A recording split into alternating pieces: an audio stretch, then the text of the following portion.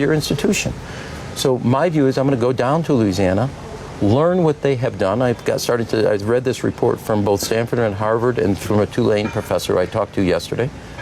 And I want to highlight what Louisiana's done, as every other 49 states are struggling. Our math and reading scores are anemic, and I don't think we as a country can give up on a single child in this country. Now, if you figured out the combination to the lock, I want to take Louisiana to all 49 states, and that's how we're going to reboot the Department of Education to actually do something for the future. Now, there is no getting from here to there, ever, when only a third of your citizens are reading and doing math at grade level. If you look at the four great moments of American economic growth, land-grant colleges, universal high school education, GI Bill, science and technology Sputnik challenge. The one through line and constant is when you invest in Americans, America wins. That's what I believe in. Just a question about your party, the Democratic Party, going back to these 31 flavors. Do you see this at all problematic that there is such, I guess, debate or discord within the party right now when it comes to the issue of U.S.-Israel policy, when it comes to all of these issues? Is it productive, as you see it, to have conversations about policy? Look, I grew up in a family where dinner table conversations represented the gladiators. So I'm for, I think one of the things, this is my analysis of the party. We come out of, and I'm as guilty as anybody else. In 2008, President Obama wins, and we were running around going, demographics is destiny, look at his coalition, the future's ours. Now, we became, in my view, as a party, intellectually flabby. And we're paying a price for that, both on the political grounds and the policy grounds, and ultimately not just us, but the country, because we're not kind of sharp and rigorous. So I happen to think a debate is way overdue. I think we should engage in a policy debate. Look, somebody else has another education idea that doesn't agree with mine. Great, game on, let's go. You agree, I said you serve 2 years national service, we'll give you the money for a down payment. You have another idea on how to solve that? Bring it forward. I believe, as I stated, a 10% tax on the prediction markets and online sport gaming goes into an innovation fund for the National Institute of Health, National Science Foundation, and the DARPA. Double our research dollars. You have another way to advance research and development? Bring it forward. Let's have this debate. We'll be a better party to better serve America's future.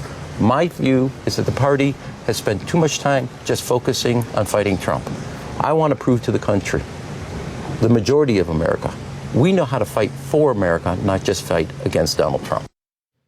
Ambassador Rahm Emanuel, they were talking to me a couple of days ago at the Aspen Security Forum, and I think what was so fascinating about that conference, Christina, is how much what was happening in the Middle East and continues to happen in the Middle East is really animating the conversations that were taking place there. And so you hear from, obviously, a former senior diplomat, Rahm Emanuel, who was our ambassador to Japan, former ambassadors to NATO, and a lot of active policymakers as well, really tracking, of course, what's happening there and really noting the fact that this effort to get back to the diplomatic table incredibly difficult under these circumstances. Well, we want to get someone else's take on that effort and where we think that's going. Joining us now is Democratic Senator Jeanne Shaheen. She's the ranking Democrat on the Senate Foreign Relations Committee and co-chair of the Bipartisan NATO Observer Group.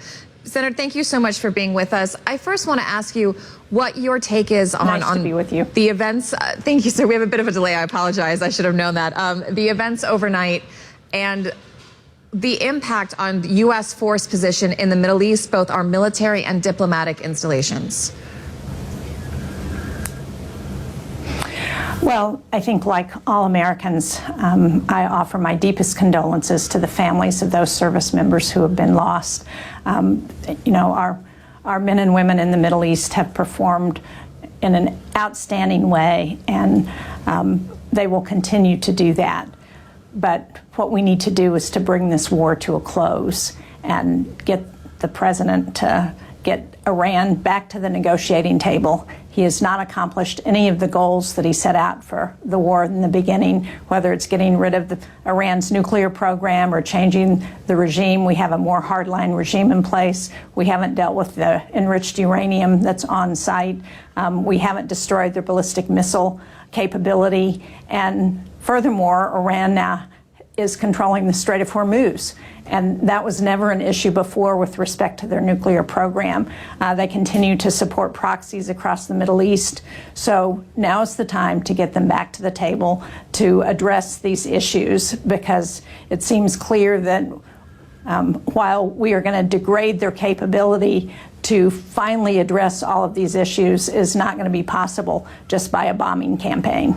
You sit on the Foreign Relations Committee, the Armed Services Committee, and I hear you on your call to get Iran back to the table, but I wonder what route you see for doing that. You mentioned the president's goals here, what they were at the onset of this conflict. They have changed. There's been a plasticity to them over the course of this war so far. I wonder if it's clear to you what their objectives are, and again, how you would get them back to the table. When you say plasticity, I assume you mean they've gone back and forth. Yes. When you say plasticity, what we've seen is that the president announces different goals from day to day. The problem is there hasn't been a strategy for this war. We need a strategy. We need to figure out how we're going to get Iran back to the table so that we can actually negotiate.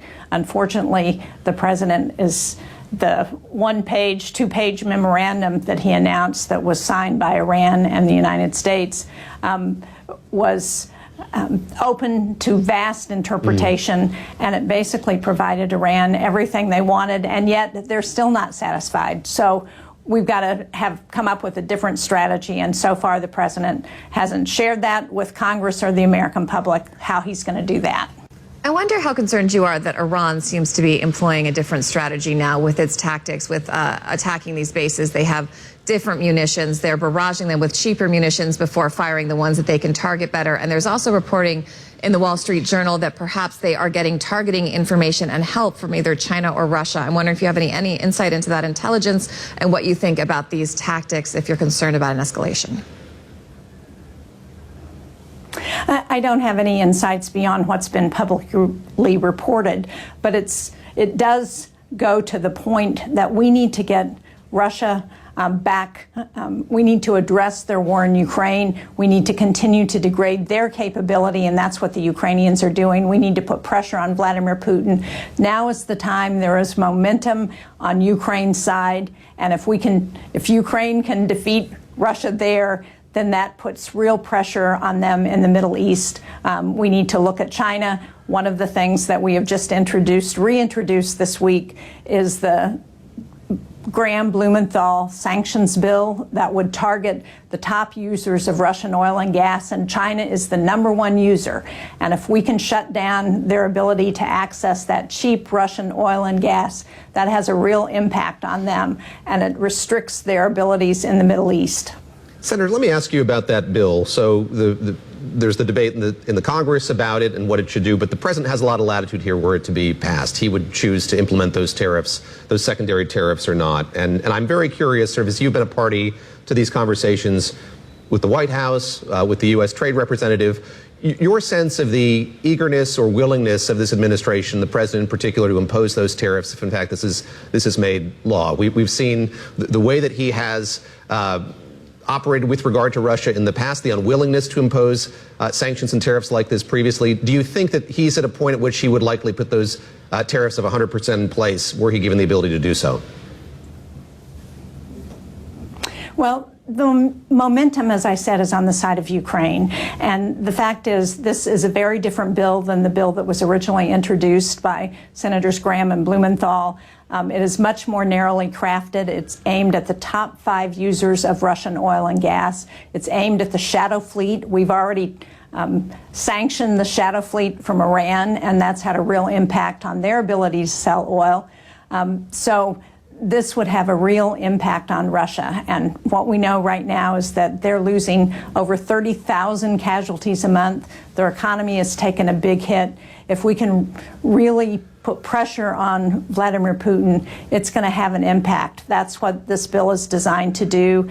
And what we've seen it would be a fitting tribute to Senator Graham to be able to pass this. When we were in Ankara at the NATO summit last week, we heard from the White House that they were supportive of the legislation.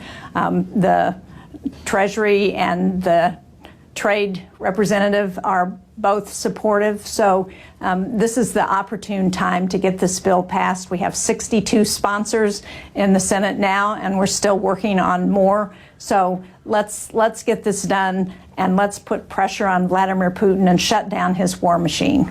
Senator, a little less than an hour ago, the president posted on Truth Social that Republicans should add Iran to that sanctions bill. He says that's what Lindsey wanted to do and was going to happen. Important. I'm wondering if you had any inkling that the late Senator Graham wanted to expand that bill to include Iran, and if you think the inclusion of sanctions on Iran would either delay or compromise all that support you just mentioned. Well, Senator Graham never raised the concern about it putting Iranian sanctions on the bill. The fact is we have significant sanctions on Iran. When the war started, we put additional sanctions on Iran. I think if the president wants to do that, let's do it in a separate bill. But this bill is moving. It's, as I said, it's targeted in a way that is important and comes on the heels of the G7 conference where everyone, including President Trump, signed on to a communique that said we need to support Ukraine and put more pressure on Putin. That was echoed at the NATO summit.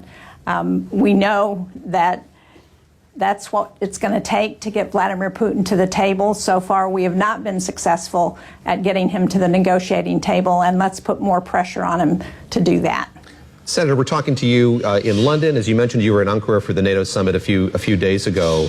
And I'm very curious to get your perspective on how Europeans are regarding the United States. I think everyone would say this was at least a relatively successful summit in the context of past NATO summits the president's been a participant in.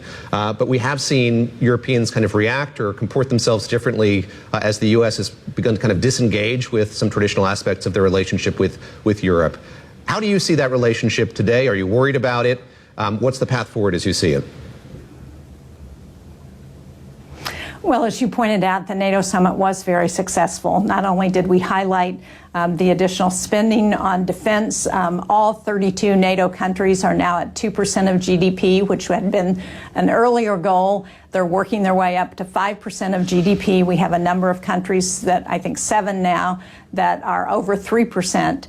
And so it was an opportunity both to highlight that and also to highlight the opportunities in our defense industrial base. We know that we're addressing threats from China in the Indo-Pacific, from Russia in Europe, from Iran, of course, and North Korea.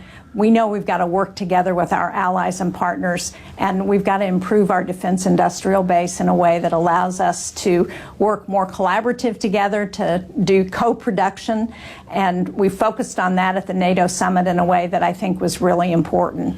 And we didn't hear from our European partners that they were concerned about the United States.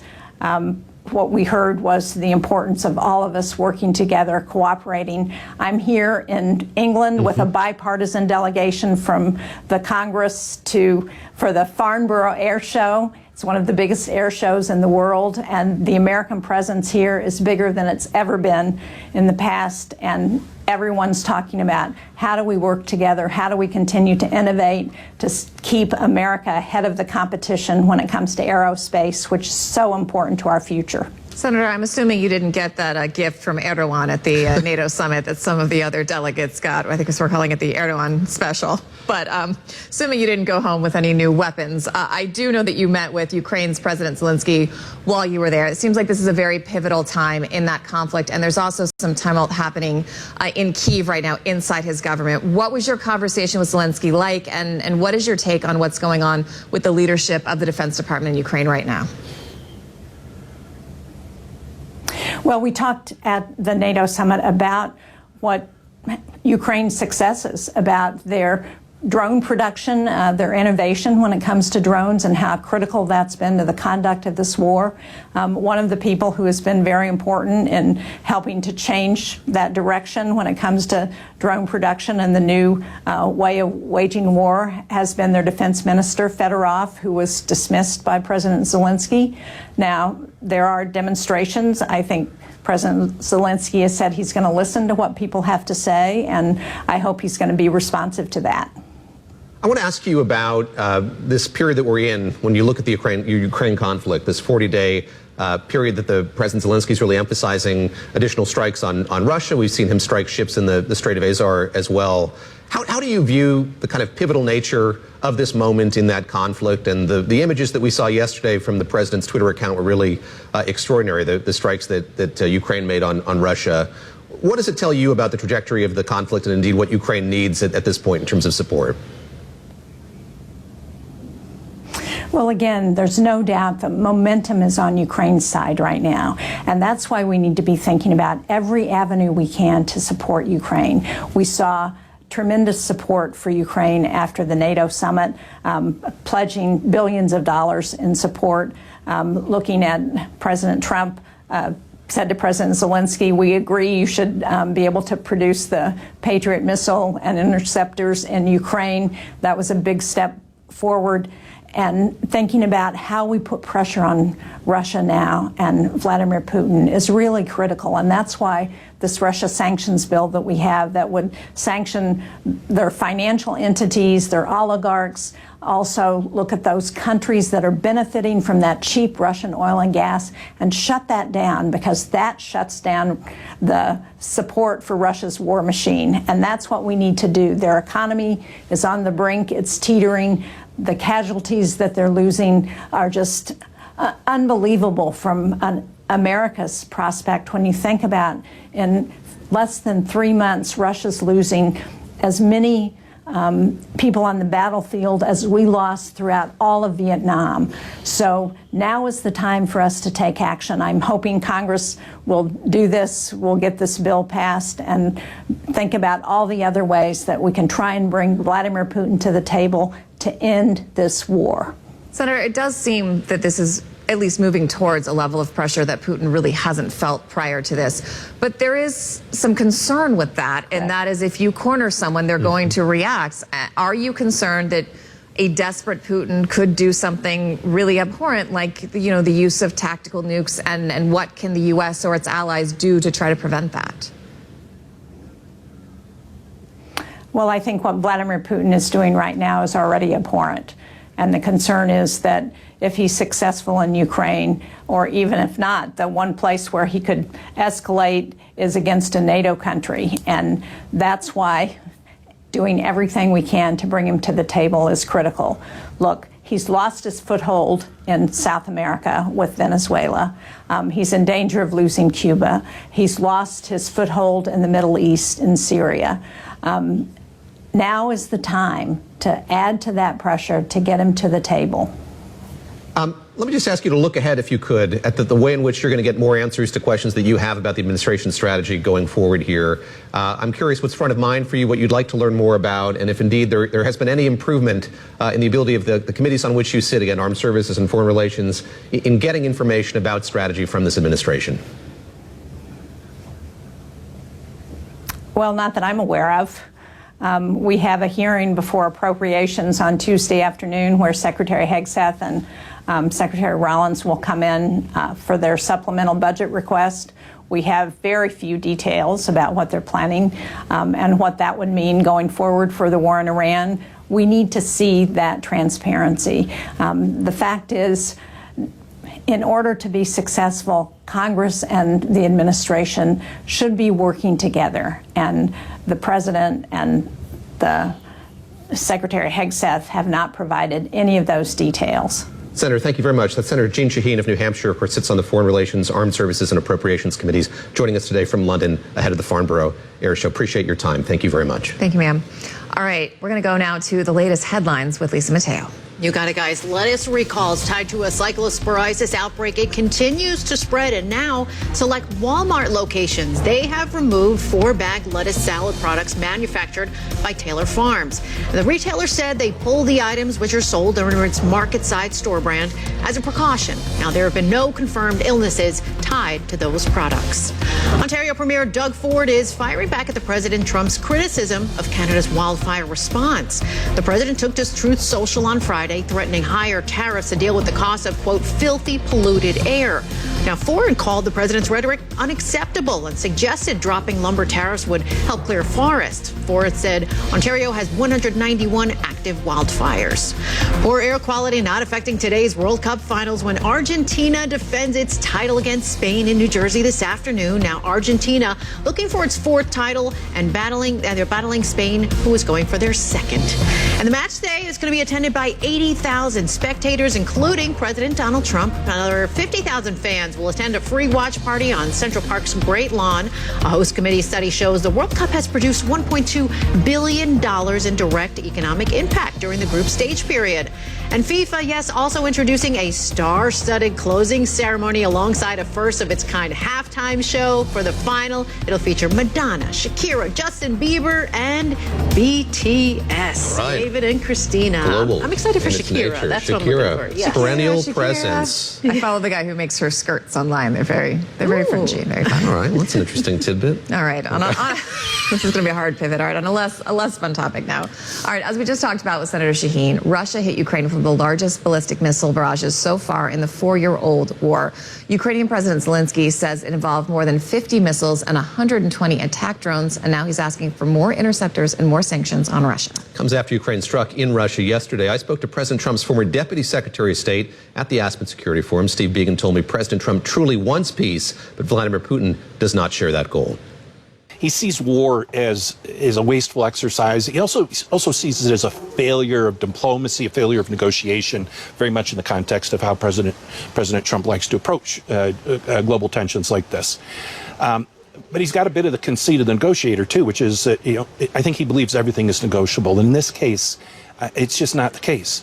Putin doesn't want a negotiation. Putin wants Ukraine, and he wants all of it. American presidents, President Trump and even to a greater extent President Biden before him, wake up every morning and think, how do I avoid a direct war with Russia?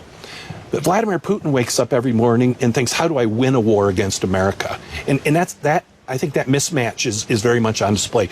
No matter how much President Trump wants a peaceful end to this war, Vladimir Putin's not going to give it to him because peace is not his objective. It's a really interesting point. I think America for decades has failed to understand some of its foes' rationale and the ways of thinking, and Russia especially. We just don't seem to frame ideas and concepts in diplomacy the same way a lot of times, and that gets us in trouble. Thinking as you were talking just about what a cornered Putin might do, Secretary Biegun expressing very similar concerns here about the irrationality of somebody backed into a corner in the way in which it seems like President Putin is, at least in small form. 100%, if it doesn't feel like he has any options. But that's always dangerous. It's also dangerous, power abhors a vacuum. If he ever goes, what replaces him? Yeah, and I should say he echoing what the senator said just a moment ago, that he really feels like this war has changed its trajectory here in recent weeks, that Ukraine does have the upper hand going forward here. Up next, special Sunday edition of the Pointed News Quiz. We've got Lisa Mateo back in town. That means we're going to do it. We couldn't do it without her yesterday. We avoided it yesterday, but truth comes for us all, and so does Pointed. So stick with us. Take us with you no matter where you go. Bloomberg TV, Bloomberg Radio, streaming, and of course the Bloomberg Business app. We'll be right back with Pointed. Stay tuned. What if you could get paid for spending money? At General Electric Credit Union, earn up to $350 each year for using your debit card. With our Simply Free checking account, we round up your purchases, save the spare change, and reward you with a 5% match. Now that's better than a one-time bonus. No hoops, no gimmicks, just a checking account that puts money back in your pocket. It's why we're voted Cincinnati's best bank and credit union. Bank with the best. General Electric Credit Union. Contact us for details. Membership eligibility throughout the tri-state. Insured by NCUA. What's happening in D.C.? The president announced a new deal today. Joe Matthew and Kaylee Lines speak to the insiders with the answers. Republican Congressman French Hill of Arkansas is joining us. And bring you the top stories of the day from in and around our nation's capital. The Pentagon's new policy on press access. The potential of redistricting wars. Balance of Power with Joe Matthew and Kaylee Lines. Listen live weekdays at noon and 5 p.m. Eastern, or on demand wherever you get your podcasts. Bloomberg Radio. Context changes everything. The Bloomberg Sustainable Business Summit returns to Singapore on July 22nd. Our 5th annual Asia-Pacific Summit will explore how business and finance leaders are shaping the next phase of globalization by strengthening resilience and driving a multi-speed energy transition across Asia's diverse markets. Join us for solutions-driven discussions and networking opportunities. Thank you to our participating sponsor, Burrito Renewables. Learn more at bloomberglive.com/SBS-Singapore. Bloomberg Radio, on demand and in your podcast feed. On the latest edition of the Bloomberg Intelligence Podcast, a conversation with Geetha Ranganathan, our analyst on U.S. media on Netflix earnings. You know, we are seeing signs of maturity across the entire landscape and definitely for Netflix as well. So, you know, moderating revenue growth is definitely a big red flag here. And we've seen the revenue growth actually come down pretty substantially, which is what I think is really spooking investors, right? Because in the first quarter, you had about 16% revenue growth, almost 14% for the second quarter. And now when you look at their guidance for the third quarter, it's 11.7%, which was well below what consensus was expecting. So this really, I think, feeds into that whole investor anxiety about what the catalysts are going forward for this name. And this is not something that can be solved with more spending on content and making sure you have the latest hot show or the latest franchise, is it? They're actually boosting content spending pretty significantly this year, almost 10% to $20 billion. That's the highest ever that they would be spending on content. But, if you look at the engagement report, yes, they do have, this very broad swath of content. But at the end of the day, we're not necessarily seeing that resonate into what, the metric that all investors are focused on, which is engagement. Because while the total number of hours viewed did grow slightly, 2% from last year, the viewing hours per subscriber is actually declining. And the big worry, I think, for investors is that as we get disruption from short form video, from YouTube, from, Instagram, TikTok, can Netflix actually retain that, engagement metric? Hear the full conversation on the latest edition of the Bloomberg Intelligence Podcast. Subscribe on Apple, Spotify, and anywhere else you get your podcasts. Plus, listen anytime on the Bloomberg Business app and Bloomberg.com.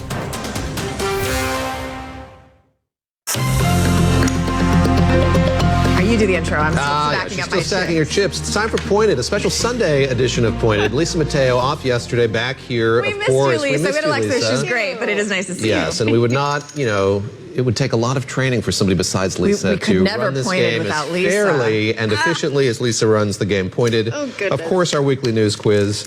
Lisa, walk us through. You were how just it's hoping played. to not do Now it's fair. Now that he's been winning, you're running it fairly. When I was winning, there was controversy I saw it characterized in the trade press as an overwhelming victory for me last week. What trade press? Well, text with your mom? No, it's she freelances for the I do say my family watches this very closely, and my father did congratulate you on your victory. Thank you, Mr. Raffini. I appreciate that. It's classy move. Disloyal Raffinis. No. All right, no Lisa. Disloyalty and classiness. They love Gura. Yeah. Okay, so for those of you who are not loyal and have not heard about welcome to the show. Here's how it goes. Here's how the game plays out. Okay, so they each have 30 chips in front of them, okay, into 3 different categories. They will place their bets depending on how confident you feel about each category, okay? So you're going to place your bets. They have whiteboards here. They're going to write their answers and reveal them. Our 3 categories. What are they? Are you ready for them? I'm ready. Okay, first is food. Food, okay. Second is smart homes. Yeah, and interesting. Third is credit cards. Credit cards. Okay, so think about it. How do you want to place your bets? I don't know much about smart homes. You don't? That was my instinct as well. I'm going to double up on credit cards, and I'm going to go nothing on smart homes. Nothing on smart homes. Christina, what's your strategy? I think I'm going to regret this, but I'm going to do the Raffini split. We're going to do it. Raffini, 10 across the board. Someday that'll collapse, but... I mean, it has before. Let's see. Let's see how it goes. All right. Food. We're going for food. Ready? Yes. You always do well on the food one. Yes. He does. Chipotle. Yes. Rolling its burritos into what country, opening its first location there on Thursday? I did see this because I thought it was crazy. Oh, she's excited for this one. I actually have no ideas. Oh, you don't? Have I mentioned I've been in the field all week? What city? No, we don't care. Sorry. I don't want to hear about Aspen anymore. Yeah, okay. I'm going to go with flip it. Japan. Japan? It was Mexico? Mexico is correct. Yes. Because, they're strangers to burritos. I feel like they really need I was like, Chipola's- why, yeah. guys? Like Taco Bell tried and it didn't work. There was a reason for that. Yeah, so they're going to try. They're saying their fresh ingredients are going to make a difference. Interesting. Okay, I don't know. someone We'll from see the how it plays out. I Southwest. feel like Mexico knows a thing or two about burritos. And it Exactly. would be a Like, hard literally any gas market to station crack makes into. a better taco than I've ever had in the U.S. So, all right. All right. I guess I need to think more logically. You need to think more logically because Okay. now I have your And my chips, David chips, Guerra. yes. Okay. Christina's in the Look, lead. diminishing Well, let's see what she knows about smart homes. Smart homes. Let's Might see not how go as smart you well. are on Okay. smart homes. OpenAI developing a physical manifestation of ChatGPT for the home. What kind of device is it? What is the name? What kind of device are they developing? This is OpenAI. Yeah, I might know this one too. A physical manifestation of ChatGPT for the home. What kind of device is it? I love our music. It's very soothing. I don't know. I mean, it's like you're a erasing. He's erasing. Yeah, but we were all right. erasing. I don't know. Last I was time going to you write erased, like it was a I bad know, move. well, you helped me erase last time, which actually helped me. I wrote a pod. You know, like a pod, like you talk to it, like the home pod, like you talk to it. Yeah, I wrote it's like the same a thing, like a device, speaker, like a home like an device. Alexa. Well, since she wrote speaker, Oh, she is for correct. God's sake. It's called a smart speaker. But you didn't bet anything on that one. That's true. So I don't really Okay, care. so you don't I just win. wanted to. I was did you actually going to defend Did you you. see how I just naturally thought that, even though I had no skin in the game? I was about to defend you, and then I realized you had no chips on it. So it doesn't I would have matter. argued Okay. you got that right. I was rough on you. 20 I'm sorry, points for you. David. All right. Okay. All right. I'm gonna continue keeping all my chips over here. But you double stack, so you can. So okay. so we have Christina still in the lead. Okay, credit cards. We're moving on to credit cards. Look, But I don't mean to point out errors in the control room, but I did see this question flash across the screen a moment ago. oh, you did? Okay. I didn't read It's it. all right. I just You want to assure didn't- everyone I didn't read it. I didn't see it at all. But I wish I had. It was there and then gone, and I thought, God, what an edge I could have gotten. So close. So close. Sometimes they put it in the wall behind us, and we're both too dumb to look, and the control room will be like, you know the answer. No, is it's behind been you. there. Right. It's been on display. I say that all the time. I know. Okay, credit cards. Americans filed a record number of what last year? That's the term for petitioning a bank to reverse a credit card transaction. Oh, yeah. So what do you call that when you petition a bank to reverse a credit card transaction? Yeah, What is that called? okay. And there was a record number of them. A last record year. number? Record number. People want to get their money back. Get that money back. Right. What do you got? I think they're called chargebacks. I wrote disputes. Chargebacks it is. Oh, for God's sake. I feel like it's a synonym. And fewer characters to boot. Chargebacks. I don't Well, know. this is- My desire to defend you on the one where you've bet a bunch is he's not totally wrong. It is a dispute. Dispute, But you know? Come No, on, but that's not what the answer I'm is, sorry. David. It's not You're right. I feel like she's done a 180. I'm back. I'm back. and What's I'm ready happened? to go. What's happened in the week between last week and this one? First of all, I these was are too comfortable. randomly all topics I know, and I know about chargebacks because Tell us they're why. really hurting a lot of small makers that I follow. Complain all the time about them. They like vintage shops or people who sew things will send someone to something, and they will pay like $350 for a handmade jacket. And then the person will say it was bad and get the charge back. And the person who made it, it's very hard for them to get that for money them back. to get the Like money. the actual person, because the banks side with the customer, and these small like makers are getting, and they're losing a lot of money. Okay, all right. That's not good. It's not good. Okay. All right, I think we need a bonus. We have one because, bonus. We have, yes, what, you limited have to time, get though. back. We gotta Limited move. time. Public health. Public health. Cyclospora belongs to what broader category of pathogen? And it shares the name with a 2019 film. Yeah. Okay. Oh, he's like, yeah. I got this. I got this. all right. Let's see We if you gotta can go get your fast. chips Okay, back. Ready? bad ones. Parasite. Parasite, ding, ding, David duh. Guerra. Thank you. Oh, I don't know my how gosh. much you I get get all back, the chips but we'll back. give you all the chips Lisa back. Mateo, thank you very much. It's a draw. She redeems herself in the Lisa end. Mateo.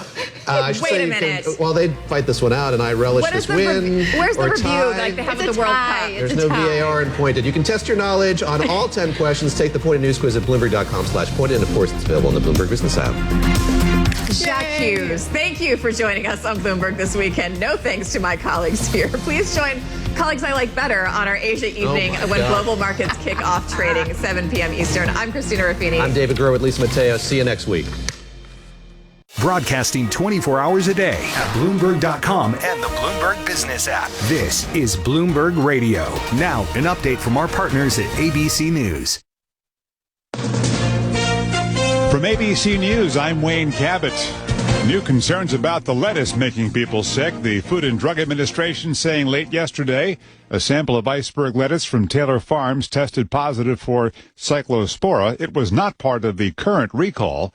Unclear if the bad lettuce made it to people's homes. 27 states may have contaminated shipments. Fighting between the U.S. and Iran increased overnight, with the U.S. punishing Iran's Revolutionary Guard for an attack on Jordan that killed 2 U.S. service members. A third is missing. Iranian state media reporting the regime intercepted 4 ships in the Strait today, warning those waiting to pass they must directly coordinate with the IRGC. Data from maritime analytics firm Kepler shows ship traffic dropping significantly, as low as single digits in recent days, compared to about 70 ships that crossed per day during the temporary memorandum of understanding, and roughly 100 per day before the war began. Our team has spoken with shipping executives who have vessels waiting to cross. They say they want more clarity before they feel safe enough to move ships through. That's ABC's Christian Cordero. U.S. pump prices hovering back around $4 a gallon, diesel at $5.10. The Russia-Ukraine war also impacting oil as Ukraine increasingly attacks Russian oil fields, hoping to choke off a source of war revenue. Overnight, Russia hit Kyiv. This morning, a volley of missiles and drones that lasted for hours, killing 1 person, wounding 16. Mayor Zoran Mamdani is asking city lawyers for permission to arrest Israel's prime minister at September's UN General Assembly in New York. I believe that Prime Minister Netanyahu belongs in The Hague. He's a war criminal who has been charged by the International Criminal Court. And what you will find is that is an opinion that is held by many purely because of what his actions have wrought over these last many years. Mamdani speaking with the New York Times. This is ABC News. Now, Bloomberg Radio weather on Sirius XM 121. Still a little haze around New York City today, reducing visibility. That may cause a few travel issues. Temperatures today will get up into the lower 80s. A little bit of haze around Philadelphia as well. Temperatures will get up into the middle 80s. Showers and thunderstorms likely for Orlando and Tampa. Some of them could be heavy, especially near Tampa. Highs in the lower to middle 90s. A late-day thunderstorm possible in Atlanta. Highs in the lower 90s. Hazy skies in Detroit and Chicago. More wildfire smoke today could cause a few issues. Temperatures will get up into the lower 80s in both cities. Sunshine for Dallas, high near 90. Mostly sunny skies in Denver, a little breezy, high in the middle to upper 90s. Clouds give way to sunshine in San Francisco, high near 70. Lots of clouds, a few sunny breaks in LA, high in the middle 70s. I'm Scott Kaplan, and that's your Bloomberg travel forecast. Now back to the latest headlines from ABC News. ABC's Gio Benitez reports another person has died from contaminated mist in the air. The second death reported from the Legionnaire's disease cluster in New York City. That word from health officials who say that the source of the exposure has likely been eliminated. So all of the cooling towers on the Upper East Side of the city that had an initial positive PCR test have completed remediation. At least 72 cases are reported, with 9 people remaining hospitalized. President Trump will be attending the World Cup final match today in the Jersey Meadows, Argentina versus Spain. Traffic between New York City and the stadium expected to get pretty clogged, but at least the smoke is starting to clear. ABC meteorologist Jeff Smith. Kickoff time in East Rutherford, that's when the sky really starts to clear out. We get that cobalt blue probably by the end of the day, into the day on Monday as well. At kickoff time, 3 p.m. in New Jersey, the first ever World Cup halftime show will feature Madonna, BTS, Justin Bieber, and Shakira. Also attending, Prime Minister Mark Carney of Canada, a guest of President Trump. Trump has been criticizing Canada for the wildfires for, as he put it, not maintaining its forests. The Prime Minister refutes that claim, pointing to all the drones, thermal imaging, and ongoing mitigation efforts. Some of the fires are in places so remote, they're being allowed to burn. The UK is seeking Andrew and Tristan Tate, the social media stars arrested in Miami. I'm Wayne Cabot, ABC News. And I'm Monica Ricks in the Bloomberg newsroom. Here are some of the stories we're watching. The world will be watching as Spain takes on Argentina today in the World Cup final, but a few other players have a lot riding on this match too. Bloomberg's Charlie Pellet explains. Adidas is set to score a decisive marketing win over Nike at this weekend's final, and that optimism is already being reflected in the German sportswear maker's stock. With finalists Spain and Argentina both wearing Adidas jerseys, the company's guaranteed prime on-pitch exposure regardless of who wins. A victory for Argentina could bring an additional windfall should it fuel a fresh wave of demand for the team's iconic blue and white jerseys. Charlie Pellet, Bloomberg Radio. Prediction market trading has also surged about 27% during this World Cup, far outpacing the growth at traditional sports books. In fact, Kalshi has repeatedly broken its own trading records during this tournament, doubling the peak it hit during the New York Knicks playoff run. Walmart has removed at least 4 iceberg lettuce products manufactured by Taylor Farms from its shelves. The retailer says there's no indication those products are affected by a current cyclospora outbreak, but it is taking precautions as recalls expand nationwide. The U.S. economic calendar is light in the week ahead, but we'll get the Commerce Department's June new home sales report on Friday. We do expect a modest rebound from May, but it still could be the slowest June for new home sales in 4 years. We should also hear more about the effort by 12 states suing to stop Paramount Skydance's proposed merger with Warner Brothers Discovery. Here's Bloomberg's Andrew O'Day. A federal judge said she'll rule on a request by a dozen U.S. states by Wednesday to at least temporarily pause the massive $110 billion media merger. The states have argued that the deal, which seeks to combine 2 of the 5 largest film studios, plus a host of broadcast and cable TV properties, would harm competition for film and television distribution. Andrew O'Day, Bloomberg Radio. And gas prices will be in the market driver's seat this week as the U.S. and Iran escalate attacks in the Middle East. Analysts say $4 gas could wreak havoc on market bets regarding inflation, consumer sentiment, and the Fed's plan for interest rates later this month. According to AAA, the national average right now is $3.99 a gallon. Global news 24 hours a day and whenever you want it with Bloomberg News Now. I'm Monica Ricks, and this is Bloomberg. Thursday, it's a Bloomberg News exclusive. The United Nations is crucial. It's a world of fragmentation, it's a world of tension. For the first time in 10 years, the United Nations is set for a leadership change. Trust in the organization is waning. The candidates for Secretary General debate, live from UN headquarters. We are stronger when we stand together. UN Town Hall, the next Secretary General, Thursday afternoon at 5 Eastern, only on Bloomberg Radio, Bloomberg Television, and the Bloomberg Business app. Bloomberg Audio Studios. Podcasts, radio, news. This is the Podcast Spotlight Hour on Bloomberg Radio. I'm Michelle Hussein, and you're listening to some highlights of the Michelle Hussein Show podcast on Bloomberg Radio. Today, I'm speaking with Tucker Carlson.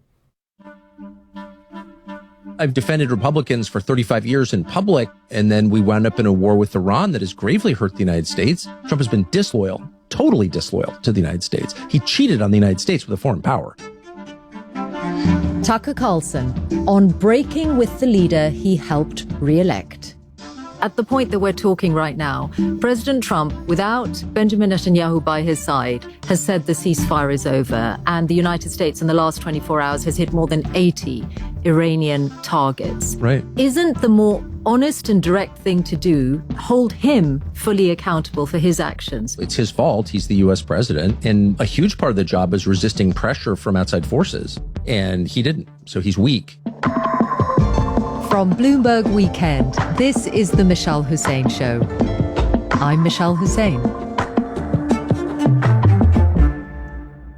What was envisaged as a short but overwhelming war against Iran by the United States and Israel has turned out 5 months on rather differently. Ceasefires have proved fragile. Iran's power over the Strait of Hormuz is still apparent. And the war may yet have a significant political fallout in the United States. A president who promised no more wars has in fact repeatedly used force in his second term. But it is the Iran war that has sparked a spectacular fallout between Donald Trump and one of his most prominent allies, the former Fox News host and conservative commentator Tucker Carlson. He worked hard to get Donald Trump re-elected. He was dismayed when the first strikes against Iran took place last year. Then came the start of this war in February. And at that point, the Carlson-Trump relationship imploded. Since then, in episode after episode of the Tucker Carlson show, he has gone after what he's portrayed as a betrayal of America first.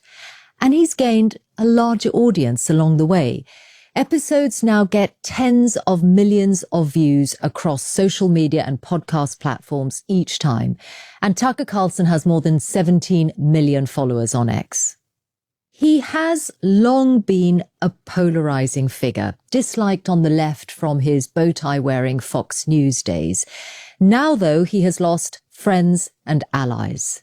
That's partly because of his rift with the Republican Party, but also because of the way that he talks about Israel, amplifying narratives and stereotypes, his critics say, that cross the line into anti-Semitism. Our conversation was recorded between London and Maine, where Tucker Carlson lives, and we do go into some tough territory. There are a number of responses and some extra information that you'll hear at the end. In fact, for this episode in particular, please do read my notes, which you'll find at bloomberg.com/Michelle. That's where you'll get a sense of why a question was asked in a certain way, what might have been left out of an answer, how I prepared, and indeed what I read afterwards, the places where I've added context. So that's the background, and here's how my conversation with Tucker Carlson began. Thank you for talking to us. Oh, of course. You know, I was thinking about your home in Maine because I was reading the last bit of this book where you write quite emotionally about tidying up the house at the end of the summer. And I was thinking that you don't have to do that anymore, right? Because you live there all year round now. That's true. That's true. I'm grateful. Yeah. Tucker, you know, in this conversation, we are going to range far and wide how you see the US, how you see the rest of the world, especially the Middle East right now. But before we do that, I really wanted to understand your influences, because I think you're clearly in the midst of a really intense time in your life as well as in the news. Can we talk a little bit about your father, first of all? Of course. I was reading, as I prepared for this, what you and your brother wrote about him when he died last year. And I was just struck by what an unusual life he had, and obviously curious about how that influenced you. A difficult start to life in many ways he had. Well, it influenced us enormously. He had the most interesting life of anyone I've known personally. He was born an orphan, grew up in an orphanage in foster care, then was adopted, never finished high school, joined the Marine Corps, went into journalism, started working for the government, traveled the world, knew everybody. It's just a fascinating, self-educated person, intensely curious, very smart, very honest, kind of swashbuckling, complicated, and just a great guy. And my brother and I had the privilege of growing up alone with him when we were little. Our mother left when we were small, and my father got custody because she wasn't there. And so we grew up with them in this kind of eccentric, not kind of eccentric, extremely eccentric environment, but a happy and wholesome one. And for many years, I really never told anybody other than my wife about my childhood because it sounded so bad. But it wasn't bad. It was great. And we really sincerely enjoyed it. But it was not mainstream at all, in the sense that my father never felt like he had to believe something because everyone else believed it. He came to his own conclusions. He wasn't always right, but he was very often right. And he was consistently more right than the majority of public opinion in the United States. He was just an independent thinker and very American in that way. And there's so little of that left. And I also thought particularly internationally minded. He had, seen a lot in the 60s in the US, but then you wrote that he was involved in intrigues around the world in the last 25 years of his life. He was. And I wrote that obituary on an airplane the day after he died and was sort of confused about what he had been doing from the mid 80s until he passed, and was criticized widely. Your dad worked at the CIA. You must have known that. There was another part of what you said about him that jumped out to me, which is that his motto was "Who dares wins." Yes. People in the UK will know that well as the SAS. But I wondered if that has come to you in this period, because you have had a very public break with President Trump, with the Republican Party. At the same time, you've seen a big increase in the reach of your show since the Iran war began. Has that spurred you on in given you more conviction that the path you're on now is the right one? No. I've never been business minded. I mean, I was fired 3.5 years ago. I probably could have retired. So I'm not thinking about our ratings. I've never thought about my ratings. Again, you don't have to believe me, but it's just true. Ask anyone who's worked for me. I don't even know what they are. I was in agony when I criticized Trump. I like Trump. I didn't want to, and I endorsed Trump and campaigned with Trump and spoke at the Republican National Convention, and I've defended Republicans for 35 years in public, and I had zero interest in having a spat with them. And so I felt driven to my positions. Trump allowed the U.S. government to be completely steered by this tiny little country in the Middle East, Israel, to our great detriment. And I watched it happen. I was offended by it. I argued against it directly to him. That had no effect at all. And then we wound up in a war with Iran that has gravely hurt the United States. And it was out of my frustration that I said that, but not some calculation that I'm going to get rich or something by saying it. That's just true. Yeah, but it must be energizing to have a greater reach right now than you did a few months ago. So I look at it different. It's funny. I don't know that we do have I really don't know if that's true. But from my perspective, the year that preceded this war, I spent pretty, I don't know, tireless is the right word, but I was very focused on preventing a war with Iran and wrapping up the war between Russia and Ukraine, which is also damaging the United States gravely and Europe gravely. And from my perspective, I had no effect at all. Like nothing I wanted to happen happened. I had no power. I had no influence. And I think I'd kind of talked myself into believing that I could have some effect. And at the end, I didn't. And so that part of that was my vanity and my silliness. And, men tend to think they're more powerful than they really are. And I think that happened to me to some extent. But I felt like all of my efforts came to naught, and I didn't feel like a winner. I felt like a loser. At the point that we're talking right now, President Trump, all by himself, without Benjamin Netanyahu by his side, has said the ceasefire is over. And the United States in the last 24 hours has hit more than 80 Iranian targets. Right. So isn't the more honest and direct thing to do hold him fully accountable for his actions as the most powerful man in the world? I don't think he's the most powerful man in the world. I have held him directly accountable. It's his fault. He's the U.S. president. He was elected. That's his job. And a huge part of the job is resisting pressure from outside forces. And many presidents have, to varying degrees, resisted, attempts to control them from outside. And he didn't. So he's weak. I'm not pretending otherwise. But it's also just a factually verifiable statement that Israel pushed us into this, and Trump allowed them to do that. The Secretary of State himself said that on camera. So this is not like a conspiracy theory. It's a fact. The United States is unwilling to, or maybe unable, who knows, to restrain Israel. I'm on the outside.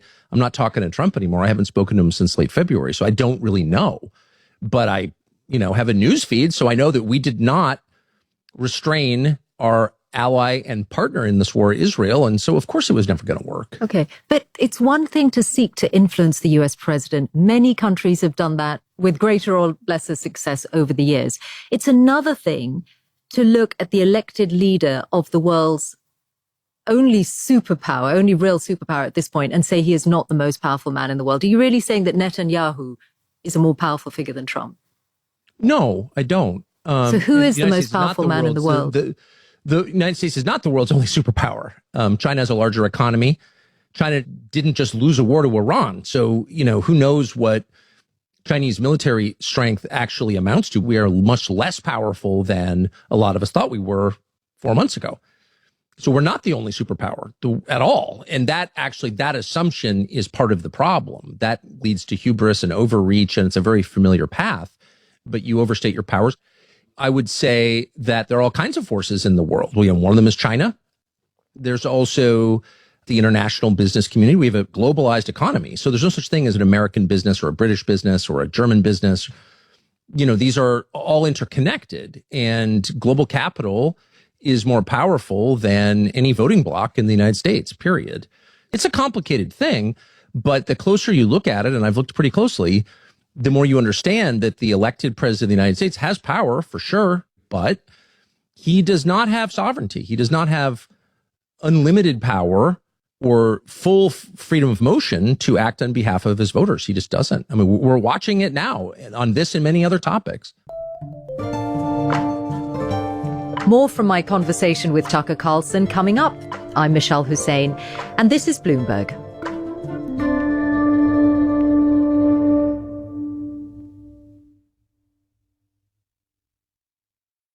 And I'm Monica Ricks in the Bloomberg newsroom. Here are some of the stories we're watching. The U.S. and Iran traded more attacks overnight following the deaths of 2 American service members in Jordan. Another is still missing there.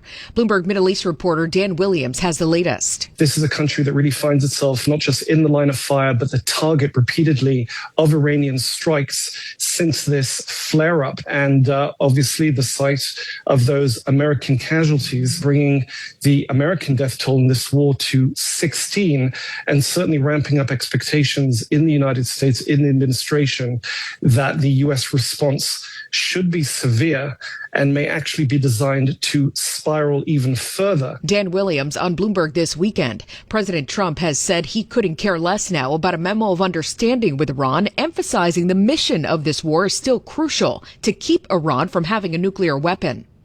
Russia unleashed what Ukraine's now calling the largest ballistic missile barrage aimed at Kyiv since the start of its invasion more than 4 years ago. Those attacks killed at least 1 person overnight and injured 16 others. And it comes as protests continue in Ukraine over President Volodymyr Zelensky's latest defense decisions. He fired a defense minister credited with developing the drone technology used against Russia and appointed a new prime minister to prepare Ukraine for another winter of war. A Cuban dissident and famous artist has been freed after 5 years locked up in Havana. Luis Manuel Otero Alcántara arrived in Miami yesterday as Cuba faces ongoing pressure from the Trump administration. Secretary of State Marco Rubio welcomed him and asked for the immediate release of hundreds more political prisoners. And the countdown to kickoff is on for the World Cup final between Spain and Argentina today in New Jersey, where Mother Nature helped improve the air quality a bit this weekend with heavy rain. But forecasters say concerns aren't totally gone, as hundreds of wildfires still burn in Minnesota and Canada. Ontario Premier Doug Ford. We're doing absolutely every resource we can possibly throw at this, including bringing people in from Alberta, firefighters and water bombers from the Yukon and any other jurisdiction that's willing to help. Smoke's been suffocating millions of people in more than a dozen states for days now. Global news 24 hours a day and whenever you want it with Bloomberg News Now. I'm Monica Ricks, and this is Bloomberg. On a recent edition of the Big Take podcast, inflation is cooling. Why are Americans still sweating? Host Sarah Holder speaks with Bloomberg's Reed Pickard about what the data does and doesn't tell us about the state of the U.S. economy. Inflation is not rising, but it's still at 3.5% annually, which is above the Fed's annual target of 2%. How do you read that overall inflation rate? Inflation is too high right now. And when it comes to what Americans are experiencing, it's hard to make financial decisions when you don't know where prices are going. And I think all of this needs to also be in the context of the news moment that we're in right now with the war. This sharp decline was when there was an interim deal between the U.S. and Iran, and July has totally shook up that picture. So we're back to oil prices rising. We've started to see gasoline prices start ticking up again. And this uncertainty on the outlook is just still hovering here. And Reed, let's turn now to jobs. We saw jobless claims fall modestly this week. The U.S. labor market has been kind of a confusing place over the past year. It's been described as unexpectedly resilient. Hiring has been slow, but the unemployment rate has also been slowly dropping. So what do the latest jobs numbers add to this picture? What the latest jobs report showed us was that June hiring was about half of what economists had expected. And it wasn't just that hiring was half, it was also that the prior month's blockbuster report, while still good, was revised lower. So it took a little bit of the shine off of this excitement around momentum in the labor market. That's what's on a recent edition of the Big Take podcast. Listen to the full episode on Apple, Spotify, the Bloomberg Business app, or anywhere you get your podcasts. Bloomberg Audio Studios. Podcasts, radio, news. This is the Podcast Spotlight Hour on Bloomberg Radio. I'm Michelle Hussein, and you're listening to some highlights of the Michelle Hussein Show podcast on Bloomberg Radio. Today, I'm speaking with Tucker Carlson. So, summer of 2025, when Israel began military action against Iran and the US then joined in and bombed the nuclear sites, you were clearly publicly upset about what you called warmongers, but you did patch things up with the president. Correct. How did that happen? I mean, it got so intense. So I don't work for Trump. I've obviously never worked for Trump. I'm not in any business deals with anything related to Trump. I'm not beholden to Trump. So I always tried to be honest. I wasn't always as direct with him as I probably should have been. But on these questions, I was very direct. And I said, you're getting led around by the nose by Israel. Everyone can see it. Nobody cares about the Iran nuclear program. There are a lot of bad people with nuclear weapons. We don't want more of them, but this is not about nuclear weapons. This is about sucking us into a regime change war against Iran. I flat out told him that a bunch of times.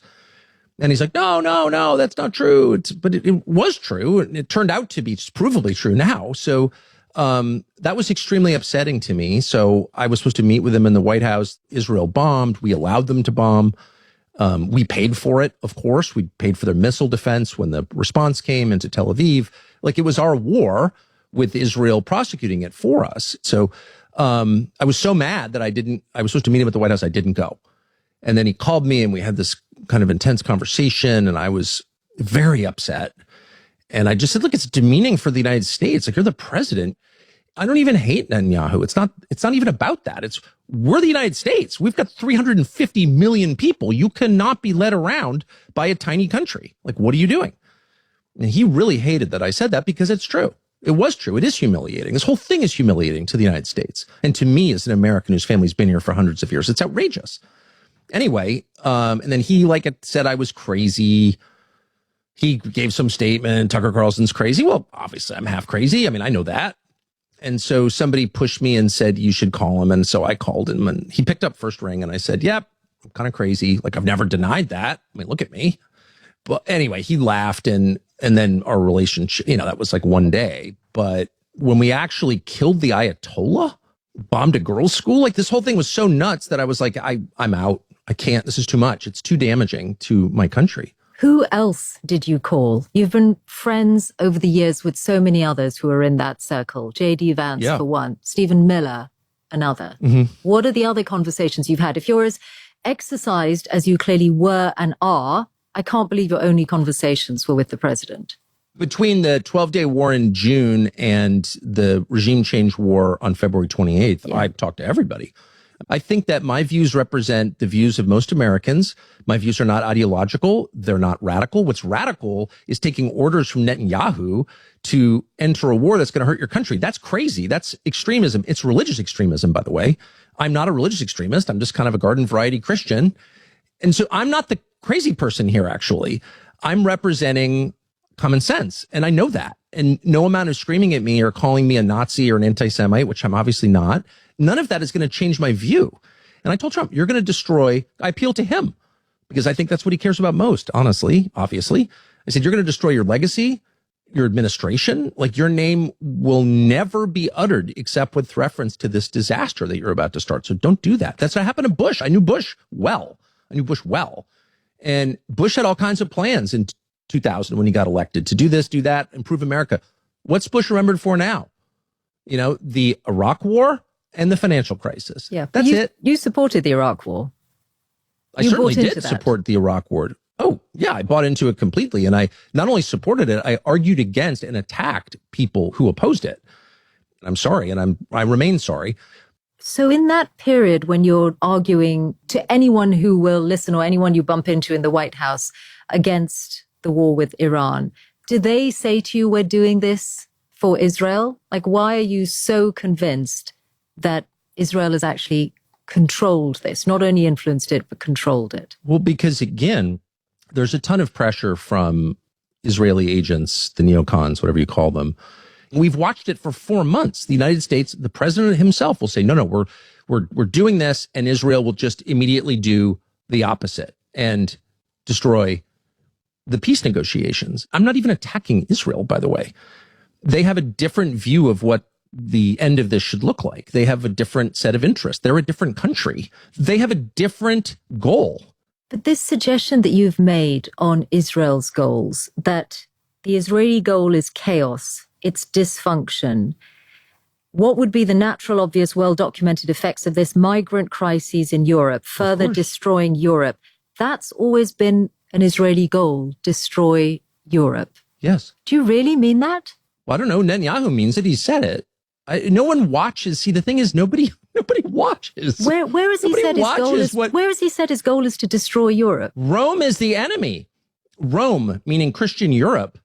The prime minister of Israel has said this on camera. I would refer you to the internet. You should watch it. It's fascinating. Why would Rome... Don't you think he's making a reference to history and the Romans destroying the temple rather than present day Rome in Europe?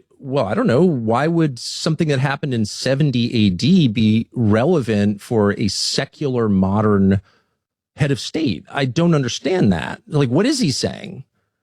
I mean, look, the worldview here is totally different. That same prime minister has said repeatedly that we are fighting Amalek. And people are so biblically illiterate, they don't know what he's referring to. He's referring to the Amalekites. And there are a couple of different stories in the Hebrew text in what we call the Old Testament that describe what he's talking about. And what he's talking about is the elimination, truly the genocide of a group commanded by God and described in great detail called the Amalekites. So this is not a Western view of war. The Western view of war is, we punish the wrongdoers and most people have nothing to do with this, so we don't kill them too. So Israeli leaders and many ordinary Israelis as well reject the idea that this is a genocide. I hear that is your view. I will just say that the idea of fighting a war in a just way is not simply a Western idea. It's not only a Western Christian idea that there are limits to war and you only strike in self-defense. I'm a Muslim and I can tell you that actually if you read the Quran, that idea is there as well. So it's not a purely Western concept. Oh, I wouldn't claim that it is a purely Western concept. My point is it's the basis of Western civilization. And to the extent that other civilizations share that view, I applaud it, of course. And by the way, you say that some Israelis don't think it's genocide. Well, everybody else on the planet, so far as I can tell, looking at the facts, concludes it's genocide. I don't know if there's any other group on planet Earth who doesn't see this as genocide. Many governments don't see it that way. Your government doesn't. The British government doesn't. Well, your government and my government are paying for it. So, of course, they're implicated in the genocide and they share the guilt of this genocide. It is happening. There's no excuse for it. We should do everything we can to stop it immediately. The bigger picture of the use of force in this second Trump administration is that the president, quite apart from striking Iran with the help of Israel, has used force many times. Yes. Yemen, Venezuela, Nigeria, Syria, Iraq, Somalia. This has actually been a very frequent phenomenon of the last year and a half, and he's been comfortable with it. So I've noticed. This is the man that you worked really hard to get reelected. Yes. Perhaps you didn't pay attention to something that was always there. Oh, I paid close attention to it. That's why I was so involved. I knew that he was under enormous pressure to do the things that he has since done. I knew exactly who was pressuring him. And I was arguing the counter case and doing everything I could to make the counter case. Who pressured him to hit Nigeria or the targets in Syria or Iraq or Yemen? Who was pushing him on Venezuela? Well, was he pushed into all of these things? Well, of course. Obviously. By the way, every president is pushed in different directions on all kinds of different topics, not just foreign policy and not just by the Israeli lobby or whatever. And again, the whole job is figuring out who to listen to, when to bow to the pressure, when to resist the pressure. Like, that is the job. Okay. So none of this is new. Every part of American Middle Eastern policy is driven by donors to both parties. Of course. I mean, it's a lie to pretend otherwise. Some of that is just inevitable. You take money from people. You need money to run a campaign. I'm less judgy maybe than I sound. I understand how it works. You have to listen to everybody. By the way, people should listen to the Israeli lobby. They've got a perspective. You should listen to the Muslim lobby. I mean, it's a big country. Everyone gets a say. I get it. And ultimately, when you're looking at the potential of a third world war, which we are, I was obviously very distressed by what he did in Venezuela. I thought it was crazy and embarrassing and immoral. You can't just roll in and arrest a president and say, I own your oil. Like, that's crazy. And I thought that, and I said that to some extent, but I didn't lose control of myself on camera because I felt like what really matters are the biggest things. And maybe my calculation was wrong. It wouldn't be the first time, but I just wanted to avoid this war because I knew that once we got into this, we wouldn't get out until we were gravely diminished. I don't think that's good for us or for the world. A few notes here, in addition to those that you can read at bloomberg.com/Michelle. We did approach the White House for comment on what Carlson said, accusing President Trump of being disloyal and controlled by a foreign power. A White House official said, Israel is one of our strongest allies. No country or leader pressures President Trump to do anything. He makes decisions based on what serves America's interests and will never allow our country to be taken advantage of. The way Carlson talks about Israel has been criticized by the Anti-Defamation League, which says he regularly legitimizes the idea that Israel or Zionist actors exert hidden, malevolent control over the U.S. government. And similarly, the Nexus Project, which describes itself as a Jewish watchdog organization, has called Carlson one of the most important enablers of anti-Semitism in the United States today. You'll also have heard Tucker Carlson suggesting that Benjamin Netanyahu has said Rome is the enemy. This appears to be a reference to a video in which the Israeli Prime Minister is asked what book he is reading, and he names one called Jews versus Rome. It's about Jewish revolts in ancient Rome. And Netanyahu adds the words, "We lost that one. I think we have to win the next one." And finally, Carlson also references the story of Amalek in the Old Testament. This is a complex area because there is more than one biblical mention of that tribe, which attacked the Jews in ancient times. Netanyahu's office have said that where he has compared the present day to fighting Amalek, he means Hamas rather than all Palestinians. More from my conversation with Tucker Carlson coming up. I'm Michelle Hussein, and this is Bloomberg. This is your only 24-hour source for world markets and breaking business news. Bloomberg Radio. Coming up, the latest market-moving headlines from Bloomberg. First, an update from our partners at ABC News. ABC News, I'm Wayne Cabot. Fresh concerns about bad lettuce. Cyclospora has now turned up in a sample of iceberg lettuce from Taylor Farms that the FDA says was not part of the current recall. Unclear if the bad lettuce made it to people's homes. ABC's Whit Johnson. The CDC says the outbreak remains under investigation and is now linked to shredded iceberg lettuce that was served at some Taco Bell locations in 5 states. In all, 27 states are affected by recalls. An 8th night of fighting between the U.S. and Iran after deaths this weekend of 2 U.S. service members. President Trump reportedly telling News Nation the deaths were very sad, but insisting Iran could not be allowed to have a nuclear weapon. President Trump has said the war is necessary to prevent Iran from having a nuclear weapon. Iran saying it intercepted 4 ships in the Strait today. U.S. pump prices up to around $4 a gallon right now, $5.10 for diesel. This is ABC News. And I'm Monica Ricks in the Bloomberg newsroom. Here are some of the stories we're watching. The world will be watching as Spain takes on Argentina today in the World Cup final, but a few other players have a lot riding on this match too. Bloomberg's Charlie Pellet explains. Adidas is set to score a decisive marketing win over Nike at this weekend's final, and that optimism is already being reflected in the German sportswear maker's stock. With finalists Spain and Argentina both wearing Adidas jerseys, the company's guaranteed prime on-pitch exposure regardless of who wins. A victory for Argentina could bring an additional windfall should it fuel a fresh wave of demand for the team's iconic blue and white jerseys. Charlie Pellet, Bloomberg Radio. Prediction market trading has also surged about 27% during this World Cup, far outpacing the growth at traditional sports books. In fact, Kalshi has repeatedly broken its own trading records during this tournament, doubling the peak it hit during the New York Knicks playoff run. Walmart has removed at least 4 iceberg lettuce products manufactured by Taylor Farms from its shelves. The retailer says there's no indication those products are affected by a current cyclospora outbreak, but it is taking precautions as recalls expand nationwide. The U.S. economic calendar is light in the week ahead, but we'll get the Commerce Department's June new home sales report on Friday. We do expect a modest rebound from May, but it still could be the slowest June for new home sales in 4 years. We should also hear more about the effort by 12 states suing to stop Paramount Skydance's proposed merger with Warner Brothers Discovery. Here's Bloomberg's Andrew O'Day. A federal judge said she'll rule on a request by a dozen U.S. states by Wednesday to at least temporarily pause the massive $110 billion media merger. The states have argued that the deal, which seeks to combine 2 of the 5 largest film studios, plus a host of broadcast and cable TV properties, would harm competition for film and television distribution.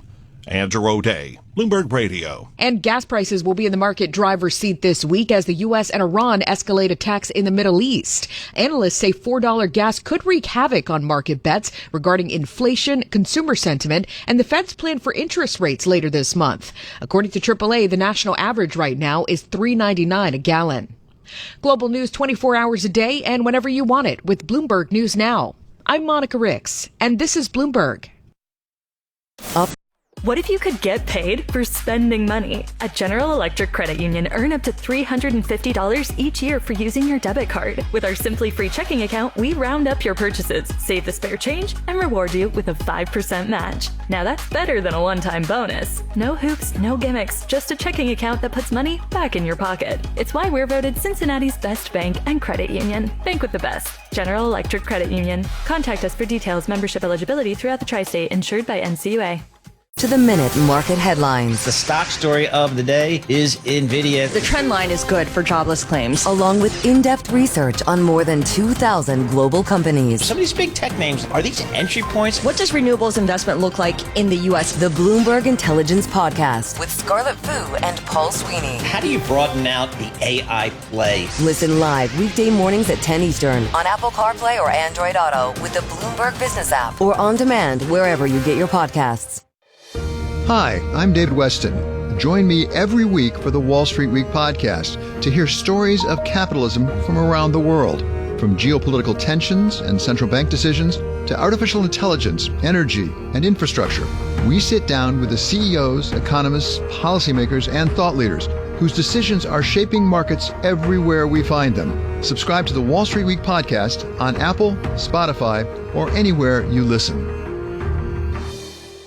From the state courts. Tell us a little about the facts of the case. To the Supreme Court. Can Congress force a judicial code on the justices? June Grosso delivers your legal intelligence. Multiple lawsuits were filed against the emergency rule. The Bloomberg Law Podcast. Is the toughest hurdle for prosecutors proving Trump's intent? Listen live weeknights at 6 Eastern on Apple CarPlay or Android Auto with the Bloomberg Business app or anywhere you get your podcasts. Bloomberg Podcasts. Context changes everything. I'm Barry Ritholtz, inviting you to join me for At the Money, a weekly dive into money, earning it, spending it, and investing it. From portfolio construction to taxes and cutting down on fees, you'll learn the best ways to put your money to work. Listen to At the Money every week on my Masters in Business podcast feed. It's available on Apple CarPlay or Android Auto with the Bloomberg Business app, Apple Podcasts, Spotify, or wherever you listen. This is a Bloomberg Money Minute. It's happening more often, especially with the rise of online shopping. Customers finding credit card charges from companies they don't recognize or subscriptions they didn't know they signed up for. And that's leading to a surge in what used to be a last resort for disputing a transaction, demands for chargebacks. In the United States from 2021 to 2025, chargeback rates have risen about 29%. Amanda Mull is a senior reporter for Bloomberg Business Week. Those are really, really significant increases. They outpace the overall increase in number of credit card transactions. And with that kind of pace, Mull says credit card companies are overwhelmed and will often approve chargebacks for small purchase items, even if the retailer did nothing wrong. But with so many transactions that might look scammy, Mull says some people on TikTok have begun trading tips on using chargebacks to get stuff for free. And that's its own kind of scam. If they do it over and over and over again, their bank might refer them to the police. Nathan Hager, Bloomberg Radio. Bloomberg Radio, on demand and in your podcast feed. On the latest Balance of Power podcast, we talk with Elon Goldenberg from J Street as the U.S. escalates the war with Iran. We are really back to the beginning in many ways. What I argued for, and I did spend years looking at different scenarios and planning for these possibilities at the Pentagon. And when we really looked at what happens at the end of a war with Iran or how it goes, our most central conclusion was essentially this ends up looking a lot like the first Iraq war, going back to the early 1990s, where at the end of it, you're going to have a wounded regime, but it's still there. In some ways, it's weaker, but in many other ways, it's angrier. And then you're just in a new normal where you have instability and bouts of violence, and a war starts every few weeks, or small wars, and maybe it's not full war. Just this is the new normal. And that's absolutely what we're doing. But actually, the one thing I'll say is it's actually a lot worse than what I'd even predicted, because the one big difference is Iran has a lot more leverage over the Strait of Hormuz and has been able to grab that leverage as a result of this war that none of us really anticipated was going to be as effective. We thought they'd be able to try and close it and use it as a tool, but their ability to sustain that leverage and control of it over time has really been a wild card and has made things even worse. So I thought this was a terrible idea from the start. That's what I wrote at the very beginning of the war for precisely these reasons, that there's no positive way to end this in a way that works for the United States. But it really has turned out to be even worse than I thought it would be. Hear the full conversation on the latest edition of the Balance of Power podcast. Subscribe on Apple, Spotify, and anywhere else you get your podcasts. Plus, listen anytime on the Bloomberg Business app and Bloomberg.com.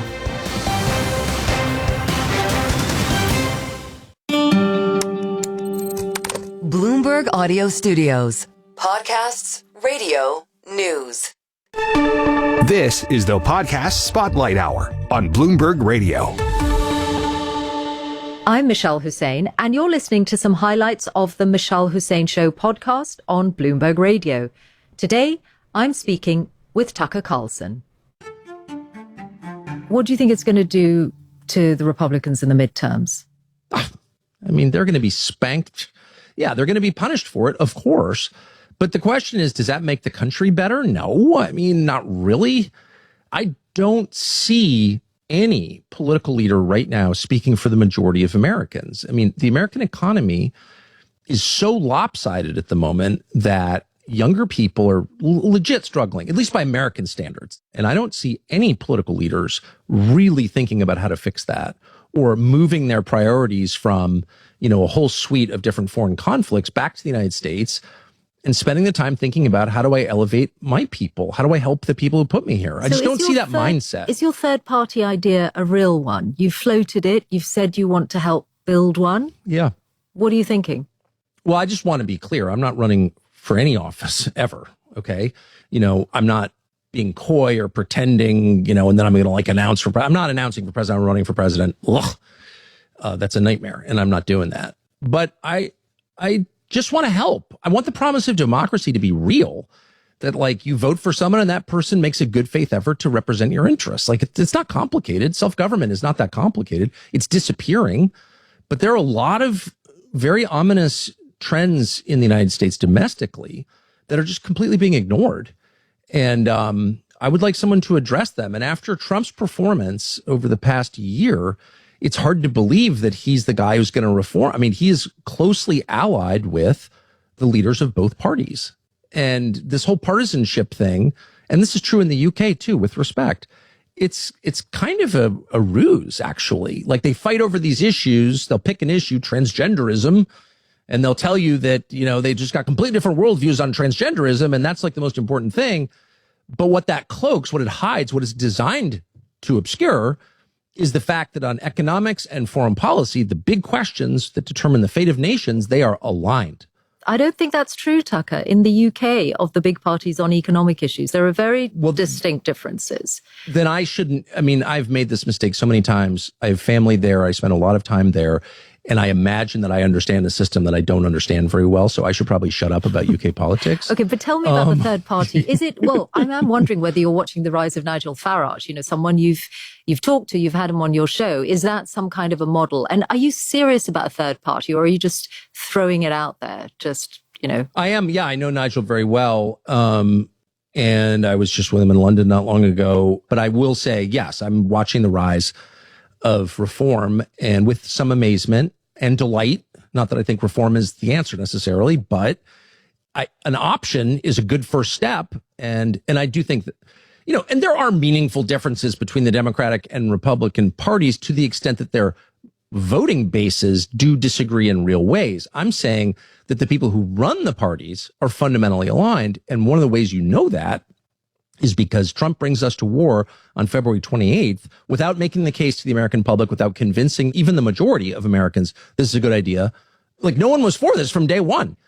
So you would think, given that this is a country with a long history of boisterous public protests, that there would be massive protests against the war. No, none, zero. Why is that? Where were the Democrats on this? Like, they could mobilize 1 million people and put them on the National Mall in Washington, but they didn't, because they're for it. That's why. And that is not democracy. And it would be nice to have a democracy. We had one. I would like it again. That's it.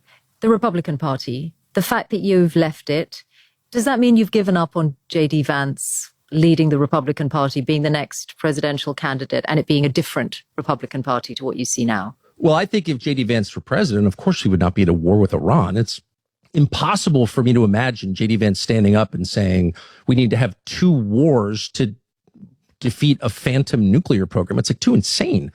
I think he has too much self-respect to say something like that. I don't think he believes it. I think J.D. Vance would have led the Republican Party into closer alignment with its own voters. But he was not the president. He's the vice president, and he doesn't have the authority. Yeah, but he could be the next presidential candidate. Yeah, I mean, we'll see. I mean, I wish he had been elected president in 2024, but that didn't happen. I love JD. I've never been shy about that. I've taken a lot of abuse for saying that. I probably haven't helped him at all by saying that. I don't agree with him on everything, of course, but I think he's an honest, very smart, decent person that puts him above almost all politicians I've ever met.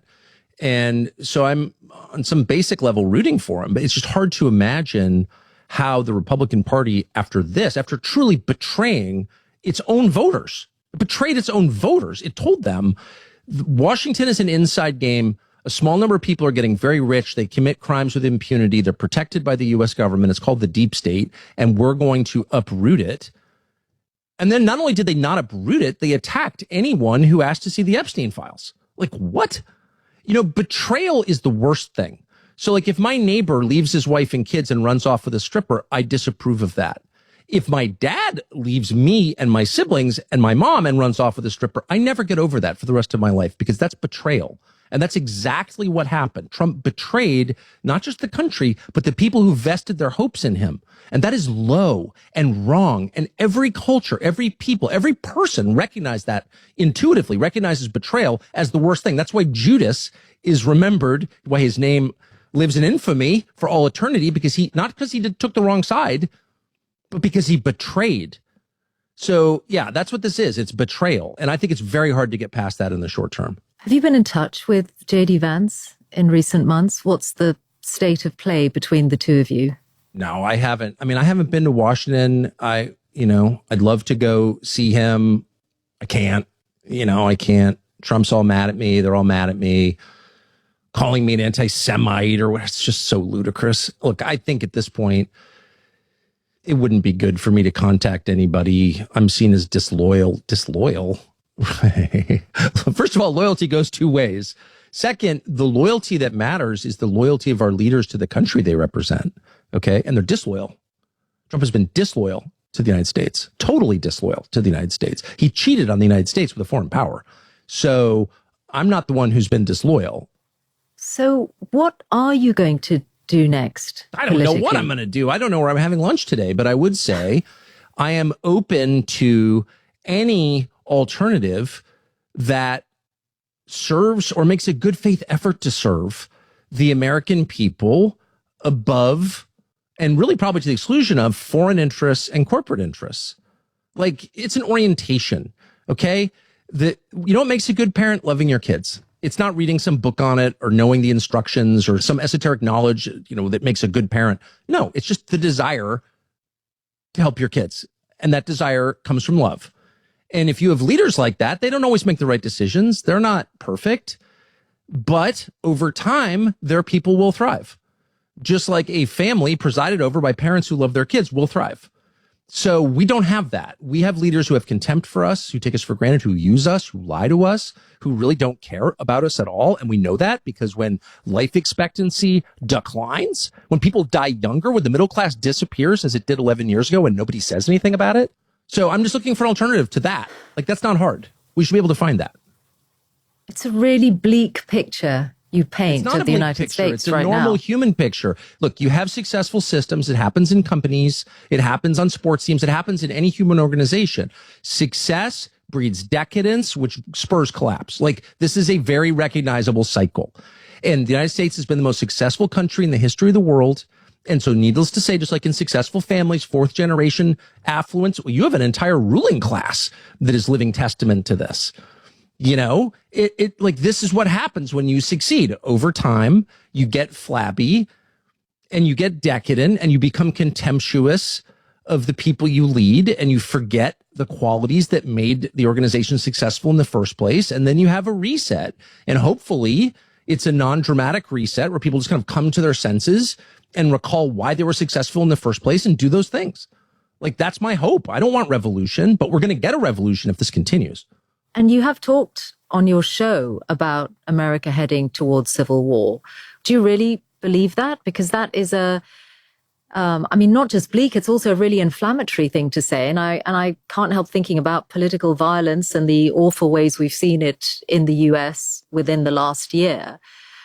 Do you, when you say words like that to millions of viewers and listeners, how much do you weigh up, like the responsibility that you have given your reach? Well, the responsibility is 100% on the people who are perpetrating political violence. I abhor all violence. I abhor the violence of war. I abhor the violence of abortion. I abhor the violence of euthanasia. So there's no chance I'm going to take credit for political violence. I'm against it. What I'm saying is that if you convey to people that their vote does not matter, that there's no nonviolent way to be heard, they will, by definition, over time, resort to violence. I don't want that. Democracy was supposed to be the answer to revolution. We've never had a revolution in the United States, despite a couple of world wars, a civil war, a Great Depression, the anti-war movement in the 60s, civil rights movement. We've had a lot of drama in the United States, the murder of several presidents. We've never had a revolution in the United States. Why is that? Because democracy is the pressure relief valve that keeps people from storming the Bastille. It's been an intense 6 months. In the news, this has been quite an intense conversation. Before I let you go, can you just cast your mind ahead 12 months to summer of next year? Donald Trump will still have 18 months left in the White House. Gosh, my hope is that the Iran situation will be resolved. I would like people to come to their senses. I don't think Trump is as big a factor now. Trump is weak. It's obvious. He couldn't restore peace.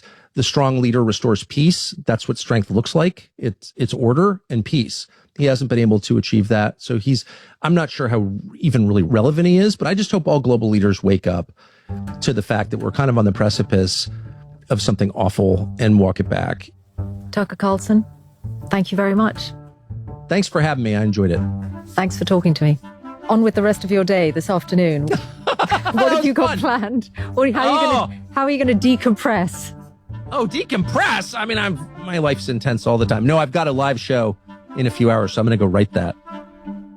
Before we go, a few notes here, in addition to those that you can read at bloomberg.com/Michelle. We did approach the White House for comment on what Carlson said, accusing President Trump of being disloyal and controlled by a foreign power.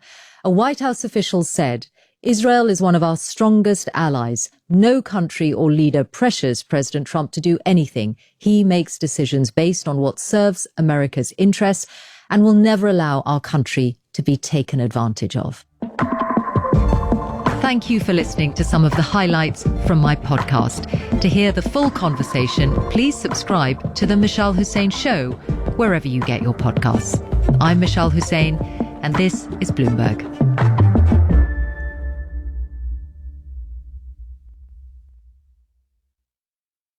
Broadcasting 24 hours a day at Bloomberg.com and the Bloomberg Business app. Powered by more than 3,000 journalists and analysts in over 100 bureaus around the world.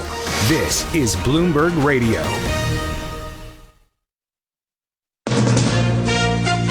From ABC News, I'm Wayne Cabot. Iran's Atomic Energy Organization condemning what it says was a U.S. attack today on a nuclear power plant. The International Atomic Energy Agency says the facility is in the very early stages of construction and contained no nuclear material when it last visited. Kuwait says a water desalination plant was attacked again, second time in as many days, part of escalating attacks from both sides. Iran hitting U.S. allies that house American troops, one of them, Jordan, where 2 U.S. service members were killed this weekend. These latest combat deaths are the first reported since the fighting restarted. Responding to word of the deadly attack, President Trump reportedly telling the New York Post, quote, "It's a shame, but in this case, they died because they don't want to see Iran have a nuclear weapon, and they don't want to see the Middle East blown up." ABC's Marcus Moore. The war is further affecting global shipping. Iran intercepting 4 ships today in the Strait of Hormuz. The impact on American drivers? ABC's Christian Cordero. U.S. oil is trading at $82.47, up about 4.5%, while the national average for a gallon of regular gas in the U.S. is now $3.98, according to Gas Buddy, a 14-cent increase from last week's average and $1 more expensive compared to when the war began. This is all coinciding with the busy summer travel season and the lack of traffic moving through the Strait of Hormuz. Just now on ABC's This Week, Energy Secretary Chris Wright said the president remains open to negotiating with Iran. Andrew Tate amassed over 10 million followers on X for a brand of masculinity widely condemned after such comments as women who are sexually assaulted should bear some responsibility, and for graphic descriptions of how he might attack women. Yesterday, U.S. Marshals in Florida arrested him and his brother Tristan as Britain seeks to put them on trial for rape and sex trafficking charges. You're listening to ABC News. Now, Bloomberg Radio weather on SiriusXM 121. Still a little haze around New York City today, reducing visibility. That may cause a few travel issues. Temperatures today will get up into the lower 80s. A little bit of haze around Philadelphia as well. Temperatures will get up into the middle 80s. Showers and thunderstorms likely for Orlando and Tampa. Some of them could be heavy, especially near Tampa. Highs in the lower to middle 90s. A late-day thunderstorm possible in Atlanta. Highs in the lower 90s. Hazy skies in Detroit and Chicago. More wildfire smoke today could cause a few issues. Temperatures will get up into the lower 80s in both cities. Sunshine for Dallas, high near 90. Mostly sunny skies in Denver, a little breezy, high in the middle to upper 90s. Clouds give way to sunshine in San Francisco, high near 70. Lots of clouds, a few sunny breaks in LA, high in the middle 70s. I'm Scott Kaplan, and that's your Bloomberg travel forecast. Now back to the latest headlines from ABC News.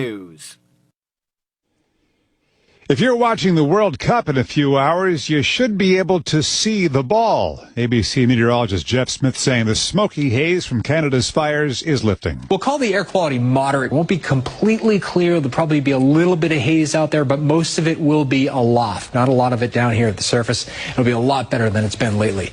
Argentina looking to become the first team to win back-to-back World Cups for the first time in more than 60 years. Will Lionel Messi, at 39 years old, cement his legacy as the greatest player ever? Or will the Spanish superstar, Lamine Yamal, usher in a new generation? Kickoff hours away in New Jersey. It's not just the lettuce sold to Taco Bell. The Food and Drug Administration said late yesterday that a sample of iceberg lettuce from Taylor Farms tested positive for the cyclospora, not part of the current recall. Unclear if the bad lettuce made it to people's homes. A second person has died in the Legionnaire's outbreak on New York's Upper East Side, breathing in contaminated outdoor air. The city says all cooling towers with initial positive test results have been remediated and that new cases have stabilized at about 1 a day. 5.5 magnitude quake in the Andes region of Peru, killing at least 5 people, buildings collapsing. Polling from Washington Post Ipsos says Democrats have the edge in the midterms because Democrats are far more motivated to vote. I'm Wayne Cabot, ABC News. And I'm Monica Ricks in the Bloomberg newsroom. Here are some of the stories we're watching.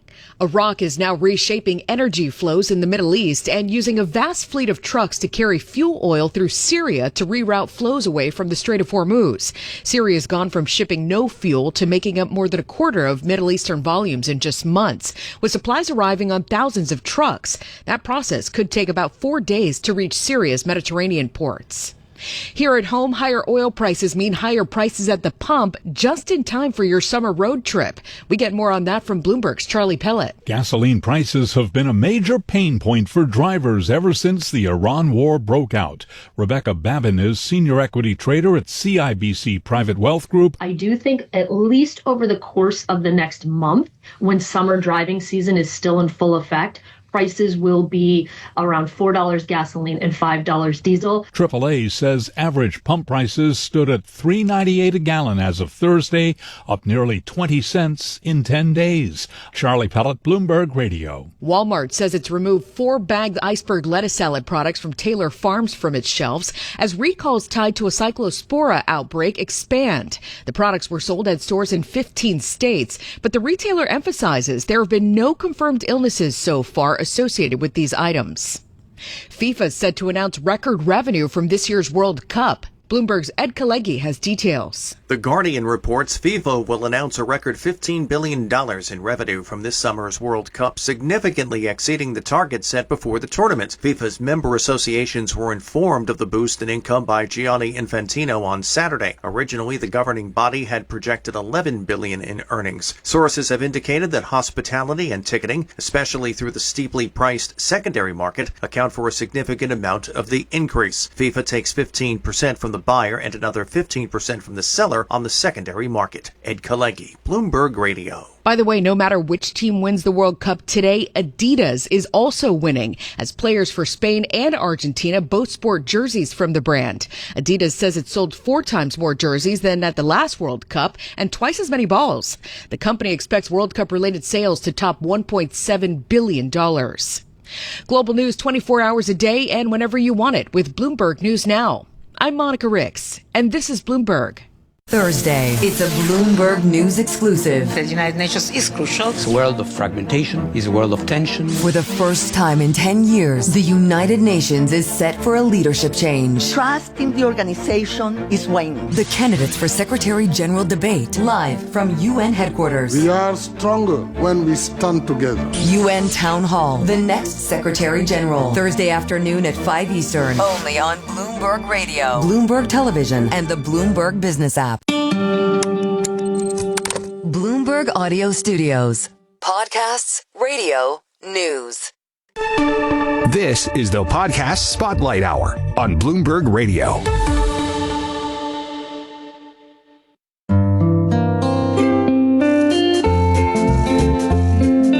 Welcome to the Odd Lots podcast on Bloomberg Radio. I'm Joe Weisenthal. And I'm Tracy Alloway. Today you are listening to our conversation with Mike Tracy, VP of Risk at Apex FinTech Solutions and an analyst at the soccer club Austin FC, as well as Joris Beckers, an independent soccer analyst consultant. We are talking about how soccer analytics is like volatility arbitrage trading. Did you ever go to many baseball games as a kid? Yeah. So I was in Chicago for a few years. Yeah. So I went to the Cubs games and then I was in Japan, and the baseball scene in Japan is amazing. Like the best vibes of a live sports event that I've ever witnessed or encountered. I was just talking to someone about this last night. I've always wanted to go to a Japanese baseball game. Highly recommend. That's actually like, if we ever do a live show in Tokyo, let's try to schedule it during baseball season, because that is like, I sort of think that's a bucket list thing. But anyway, the reason I asked this question is I have this really vague memory as a child going to see Detroit Tigers games with my grandfather, like probably when I was like, maybe these memories are probably from when I was younger than like 6 or 5. Mm-hmm.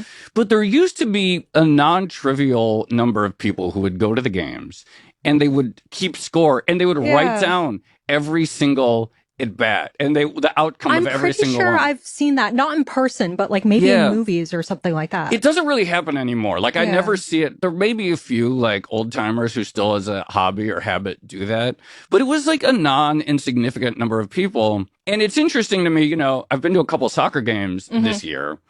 there's no equivalent way you could do that, right? Because it's like baseball is filled with all of these discrete events. The pitcher, who is the pitcher? Who is the batter? Hit, not a hit. Single, not a strikeout, walk, etc. Like, what would even be the equivalent in soccer? So this has been a long-running debate in soccer. And I remember when Moneyball came out and, sports analytics became a big thing, especially for baseball, because as you point out, it's these sort of discrete events that have a lot of statistics embedded in them. A lot of people were saying that soccer, you could never use data analytics in the same way for soccer. Like, it's too chaotic, it's too fluid, there's too many variables, there's not enough goals. Yeah. That complaint comes up a lot whenever we talk about, are we going to say soccer or football, by the way? You know what? Let's just say soccer. Okay. All right. I'll try. We can say football. I actually don't feel strongly about this one. But that said, we do see soccer analytics on the rise, right? Like, now we get all these stories about like tiny clubs that are using data to source, specific players in very Moneyball style ways. We obviously have prediction markets where people are doing a lot of sports betting. And so all the analytics seem to be like becoming more important. And I will just say, I read this crazy stat right before we came on from the law firm Morgan Lewis, and they were saying in the 2026 FIFA World Cup, match-based data is going to be something like, so it's 104 matches, generating more than 90 petabytes of data. Yeah. Which is a 45-fold increase over the volume produced in the last World Cup in 2022. That's stunning. So this raises a question, and I know we're going to get to this in the conversation, and it almost is like a philosophical question, which is, okay, we see the game of soccer is like very fluid, right? There's we just said there's fewer discrete events. Like, in theory, is something that's fluid a series of like microscopic discrete events? Could you get 1 million frames per second and actually turn it into discrete events? Like, that is sort of like an interesting question to me. The beautiful game, like, it's an art, right? Like, can computers actually model this?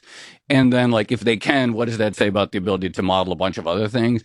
Strikes me as just like a very relevant question right now because it's the World Cup, but also relevant question in general about markets and finance. For markets and finance, exactly. So I'm curious to know like how it works and like how the Moneyball revolution, where we are in the arc with soccer. Anyway, I'm really excited to say we really do have two perfect guests because they do sit right in this space and also at the intersection of everything that we're talking about. We're going to be speaking with Joris Beckers. He is a soccer analytics consultant, a professional soccer analytics consultant for the last decade, as well as Mike Tracy. He's the head of risk at Apex FinTech Solutions. He used to be a volatility arbitrage trader at Peak Six, and he also does soccer analytics for the club FC. So literally the two perfect guests to talk about some of these questions that are arising right now. So Mike and Joris, thank you both so much for coming on the podcast. Thank you for having us. This was a great introduction. Yeah, thank you. Mike, let me start with you. Question. A lot of people, I think, have, for good reason, an intuitive feel that like sports analytics and trading markets are adjacent ideas. That like we know this. We know that a lot of the prop shops and market makers do both and so forth. And how would you articulate, based on your career, the sort of overlap between the skills and techniques you've developed as an arbitrage trader, a volatility trader, and the overlap of skills that they're like, okay, this thing that we'll get into that we call soccer analytics? Well, soccer is unique because I'd say every aspect of the game is distribution. Okay. When you look at on pitch, the performance by a team, when you look at performance by an individual player, when you look at the seasonal outcomes and this unique component that is promotion relegation. So your finances are highly variant year over year. And so there's a lot of overlap between volatility trading and working in soccer, in that you are making highly levered bets on often imperfect information that's not necessarily predictive, like other sports, such as baseball. Can I ask a very basic question, which is, what is the point of soccer analytics? So if we go back to the markets analogy, we talk about price discovery, right? Like you're trying to find the right price for a particular asset. With soccer, are you trying to price players, improve the training, make more successful predictive bets? I imagine it's a bunch of different things. Yeah, I'd say everything. I think you said, what are the things you're trying to do? And I think from an investor operator perspective, it's what are you trying to not do? You're not trying to get relegated, and you're not trying to spend 30 million pounds on a player that is going to be terrible and you'll have to get rid of in 2 years. Yours, why don't you talk from your perspective? I mentioned you're a soccer analytics pro. Actually, our producer, by the way, just put it in the chat. The Bloomberg style guide is football. Oh, which is interesting. Maybe we'll just switch to, let's stay in company style. You're a football analytics pro. Tracy asks, what is the point? Is it more on the team side of things in terms of identifying talent, et cetera? Or is it more on, I don't know, I guess the sort of the betting side? What is the problem you in your professional capacity are trying to solve? So it highly depends on the organization, right? Some organizations might want to, like Mike said, make good hires, make sure that they don't lose millions of pounds. Some organizations might use stock analytics to try and improve their strategy.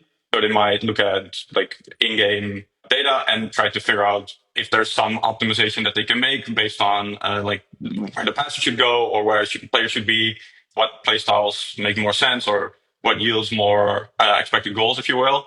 And then I guess the third one is entertainment. There are a lot of apps out there, websites out there that provide fans with some sort of information. And even back in let's say in the 90s, they would have these overlays on the TV where they show number of corners, number of yellow cards, and possession percentage. I remember that. It doesn't mean anything, but it's interesting. So you can only imagine that you can go much deeper with that and people will still be engaged. Wait, actually, just say more on that. You said it doesn't mean anything. Is that something that has always been understood, or is this something in 2026 we could say that a few of these stats that they like to put on the TV were just extremely low signal data points? Yes. So when I say they don't mean anything, I don't think those were necessarily predictive of the outcome of the match. Got it. Corners might, because it's an indicator of which team has the overhand in a game. But I'm quite sure most of the others, like possession percentage, don't mean all that much when I'm trying to look at game outcomes. Wait, so we touched on this in the intro, but the perceived wisdom in the sort of early 2000s was that soccer was far too complicated to be given the baseball Moneyball style treatment. What actually changed to get us to this point where we're not just talking about things like expected goals, but we're also talking about body movements and posturing and things like that? Baseball had Moneyball in 2003, and soccer had two things in the 2010s. So in 2013, Chris Anderson and David Sally published this book called The Numbers Game that distilled soccer down to more of a weakest link game. And then the other thing that happened was, I would say we had a bit of this revolution on Twitter, which you kind of spoke about recently, Joe, where ideas were incubated. And I give Michael Cayley a lot of credit for this. He's been on the pod, but every Saturday in the Premier League, you would have 6 matches, and then you would wait 30 minutes, and Cayley would just post a stream of every expected goals chart. And it started to stimulate this discussion of, does this represent what should have happened? What should have been the outcome? And I think it started to lead us down this path of, where is XG flawed? It only registers when you have a shot. And so there is much more to the game than simply which shots occur. There's possession and the threat of each possession. There's match momentum and there's changing styles. So it's evolved from on-ball data to tracking data to now we're going to that deeper layer of body pose and what movements can prevent or create opportunities to score. I think what goes hand in hand with that is when I started 10 years ago, soccer or football was perceived as too complex. There were 22 players, there was a ball. People were doing interesting analytics research and applied research already in basketball. And what was said was, well, there's 5 players on each team, so it's a lot less complex. There's more games, and we have more data, and there's more scoring. So you could derive metrics a lot easier. And I think that the evolution in just how AI was applied in data availability. So going from, like Mike said, only on-ball events where we know which player made the pass, which player made the shot. But we always have to say, well, we don't know where all the other players are because those are not recorded. And now we have the ability to make highly complicated artificial intelligence neural nets with this positional tracking data where at 10 frames per second or 25 frames per second, we know where all the players are and we know where the ball is. And then additionally, at some point, we will get full body pose so we know where like the whole skeleton of all players are basically. Like that sort of went hand in hand, and it felt like it was inevitable, but also the game is just more complex. So it needed more compute, it needed more data, needed more knowledge. Stay tuned for more of our interview on soccer analytics. We are speaking with Mike Tracy, VP of Risk at Apex FinTech Solutions and analyst at Austin FC, as well as Joris Beckers, an independent soccer analytics consultant. I'm Tracy Alloway. And I'm Joe Weisenthal, and this is Odd Lots on Bloomberg Radio. And I'm Monica Ricks in the Bloomberg newsroom. Here are some of the stories we're watching. The U.S. and Iran went tit for tat again last night, trading attacks for an 8th straight night as punishment for Iraq's attack in Jordan that killed 2 American service members. Earlier, Iran Supreme Leader Moqtada Khamenei warned of unforgettable lessons for the U.S. for violating their memo of understanding. Security will be tight ahead of the World Cup final today between Spain and Argentina in New Jersey. Charles Marino is a former Homeland Security advisor. The threat environment here in the United States has never been higher. We are actively engaged in a conflict with Iran, and all of these things need to be considered. Sporting events are unfortunately considered high-value targets. There's also ongoing air quality concerns from wildfires still burning in Ontario and northern Minnesota. Phil Manuel's a meteorologist for the National Weather Service in Minnesota, and he says heavy rain this weekend may have actually made conditions worse because of lightning. Weather started all of this, and weather will end all of this.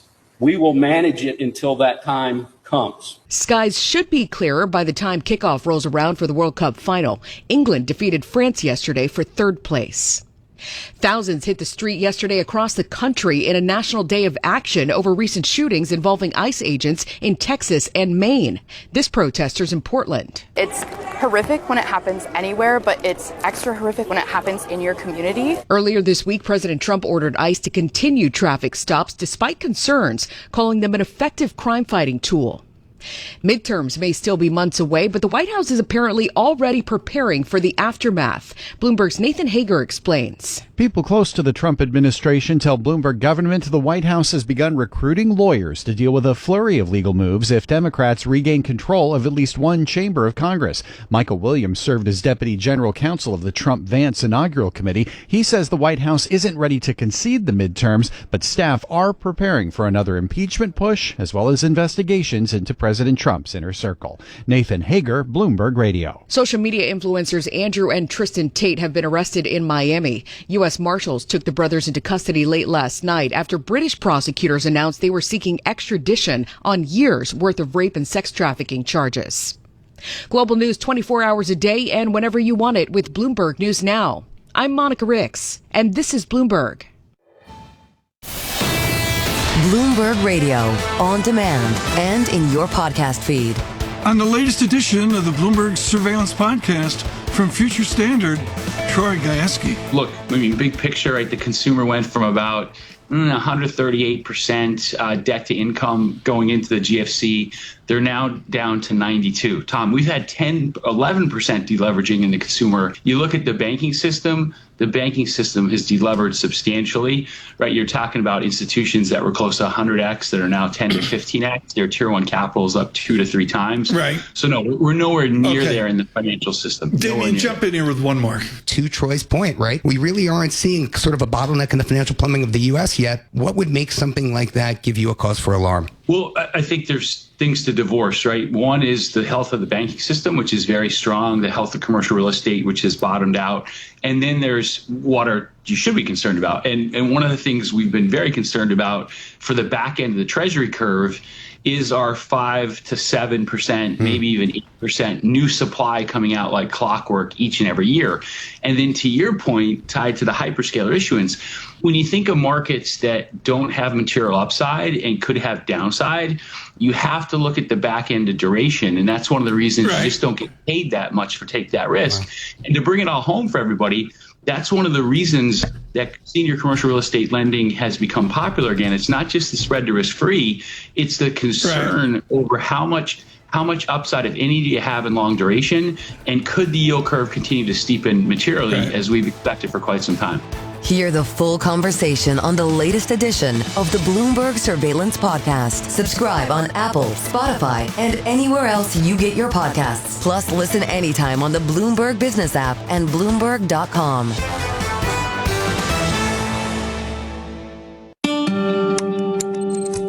Bloomberg Audio Studios.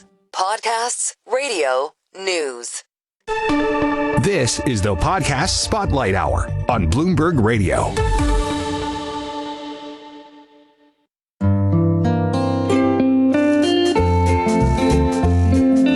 This is Odd Lots on Bloomberg Radio. I'm Joe Weisenthal. And I'm Tracy Alloway. Today's episode is looking at how does soccer analytics actually work. We are speaking with Mike Tracy, who does analytics at Austin FC, as well as soccer analyst Joris Beckers.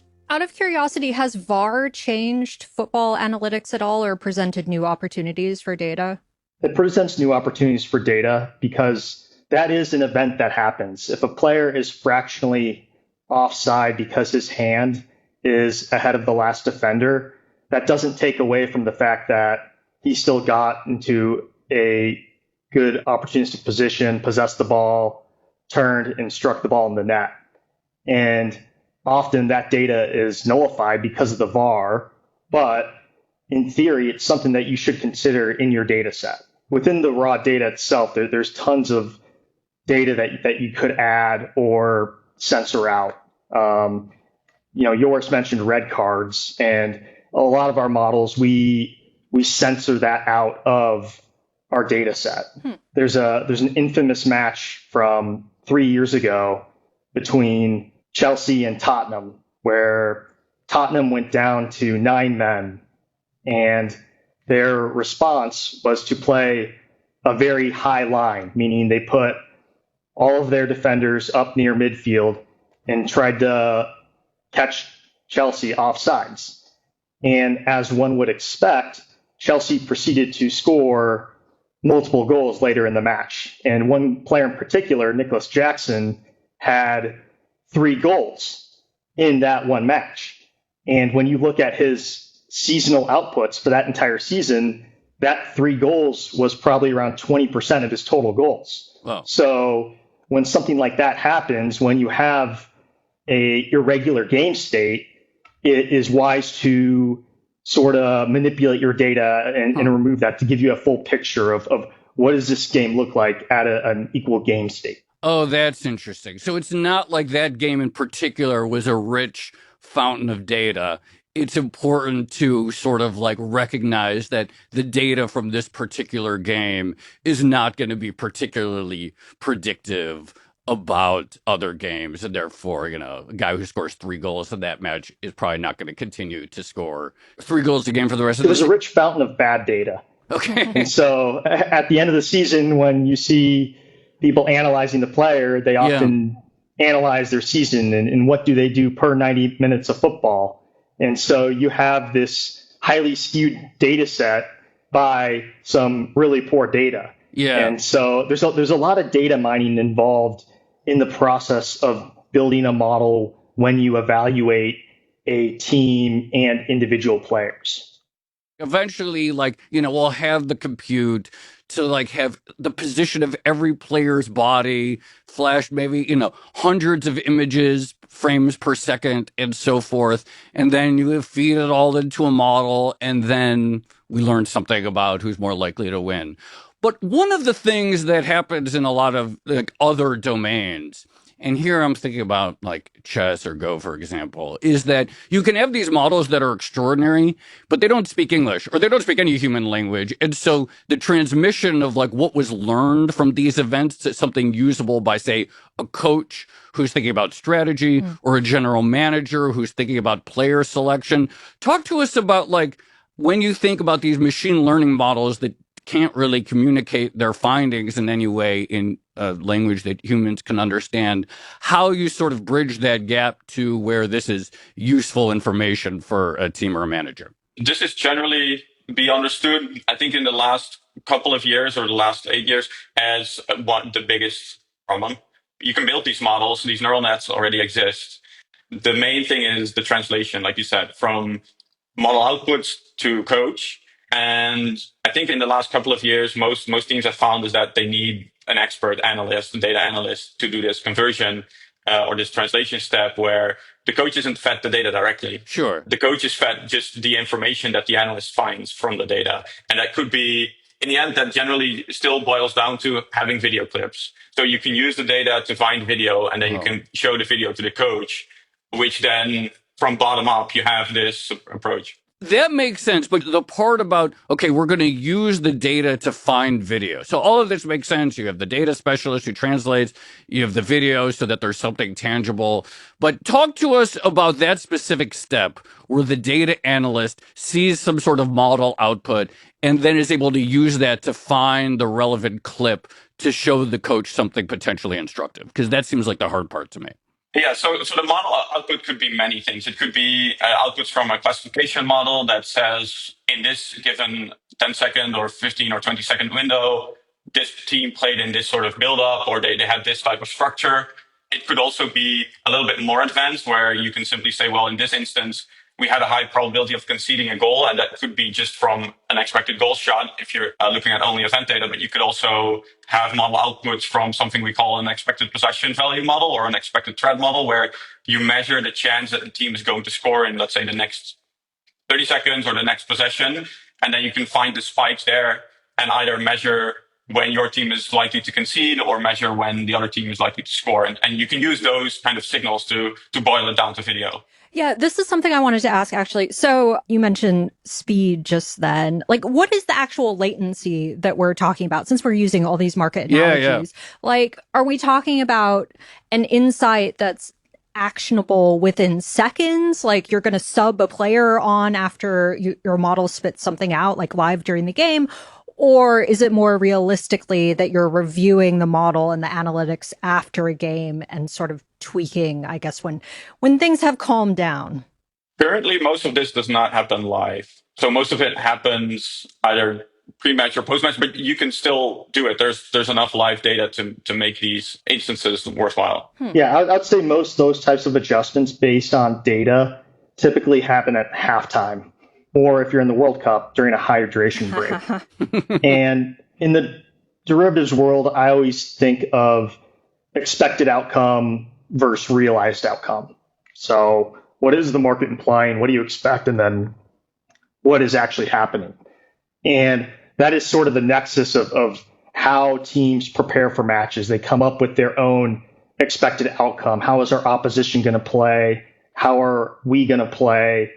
And then that live in-game is your realized outcome. And so you're receiving that data and it's being transmitted to analysts who can then communicate it down to the bench to discuss with the manager, who can then make those changes at halftime. You know, obviously in baseball, at least according to Michael Lewis, right, that there was this period where, you know, you had the old time scouts and they're like, oh, this guy has good hustle, right? Or this guy has a good heart. There was like no data behind any of it. He may just sort of had the, you know, the swagger of someone who looked like maybe a star player. And then it's like, oh no, but look at his like on base percentage or his VORP or whatever. And then they get promoted. But there was like a culture thing. Has there been a similar cultural clash within sort of soccer scouting where what the data says about what constitutes a player does not map to traditional intuitions? I think a lot of clubs look at it from two perspectives. I don't think there's this old school scouts versus the data guy mentality. I think it's a very collaborative. I think what a lot of clubs do is they have an individual scout who will go watch a player and give his assessment and his rating. And then they will have their own internal model with data, and they will look at the deltas between those two different models. And if something seems off, you often have collaboration between the data person and the scout, and they figure out who's right, who's wrong. And then to your point about hustle, let's call it, Yeah. There are Swiss Army knife ways to quantify that in soccer in certain instances. If you look at game state, say the game state, when game state is essentially 0, +1, -1, +2, -2, +3, -3. And so say you're in a +3, -3 game state and win probability for one team is 98%. You can manipulate the data and only look at how players are performing in that game state. You're out of the game. Are you still competing? Do you still care? Are you in the right position? Oh. Now, that may not align with the old school scout saying, this guy has grit. But again, there's Swiss Army knife ways to give some type of indication. I like to say soccer data creates questions. It doesn't give us answers. Can you give us like an analytics framework if you were trying to judge the best soccer player either of all time or currently? Like, what would the analytics framework for that actually look like? Jude Bellingham. Okay. Say more. Yeah. Like, really, seriously, this is a great question. Like, walk us through what the math says about Jude Bellingham and how you would derive that. Well, Jude Bellingham can play 4 or 5 different positions, right? Most players, they have the number 9 and their role is number 9. But if you think of the game as this book with different chapters within the story, Jude Bellingham can perform whatever task he needs to perform at every single chapter throughout the book. And he does it at the highest level. He could play any position on the pitch besides goalkeeper. What is the data that actually establishes that Jude Bellingham can play at high levels in a wide range of position? How do you derive that conclusion quantitatively? So from a data lens, we think of it from 2 fronts, in possession and out of possession. Okay. So in possession is how you're progressing the ball into threatening areas and obviously creating high probability opportunities. Then out of possession is how are you preventing a team from moving the ball into threatening areas. It's a very tricky question in sports because you're trying to quantify the value of an event that does not happen. So let's say, Joe, you have the ball out on the wing. Tracy, you're right in front of the box. Jude Bellingham is always moving into that passing lane. He is right in between you guys at the right moment. That Jude guy, so annoying. And we have the ability to quantify the value of those movements and the closure of these lanes as players move out on the pitch. And then you'll obviously get to the next phase where it's how do they do this with their feet? More to come from our conversation on soccer analytics and whether football can embrace the Moneyball approach.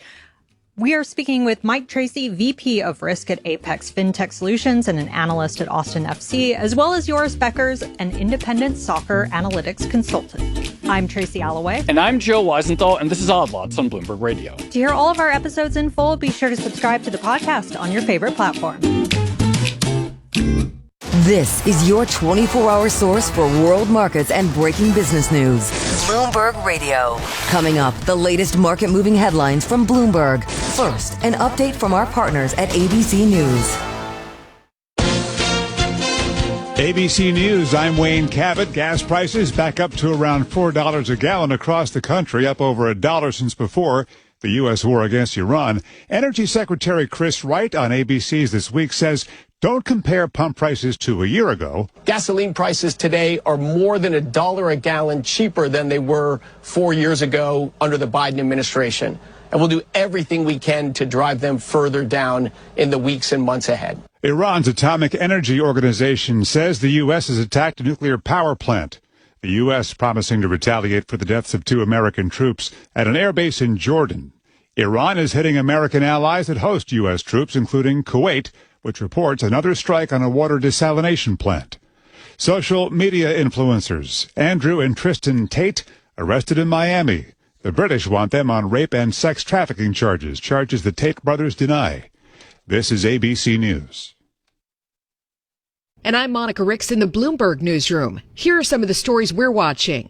Iraq is now reshaping energy flows in the Middle East and using a vast fleet of trucks to carry fuel oil through Syria to reroute flows away from the Strait of Hormuz.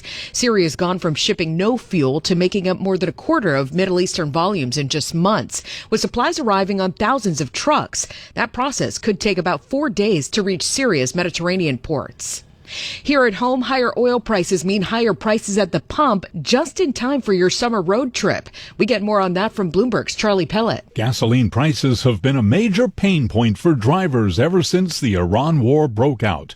Rebecca Babin is senior equity trader at CIBC Private Wealth Group. I do think at least over the course of the next month, when summer driving season is still in full effect, prices will be around $4 gasoline and $5 diesel. AAA says average pump prices stood at $3.98 a gallon as of Thursday, up nearly 20 cents in 10 days. Charlie Pellet, Bloomberg Radio. Walmart says it's removed 4 bagged iceberg lettuce salad products from Taylor Farms from its shelves as recalls tied to a cyclospora outbreak expand. The products were sold at stores in 15 states, but the retailer emphasizes there have been no confirmed illnesses so far associated with these items.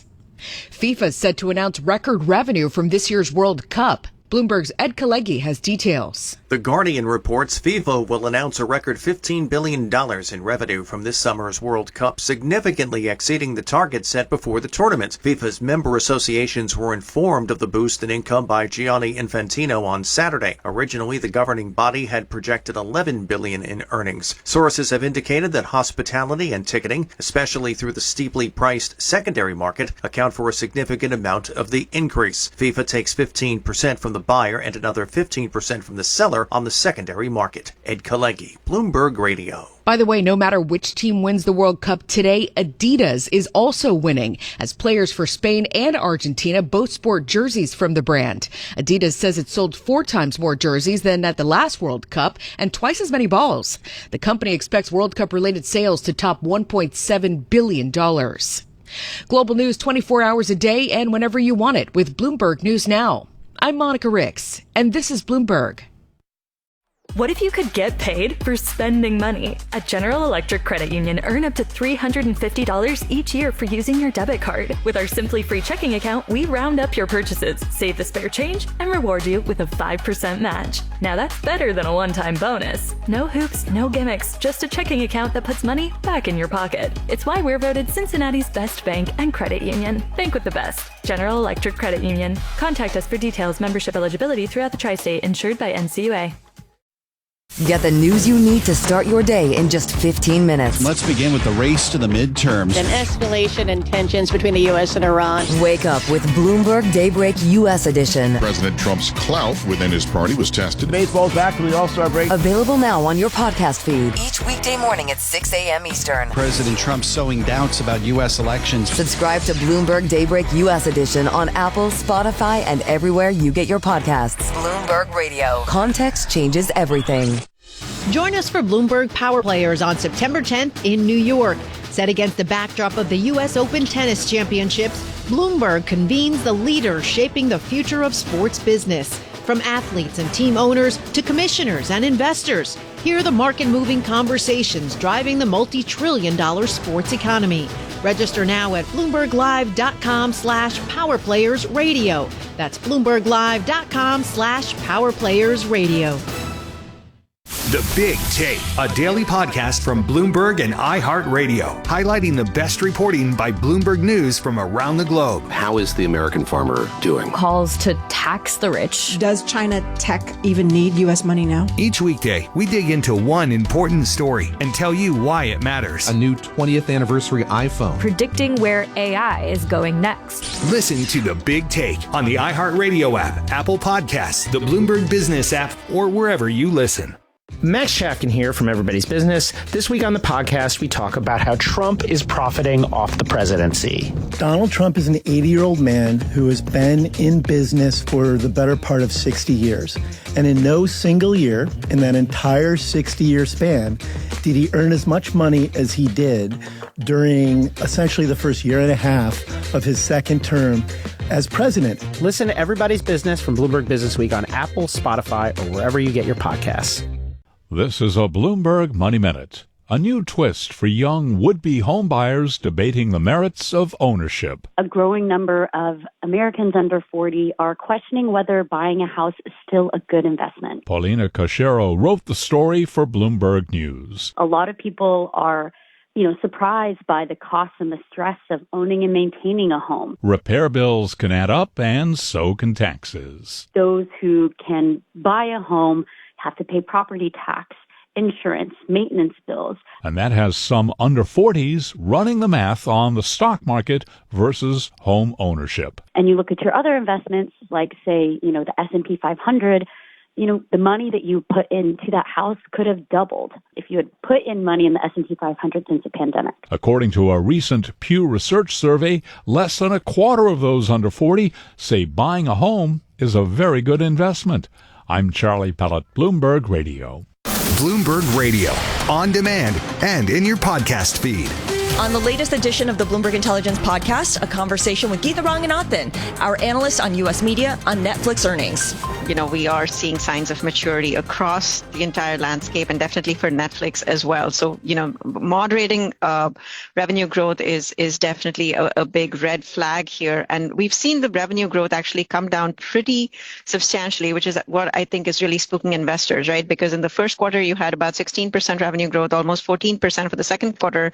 And now when you look at their guidance for the third quarter, it's 11.7%, which was well below what consensus was expecting. So this really, I think, feeds into that whole investor anxiety about what the catalysts are going forward for this name. And this is not something that can be solved with more spending on content and making sure you have the latest hot show or the latest franchise, is it? They're actually boosting content spending pretty significantly this year, almost 10% to $20 billion. That's the highest ever that they would be spending on content. But, if you look at the engagement report, yes, they do have, this very broad swath of content. But at the end of the day, we're not necessarily seeing that resonate into what, the metric that all investors are focused on, which is engagement. Because while the total number of hours viewed did grow slightly, 2% from last year, the viewing hours per subscriber is actually declining. And the big worry, I think, for investors is that as we get disruption from short form video, from YouTube, from, Instagram, TikTok, can Netflix actually retain that, engagement metric?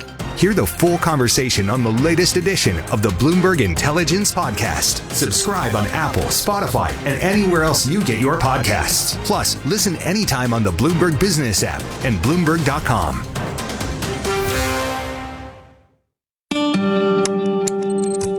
Bloomberg Audio Studios. Podcasts, radio, news. This is the Podcast Spotlight Hour on Bloomberg Radio.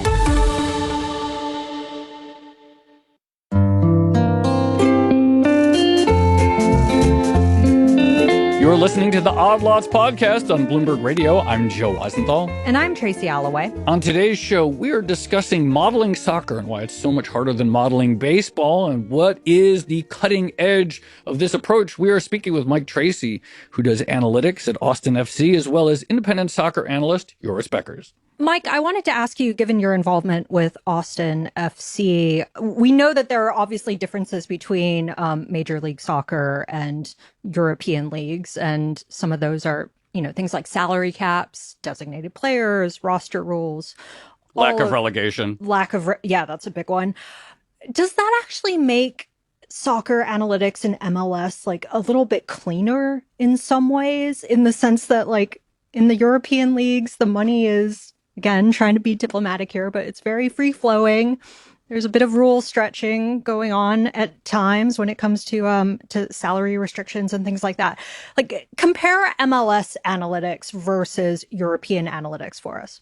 So in European analytics, you have essentially your recruitment and then first team analysis. In MLS, you have recruitment, first team analysis, but you have this third vector that I call portfolio management, right? This cap structure in the MLS is put in place with the intention of creating parity. And as you mentioned, it's highly complicated. The best way for you to understand it would be like me saying, Tracy, I'm going to give you $10 million. You can spend $2 million on NVIDIA, $7 million on Walmart, and $1 million on a speculative biotech stock. And so you have to think of each player from a relative value perspective based on where they slot in your cap structure.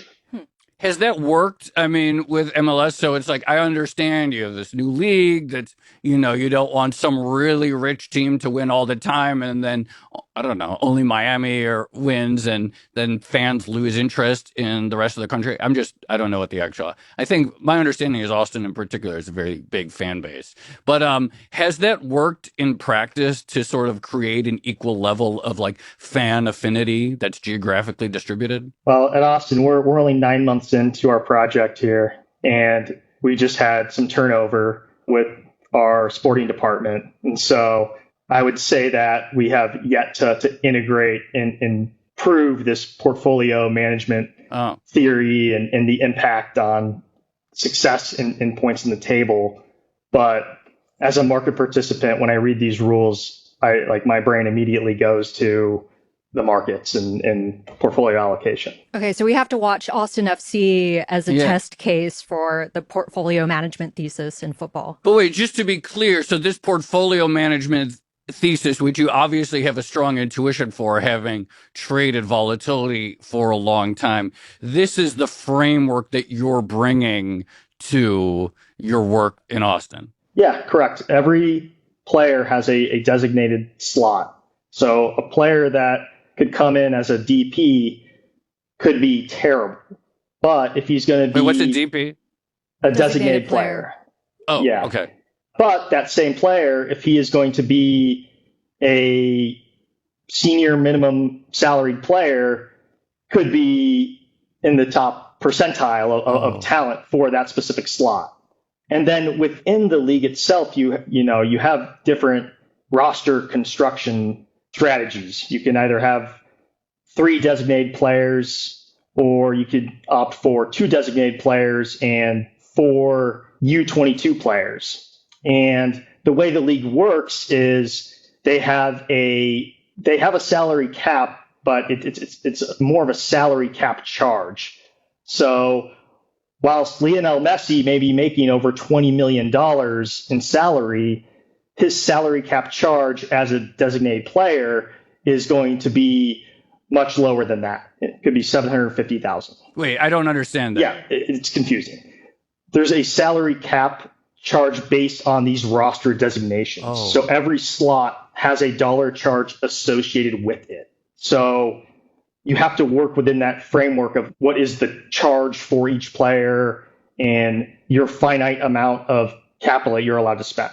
So the designated players are the ones you're allowed to pay more. Got it. Because this is the legacy of like LA Galaxy getting David Beckham and wanting to pay him lots and lots and lots and lots of money. This is helpful. Okay, so one of the criticisms of modern football, I guess, is that it's dominated by the wealthiest clubs. Like whoever has the most money can buy the best players, certainly in Europe. And so the big just kind of get bigger.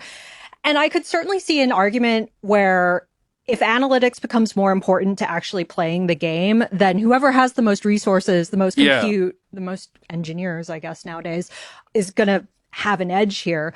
But on the other hand, we have had technology before that has a sort of democratizing effect. That was the Moneyball story. Yeah, we have open source models, all of that. And I think there have been some instances of the smaller clubs actually like using this technology to perform better. But which way are we going to go? Is it the big get bigger, or maybe we see some smaller clubs level the playing field here? I hope it's the latter. Yeah, same. So you mentioned open source models. I actually build open source software to help these smaller clubs. I guess it's also helping the bigger clubs, but it allows them to build these graph neural nets and these expected possession value models, and then also load this tracking data, which has been a big task just in general because of the data structure and the data size.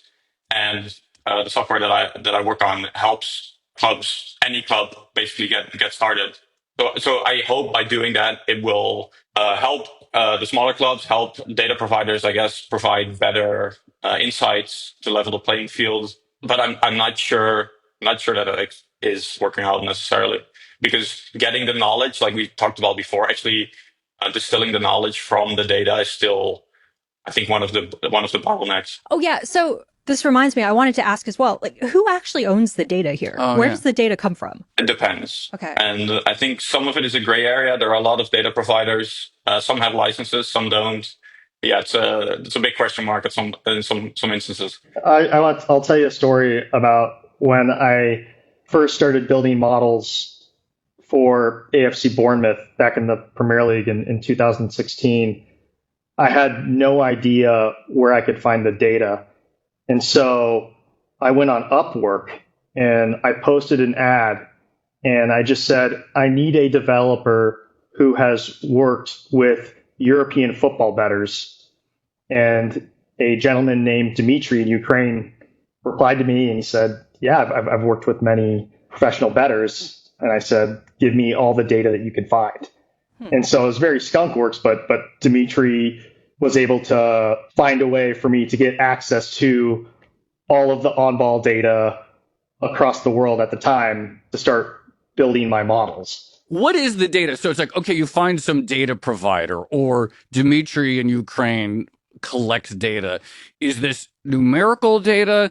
Is this a series of frames? Like when you say, okay, you need to go out and get the data, what form are you getting it? What does that mean? Like, what does it look like? So it's varied throughout the years, but the most prevalent generic data out there is on-ball data. Okay. And on-ball data, if you're just to put on your Excel hat and think about what it looks like in an Excel spreadsheet, has every single event tagged. So you have, it just goes down a series of events: pass, dribble, shot, goal, pass, dribble, tackle. It has the event. It has the player or players involved.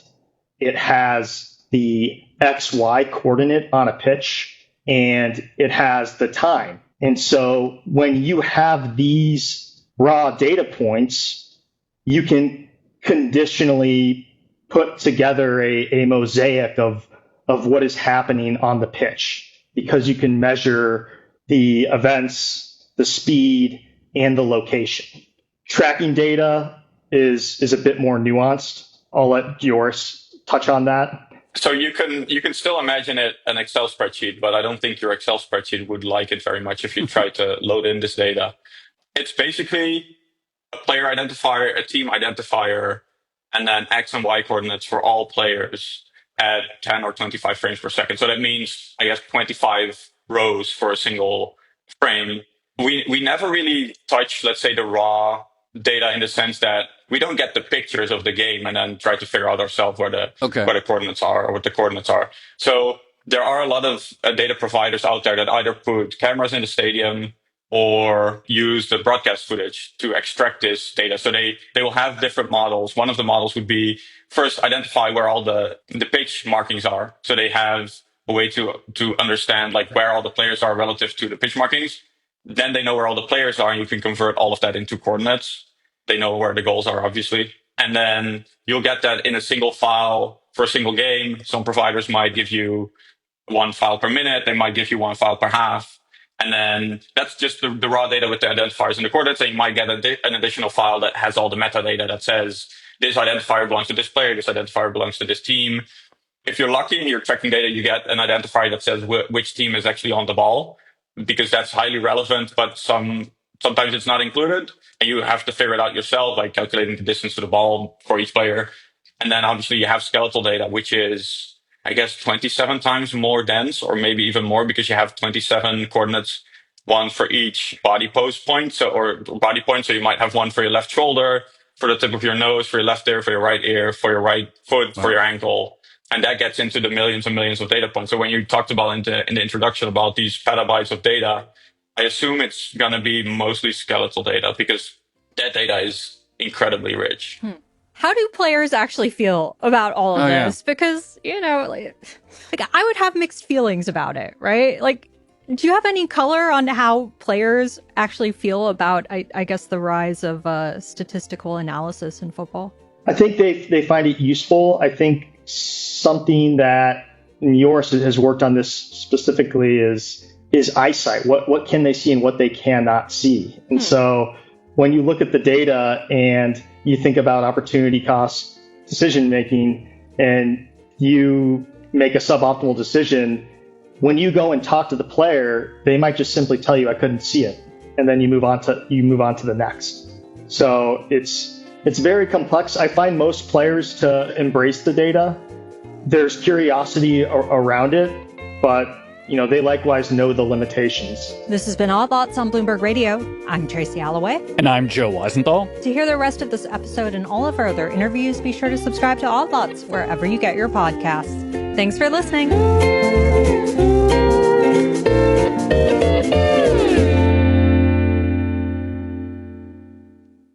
Broadcasting 24 hours a day at Bloomberg.com and the Bloomberg Business app. Powered by more than 3,000 journalists and analysts in over 100 bureaus around the world. This is Bloomberg Radio.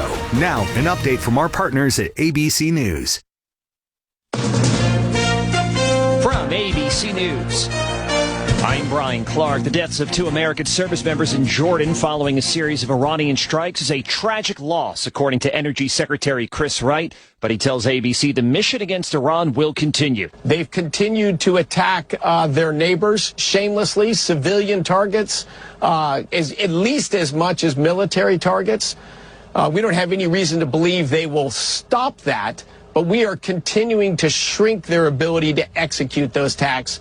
But the resumption of strikes between the two sides means that ships have been stranded in or near the Strait of Hormuz. Maritime analytics firm Kepler says traffic has dropped significantly into the single digits per day of ships crossing. ABC's Christian Cordero has more. Our team has spoken with shipping executives who have vessels waiting to cross. They say they want more clarity before they feel safe enough to move ships through. For just the second time ever, the Men's World Cup final will be played on U.S. soil. This afternoon's game between Argentina and Spain in New Jersey was threatened by the dangerous air quality that's choked much of the northeastern United States. But ABC meteorologist Jeff Smith says that's improving. We'll call the air quality moderate. It won't be completely clear. There'll probably be a little bit of haze out there, but most of it will be aloft. Not a lot of it down here at the surface. It'll be a lot better than it's been lately. Game kicks off at 3 Eastern. President Trump will attend. Last week saw more efforts from the president to cast doubt on the 2020 election. In a Capitol Hill hearing, questions about that election were put to the nominee for the Director of National Intelligence, Jay Clayton. And Senate Intelligence Committee Vice Chair Mark Warner of Virginia tells ABC's This Week. His inability to answer the question about who won the 2020 election, or commenting on Gabbard's, the previous DNI's effort to interfere in the Fulton County elections. I am not going to vote for him. You're listening to ABC News. Now, Bloomberg Radio weather on SiriusXM 121. Still a little haze around New York City today, reducing visibility. That may cause a few travel issues. Temperatures today will get up into the lower 80s. A little bit of haze around Philadelphia as well. Temperatures will get up into the middle 80s. Showers and thunderstorms likely for Orlando and Tampa. Some of them could be heavy, especially near Tampa. Highs in the lower to middle 90s. A late-day thunderstorm possible in Atlanta. Highs in the lower 90s. Hazy skies in Detroit and Chicago. More wildfire smoke today could cause a few issues. Temperatures will get up into the lower 80s in both cities. Sunshine for Dallas, high near 90. Mostly sunny skies in Denver, a little breezy, high in the middle to upper 90s. Clouds to give way to sunshine in San Francisco, high near 70. Lots of clouds, a few sunny breaks in LA, high in the middle 70s. I'm Scott Kaplan, and that's your Bloomberg travel forecast. Now back to the latest headlines from ABC News. The recall of Taylor Farms shredded iceberg lettuce connected to a parasitic illness has expanded, says ABC's Ike Ejachi. That shredded iceberg lettuce recall went out to 27 states, from Connecticut to Texas to Wisconsin. The full recall covers roughly 36 items: bagged iceberg salads, shredded and chopped lettuce, and lettuce romaine blends sold to restaurants and stores with use-by dates running into early August. The company is telling anyone who has it, throw it out. Controversial influencer brothers Andrew and Tristan Tate were arrested in Florida Saturday.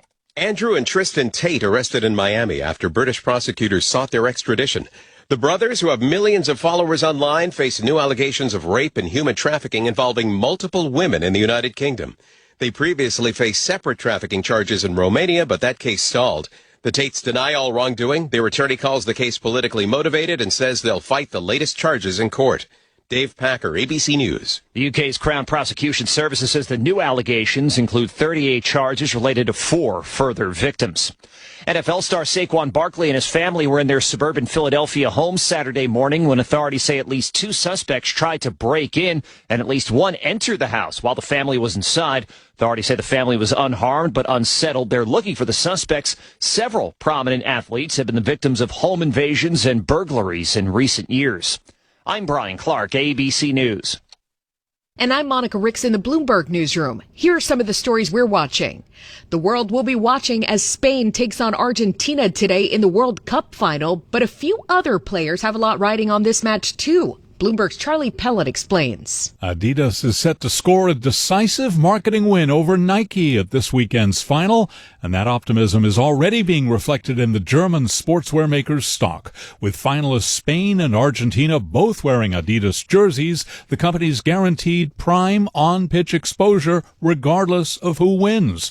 A victory for Argentina could bring an additional windfall should it fuel a fresh wave of demand for the team's iconic blue and white jerseys. Charlie Pellet, Bloomberg Radio. Prediction market trading has also surged about 27% during this World Cup, far outpacing the growth at traditional sports books. In fact, Kalshi has repeatedly broken its own trading records during this tournament, doubling the peak it hit during the New York Knicks playoff run. Walmart has removed at least 4 iceberg lettuce products manufactured by Taylor Farms from its shelves. The retailer says there's no indication those products are affected by a current cyclospora outbreak, but it is taking precautions as recalls expand nationwide. The U.S. economic calendar is light in the week ahead, but we'll get the Commerce Department's June new home sales report on Friday. We do expect a modest rebound from May, but it still could be the slowest June for new home sales in 4 years. We should also hear more about the effort by 12 states suing to stop Paramount Skydance's proposed merger with Warner Brothers Discovery. Here's Bloomberg's Andrew O'Day. A federal judge said she'll rule on a request by a dozen U.S. states by Wednesday to at least temporarily pause the massive $110 billion media merger. The states have argued that the deal, which seeks to combine 2 of the 5 largest film studios, plus a host of broadcast and cable TV properties, would harm competition for film and television distribution. Andrew O'Day, Bloomberg Radio. And gas prices will be in the market driver's seat this week as the U.S. and Iran escalate attacks in the Middle East. Analysts say $4 gas could wreak havoc on market bets regarding inflation, consumer sentiment, and the Fed's plan for interest rates later this month. According to AAA, the national average right now is $3.99 a gallon. Global news 24 hours a day and whenever you want it with Bloomberg News Now. I'm Monica Ricks, and this is Bloomberg. Thursday, it's a Bloomberg News exclusive. The United Nations is crucial. It's a world of fragmentation, it's a world of tension. For the first time in 10 years, the United Nations is set for a leadership change. Trust in the organization is waning. The candidates for Secretary General debate, live from UN headquarters. We are stronger when we stand together. UN Town Hall, the next Secretary General. Thursday afternoon at 5 Eastern. Only on Bloomberg Radio, Bloomberg Television, and the Bloomberg Business app. Bloomberg Audio Studios. Podcasts, radio, news. This is the Podcast Spotlight Hour on Bloomberg Radio.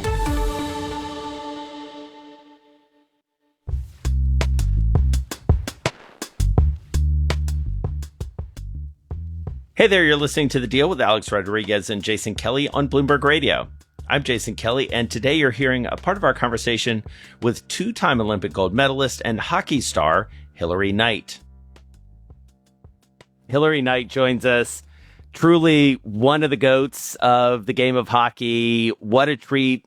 We've watched you over the years. We watched you win a gold medal not that long ago now. Probably feels like a long time for you since so much has happened in the intervening time. So welcome to The Deal.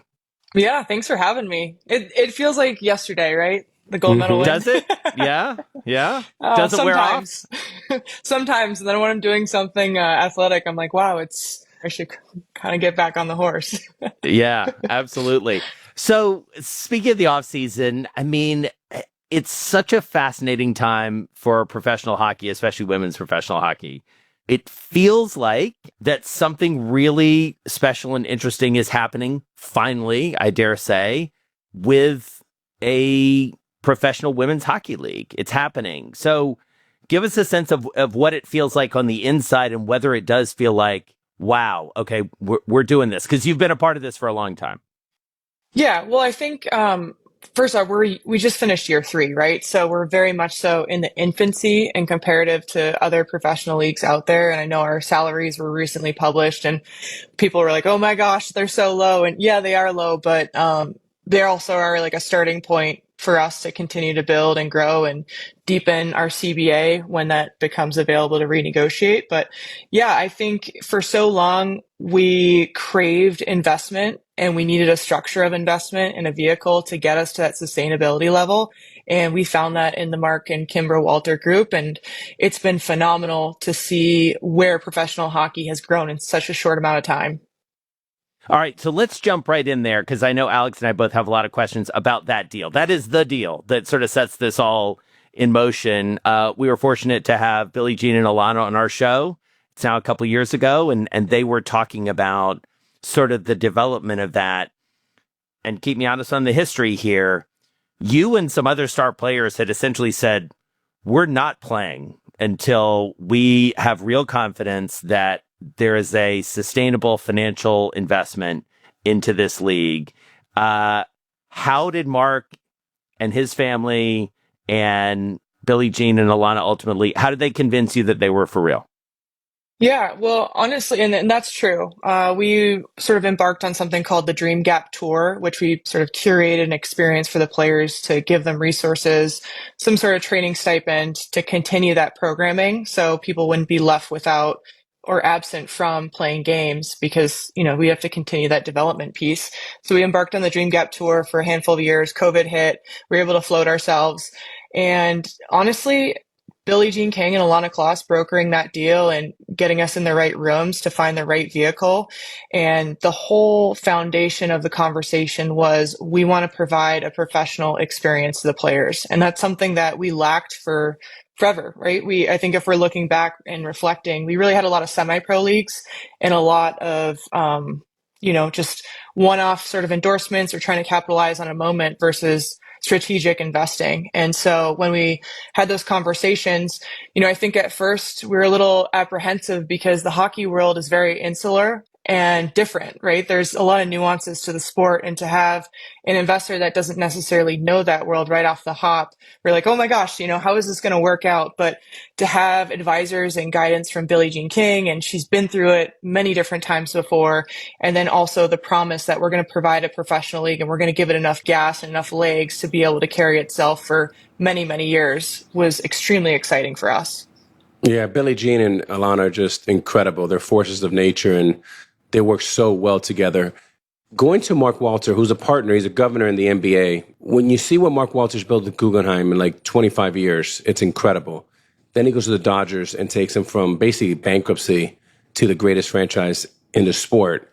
And now he's bought the Lakers for $10 billion. Everything he touches turns into gold. But when Alana and Billie Jean put you in the room with Mark, what was it about Mark that impressed you, that you said, this is the right person for us, or the right group for us to follow?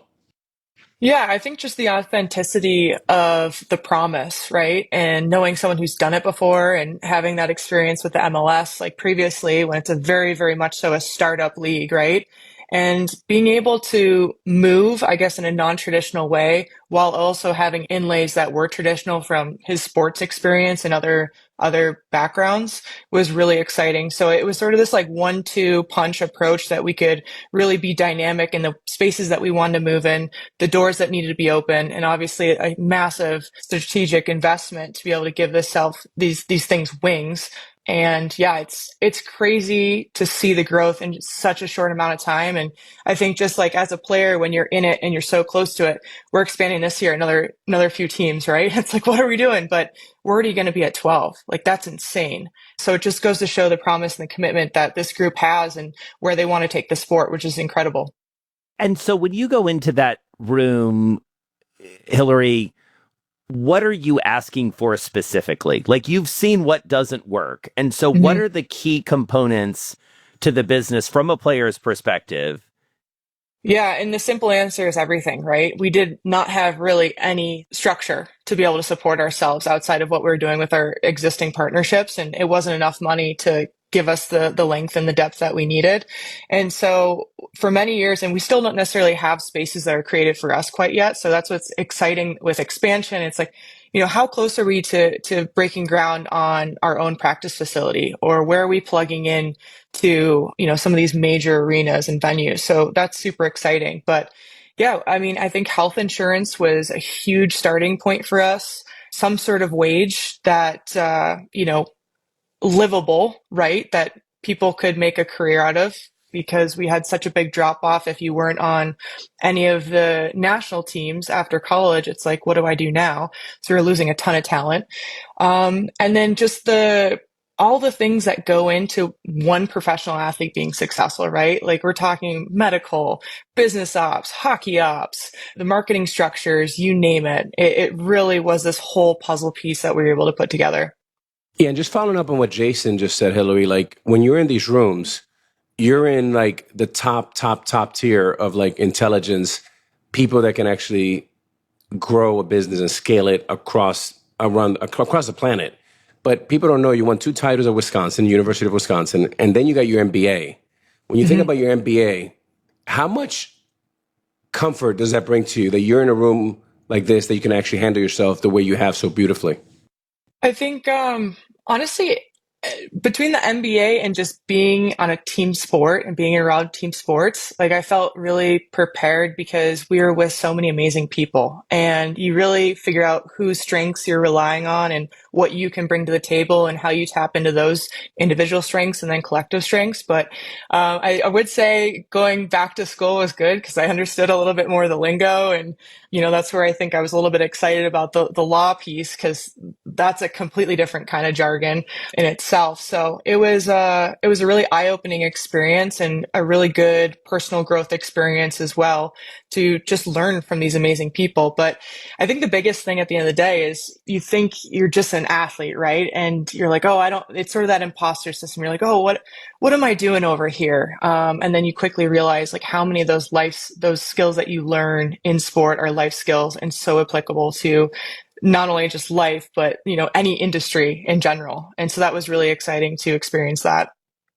Oh boy, she just hit a key square in the Alex Rodriguez bingo card. Imposter syndrome.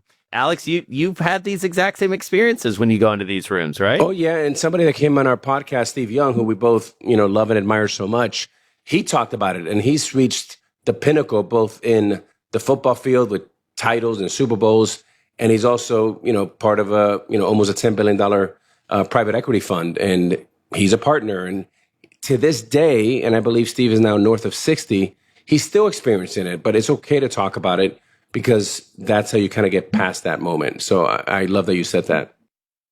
So Hillary, take us into the more recent past where you're going from negotiating for health insurance, and within a matter of a couple of years, you're playing in front of a sold out crowd at Madison Square Garden, like the world's most famous arena. We're all familiar. Like, what are the 2 or 3 things that provide that level of jump? Yeah. Well, one, I think having the best product, right? I think at the end of the day, like you're selling a product and that's your players, and you want to showcase them at the best of their ability, and you need to provide those things and those resources to continue to evolve, whether it's your superstars or your depth players. So I think they've done a tremendous job of being able to plug away at that.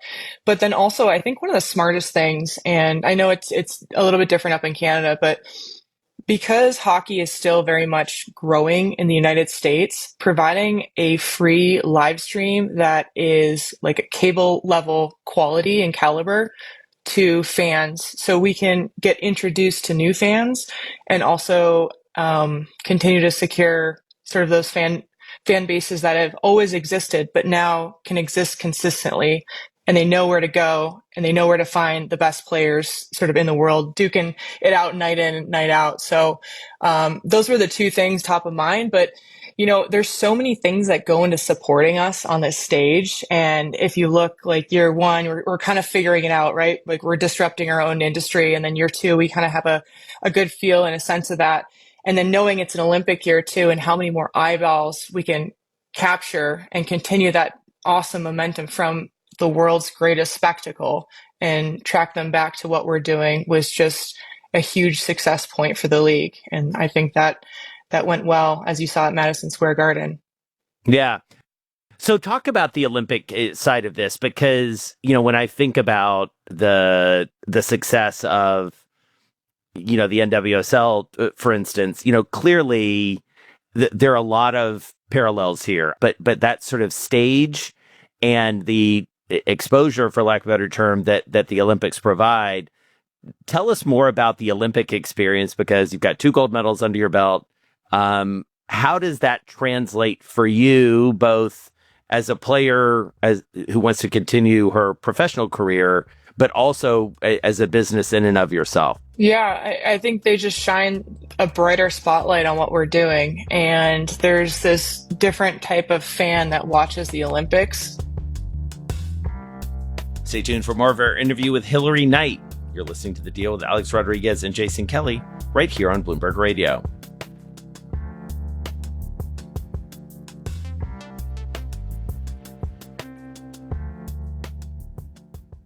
And I'm Monica Ricks in the Bloomberg newsroom. Here are some of the stories we're watching. The U.S. and Iran went tit for tat again last night, trading attacks for an 8th straight night as punishment for Iran's attack in Jordan that killed 2 American service members. But Energy Secretary Chris Wright says President Trump remains open to negotiating with Iran on a peace agreement. The president is always looking for the diplomatic off-ramp. President Trump wants to end it with a peaceful agreement with Iran, but it takes 2 parties to do that. If they're ready to do that, that's the way it'll end. If not, we will continue to assure flow of traffic through the strait without Iran's cooperation. Secretary Wright on ABC's This Week. He says the administration's also committed to doing what they can to make sure gas prices stay low for Americans during this conflict, despite the ongoing closure of the Strait of Hormuz. Security will be tight ahead of the World Cup final today between Spain and Argentina in New Jersey. Charles Marino is a former Homeland Security advisor. The threat environment here in the United States has never been higher. We are actively engaged in a conflict with Iran, and all of these things need to be considered. Sporting events are unfortunately considered high-value targets. There's also ongoing air quality concerns from wildfires still burning in Ontario and northern Minnesota. Phil Manuel's a meteorologist for the National Weather Service in Minnesota, and he says heavy rain this weekend may have actually made conditions worse because of lightning. Weather started all of this, and weather will end all of this. We will manage it until that time comes. Skies should be clearer by the time kickoff rolls around for the World Cup final. England defeated France yesterday for 3rd place. Thousands hit the street yesterday across the country in a national day of action over recent shootings involving ICE agents in Texas and Maine. This protesters in Portland. It's horrific when it happens anywhere, but it's extra horrific when it happens in your community. Earlier this week, President Trump ordered ICE to continue traffic stops despite concerns, calling them an effective crime-fighting tool. And social media influencers Andrew and Tristan Tate have been arrested in Miami. U.S. Marshals took the brothers into custody late last night after British prosecutors announced they were seeking extradition on years' worth of rape and sex trafficking charges. Global news 24 hours a day and whenever you want it with Bloomberg News Now. I'm Monica Ricks, and this is Bloomberg. Bloomberg Radio, on demand and in your podcast feed. On the latest edition of the Bloomberg Daybreak U.S. Edition podcast, we got reaction to President Trump's primetime speech on election interference from Jennifer Lawless, professor of politics at the University of Virginia. My reaction to the speech was that it was a lot of nothing and no new information. It's the same kinds of broad, vague claims that we've been hearing since the 2020 election. And to do it during prime time is dangerous, and it really sows a lot of doubt into the election system. Now, he did say that there is newly declassified intelligence findings of Chinese interference, 200,000 fraudulent voters, non-citizens on state voter rolls. As you say, those are claims he's made before. Why does the evidence not seem like enough to you? Well, I think there are a couple of things going on here. The first is that even if those things are true, and we know that there was Chinese interference, at least in terms of trying to undermine democracy in previous elections, that doesn't mean that they succeeded. And I think what Donald Trump does is he looks at intelligence as though it's the final story. It's the verdict when it's not. It's just information that elected officials and analysts need to use to assess where we are as a country. The second reason is that there's no evidence that any kind of interference or lists of people on voter rolls led to any change in outcome. There may be people on voter rolls who should not be there, but there's no evidence that they actually voted. There may have been interference in U.S. elections or attempts to interfere, but that doesn't mean that any foreign power affected the outcome. Hear the full conversation on the latest edition of the Bloomberg Daybreak U.S. Edition podcast. Subscribe on Apple, Spotify, and anywhere else you get your podcasts. Plus, listen anytime on the Bloomberg Business app and Bloomberg.com. Bloomberg Audio Studios. Podcasts, radio, news. This is the Podcast Spotlight Hour on Bloomberg Radio.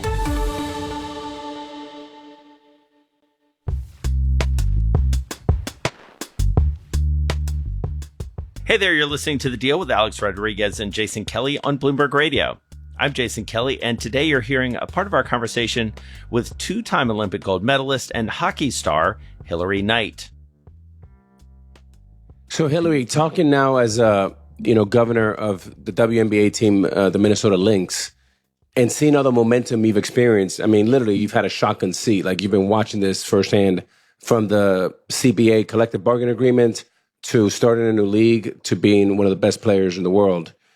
What advice would you give my partners and I as far as continue to build the WNBA, whether it's sponsorship, what should we be telling our TV partners, what should we be doing with ticketing, partnerships? Overall, what advice would you give us?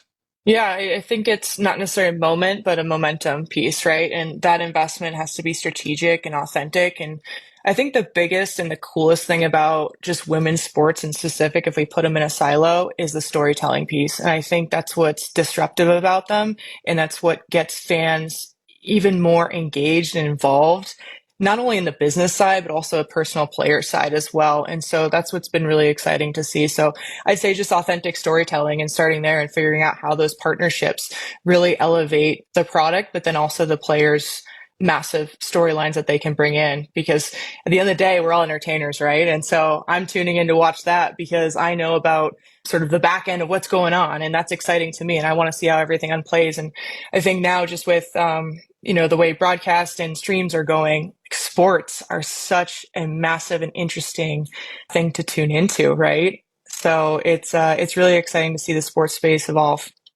All right. Well, speaking of viewership, it would not be a hockey conversation if we didn't talk about probably the biggest storyline in hockey, men's or women's, over the past couple years, which is heated rivalry. Heard of it? So, I mean, one of the fascinating things, Hilary, that we saw with that is something that you sort of alluded to this, which is sports is this kind of like cultural common language. And this notion that, sports and culture, I mean, it's sort of the basis of this entire show, sports, business, and culture. But with something like heated rivalry, like it pushes hockey into the zeitgeist and sort of the everyday conversation in a way that it hadn't been, at least for a time. Is there a way to capitalize on that sort of interest that, people are just talking about hockey in general? And what do you make of that whole phenomenon? Yeah, I think it was probably one of the best things to happen to the sport in general, if I'm just going to blanket statement, because I think sometimes I'm looking at the sport and I think we're a little bit behind the times, right? And I think it's wonderful to continue to have conversations and create more spaces for all sorts of different types of people who want to be fans of the sport that we all love, right? And I think heated rivalry was an awesome talking point and a great, easy way to jump into a conversation that people might feel scared about having a conversation about queer community, right? And intersectionality of hockey, because, we want to create these safer spaces, and, it is a very insulated culture at times. And so I think it was great to kind of open the door and shine a little bit of light in different areas and continue that dialogue. And also, it's an entertainment piece. It's awesome. Totally. We rarely get great hockey movies. So I think we're all fans whenever a hockey entertainment piece comes out and you're like, okay. And by the way, I will sort of as an aside, when I met Connor Story in person, I was like, hey, where's the Russian accent? That's how good this guy was, right? Yeah, It's like, what's going on? So yeah, it's funny you bring this up because I actually just, a jersey arrived this morning from those guys. Way. So that was pretty cool. Yeah. So Hillary and Jason, recently I was reading this article, and it was predicting that by the year 2040, all the sports teams, the franchises, are going to be some of the biggest production companies in the world, which, to your point about sports being the great AI trade, but also experiences, what's happening in New York right now, it's like mind-blowing. With the Knicks. It's all stories that we want more and more and more of, and we just can't get enough. So I think your forecast is spot on.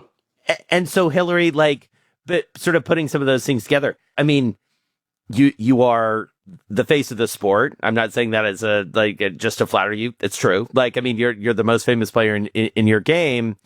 And so with that comes a certain measure of responsibility, which clearly you exercised in getting this league started.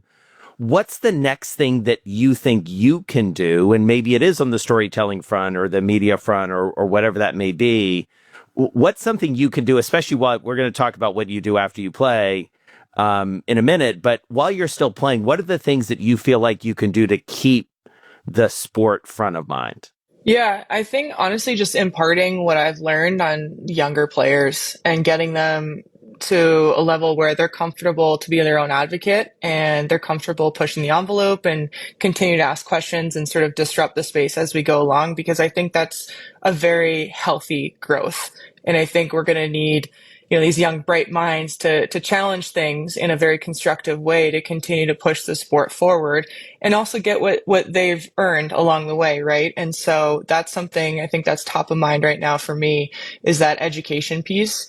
But yeah, it's exciting. I feel like the doors are wide open of, what's the next thing that I can do in the sport? And I'm sort of sifting through what I want to do because I love building, and I think I have a gift to be able to kind of see what's coming along and figuring out what problem I can solve for the future. And that's super exciting to me. So Hillary, I think you have a lot of gifts, and I think Jason, she reminds me of our mutual friend Grant Hill. And Grant Hill is a Hall of Fame basketball player, Hillary, who went to Duke, had a Hall of Fame basketball career. Now is an owner of team sports, multiple. Also is a top guy in TV, one of the top guys in TV. He has a real estate empire. So I think your challenge is going to be, you'll be pulled in so many directions with so many opportunities. But I think if I can just ask you this one question, in a dream world, what would Hillary and I be doing in 5 years? And you can wear multiple hats. Well, honestly, I love the sport. I want to stay in the sport as much as possible. And so when I look at, maybe this is more than a 5-year plan, but I would love to put together an all women's ownership group and grab one of these teams whenever they do get spun off and are available for sale, because I believe in the product. I believe in the players so much, and I want to give them the world, and I want to scale this thing and, be able to grow. But yeah, that would be, I think, sort of the first thing that comes top of mind. But what's exciting about women's sports right now is anything you really enter into right now, you're building, you're in that phase. And that's super exciting to me. For the record, as we were prepping for this, Hillary, before you came on, I said to Alex, I was like, I bet she wants to own a team. I was like, I know enough about her to know the ways that she thinks, and also learning a little bit even before, we got on with you about, and again, understanding from Billie Jean and Alana's perspective, sort of how this all came about, and the idea that you and the other players sort of came in. I just think it's an incredible case study in I think players being partners from the beginning. And, Alex obviously has a very unique perspective on this, having sat on both sides of the table, but, when a player is considered a partner from the outset and doesn't have to sort of fight from behind to get to that stature, I would imagine it really changes the dynamic. Is that fair? Does it feel like that in your league right now? Definitely. And at times there's that healthy, like, what's going on, right? Like we're battling it out. But no, I think, and I could be mistaken, but I think we're the first league to launch with a CBA in place. Yes. So that's historic in itself. And I think that just goes to show the promise of this ownership group. And, understand, like, sports business will evolve and it'll become what it will be. But, right from the hop, they were really interested in getting this right. And they continue to be that way, which is exciting. Well, and Alex, and I think you remember this. Sorry to just jump in on this because I think it's a really important point, and Hillary alluded to it a second ago, which is one of the really kind of radical decisions that was made early on was that Mark and Kimbra basically said, we're going to own the league. Like, we're going to own all the teams. We're not going to sell the franchises at the outset. We want to make sure that this is economically viable and sustainable. So we're going to own the whole thing and then sort of get to the point where I've got that right, Hillary? That's sort of the next turn, right? Yeah. Mm-hmm.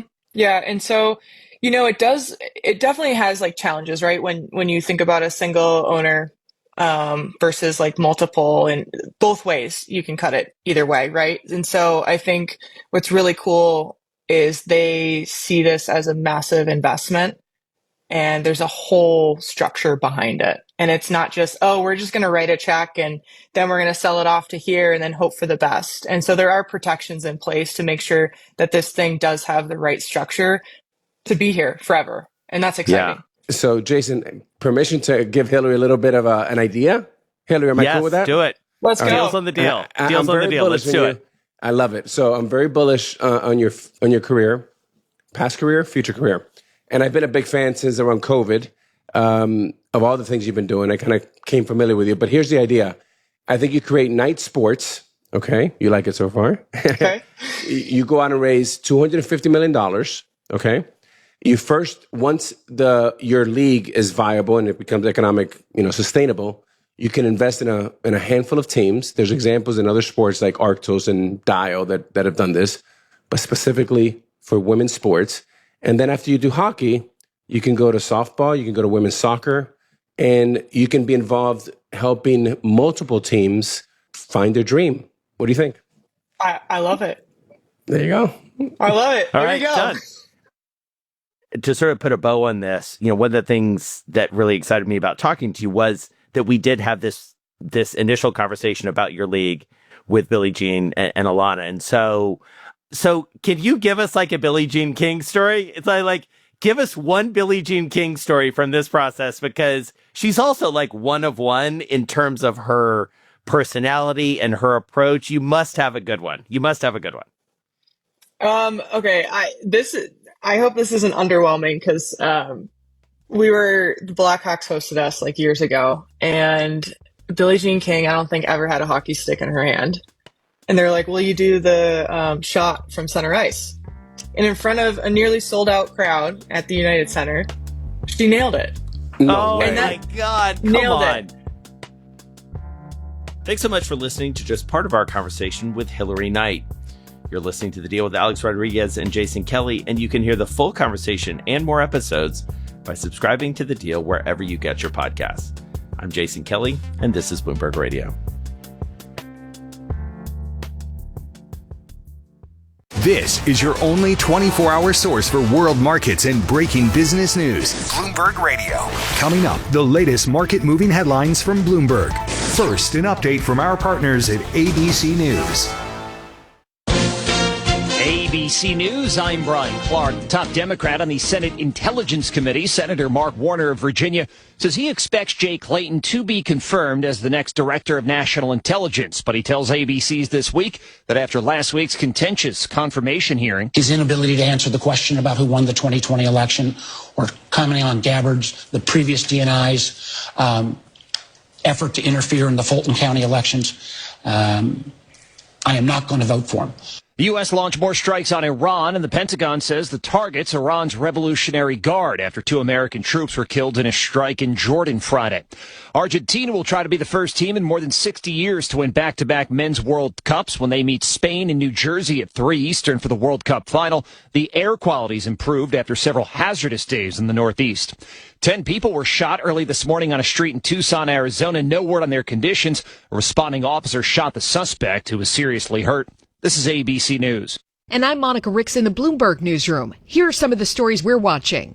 The world will be watching as Spain takes on Argentina today in the World Cup final, but a few other players have a lot riding on this match too. Bloomberg's Charlie Pellet explains. Adidas is set to score a decisive marketing win over Nike at this weekend's final, and that optimism is already being reflected in the German sportswear maker's stock. With finalists Spain and Argentina both wearing Adidas jerseys, the company's guaranteed prime on-pitch exposure regardless of who wins.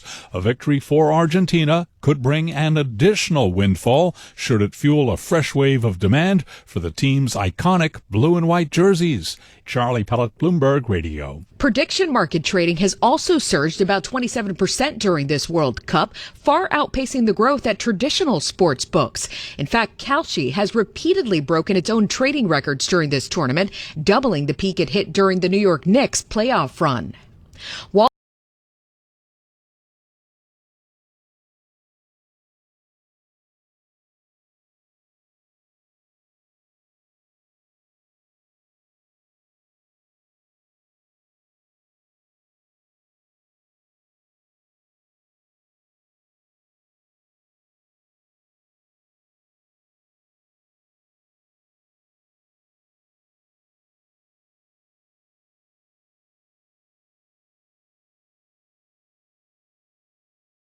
.3% annual return, beating the S&P 500. Lower costs, competitive rates, and access to 170-plus global markets help investors keep more of what they earn. The broker you choose matters. Interactive Brokers, member SIPC. Learn more at ibkr.com/performance. Andrew O'Day, Bloomberg Radio. And gas prices will be in the market driver's seat this week as the U.S. and Iran escalate attacks in the Middle East. Analysts say $4 gas could wreak havoc on market bets regarding inflation, consumer sentiment, and the Fed's plan for interest rates later this month. According to AAA, the national average right now is $3.99 a gallon.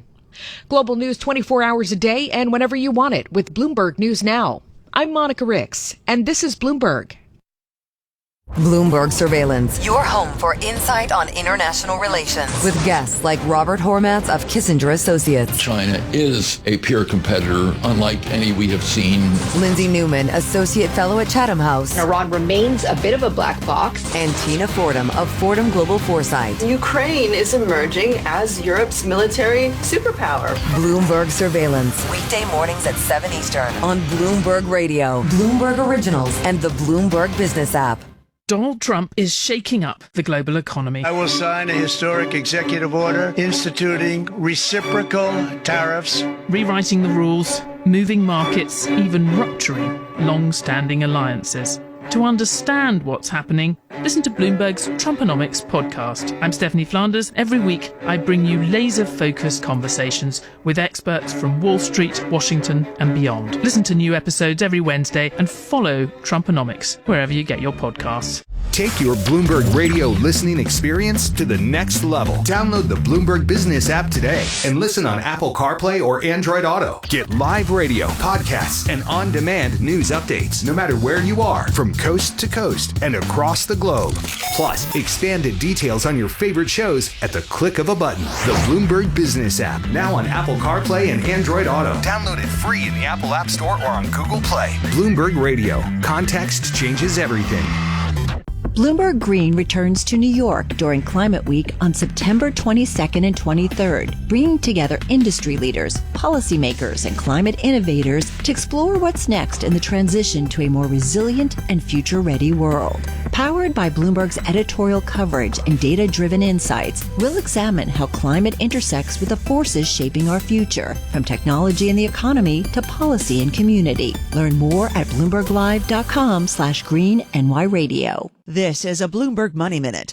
The heat dome that settled over much of the United States this summer affected some specialty farmers like Annie Woods, a vegetable and herb farmer in northern Kentucky. I've been farming since 2014, and almost every year we have a heat wave. It's always a challenge. For farmers, the prolonged intense heat means shorter planting windows and potential loss of crops because of periods of early season heat followed by a freeze. One of our big concerns for our fall crops is we have a lot of seedlings going in our starts greenhouse. They don't like to germinate in extreme heat. And Woods tells the Associated Press that extreme heat, heavy rain, and high humidity bring diseases and other pests that destroy crops. These kind of heat waves aren't going away, or they're not freak occurrences. It's something you have to be aware of and plan for. Woods says she and other smaller farmers are learning to rely more on crop diversity in case one crop fails. Amy Morris, Bloomberg Radio.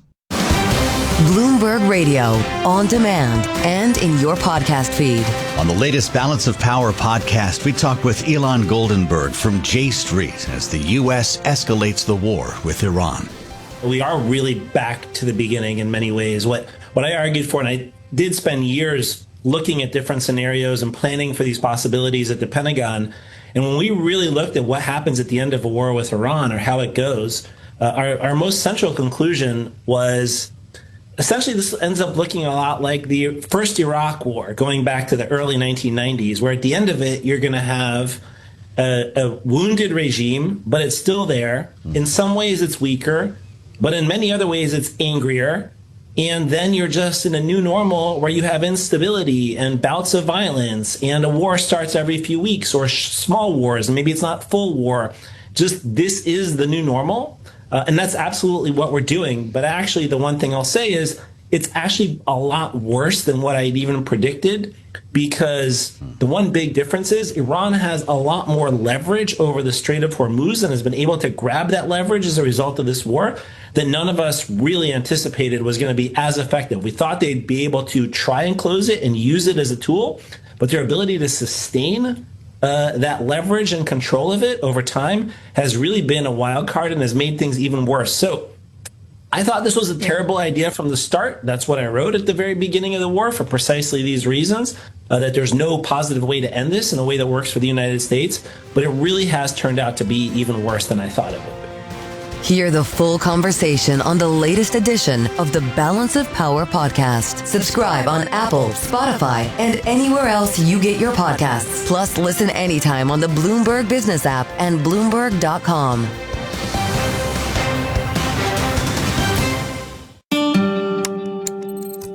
Bloomberg Audio Studios. Podcasts, radio, news. This is the Podcast Spotlight Hour on Bloomberg Radio.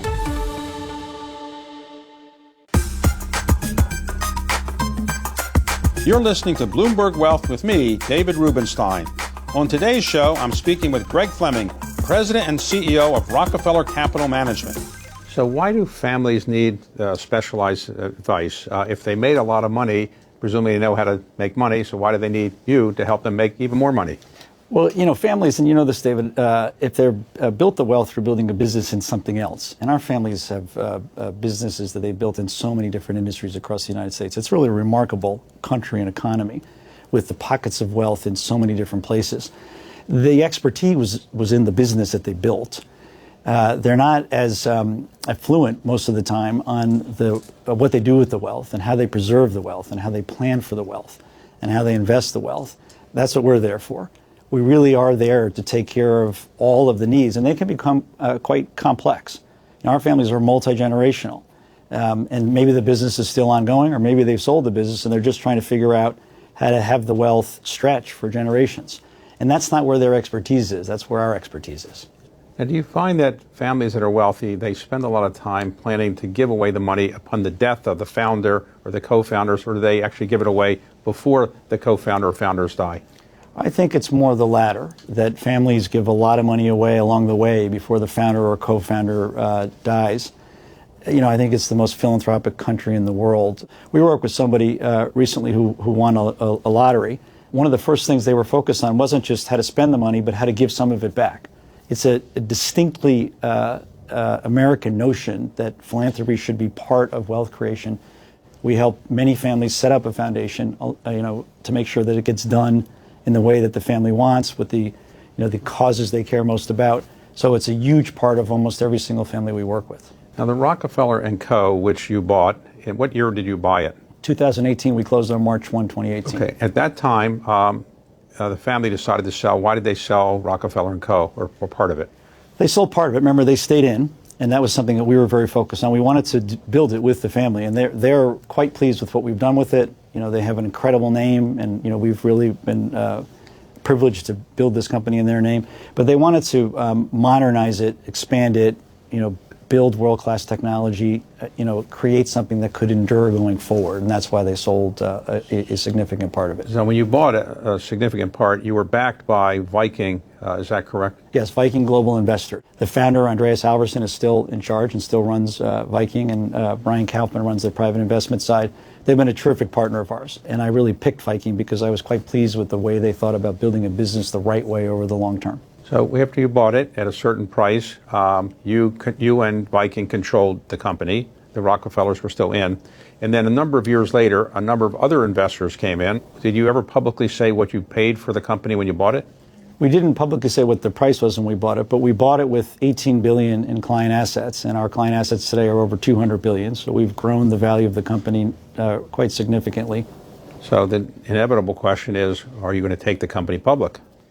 In the final analysis, I'm a fiduciary, as always, to the shareholders. Building this company is one of the great things in my career that I'm proud of. But we don't need the capital that would come with an IPO, which is a lot of the reason why people do IPOs. We just finished the recapitalization in December. We have a very happy set of shareholders, old and new. They invested knowing that the best way to continue to build this business is for the long run. And I think they're comfortable with the company being private in the long run. That's the preferred route. Are most of your clients Americans? Is that what you focus on, Americans? Overwhelming percentage, yes. Okay. And have you thought about moving to Asia or Europe? We've had many conversations, people coming to us, opportunities. The name carries well. The Rockefellers, the footprint is not just in this country, it's in Europe.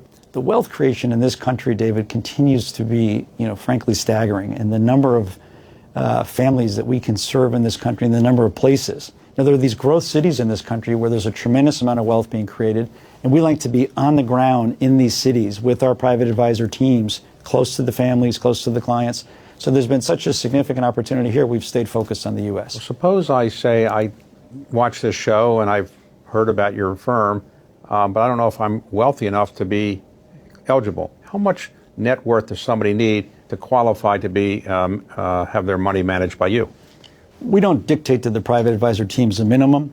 The sweet spot is probably 20 to 25 on up to 250, 500 million, and we take care of many families that have more than $1 billion. Let's suppose I say I've got $50 million, I inherited $50 million. I don't know anything about money. I'm something in the non-financial world, but I want to not lose my $50 million. If I give it to you and you manage it, what kind of rate of return can somebody realistically expect from a money manager like Rockefeller? Well, remember, we're primarily on the wealth management side, so it's open architecture. We're providing the advice on which investments to go into. Most of our clients we help put into third-party firms that are on our investment platform, and we do a lot of diligence on making sure that we bring in the best outside firms for every single micro strategy you can think about. We're trying to put them in the best possible position. So if it's $50 million, it's preservation of wealth. The private advisor team will be working with them on a portfolio that might be more skewed on the fixed income side versus equities and alternatives. But we work backwards from the needs of the client and the family, and we emphasize open architecture and independent advice here. Let's talk for a moment about the United States economy today, which obviously is important if you're in the money management world. Are you worried about the rate of inflation in this country? I'm most focused on the fiscal situation in this country. I think that we're still at relatively full employment. We have been in a good time. We run these 5, 6, 7% of GDP deficits annually, and there seems to be no impetus to change that. It's approaching $40 trillion in debt. You're very familiar with all the different benchmarks. We spend more on interest than we do in defense, and that obviously could have rate implications over time. It's a fantastic amount of money to have borrowed, even for an economy this robust and this big. That does worry me, and that could feed into the inflation side. The specific inflation question, David, there's a couple things that make it a very complicated picture for Kevin Warsh as he steps into it at the Fed. The first is AI, which is being implemented everywhere. I mean, every private and public company is trying to figure out how to use the tools for greater productivity. And these large language model companies like Anthropic are working with a lot of these companies, and it's moving faster than even I thought. That could have a depressing effect on prices. You could have a productivity pop coming out of that, and it could, make things cheaper as the agents start to be embedded in more companies. So he's got to look at that. Then he's now got an energy shock. So it's he's got an ongoing, significant fiscal deficit, which, clearly could put pressure on rates, particularly on the long end. So I think it's a complicated picture. It remains to be seen exactly how he starts to play this. How do you think money management, or particularly your type of money management, will be affected by AI? I think that the front end of our business, the client interface, because the work we do with families, there's a lot of complexity. You're dealing with the human beings. The front end will continue to be our private advisors and their teams. I think we can make them more efficient. And I have said before that if we have a private advisor today that has 20 clients with $100 million, 20 families he or she's taking care of, and 5 people on his team or her team, they could have 40 clients with $100 million, $4 billion of client assets, and 5 people on the team in 3 or 5 years.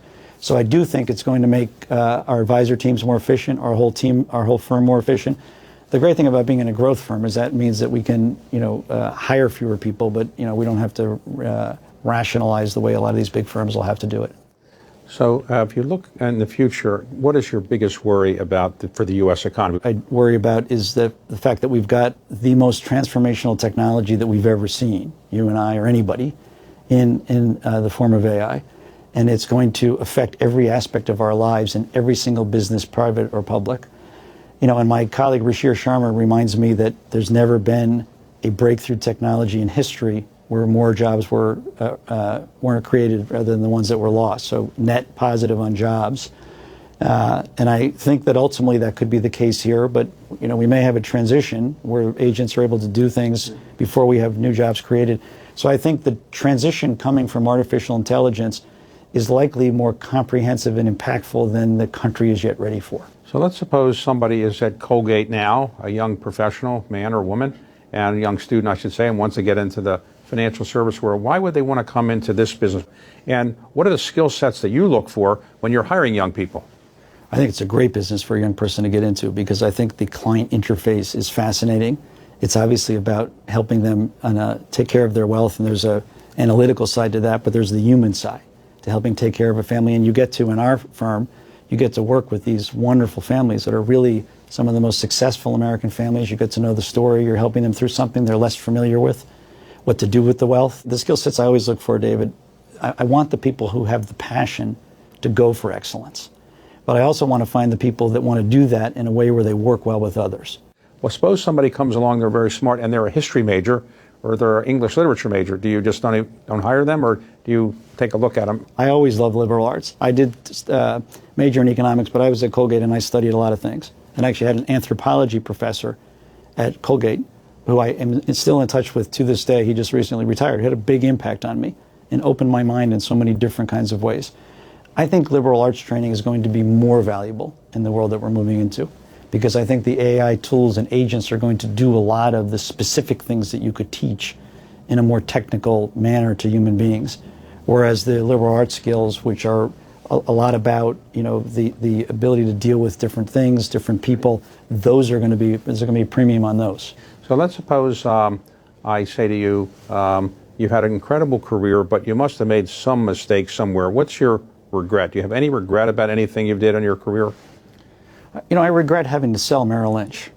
It was a great firm.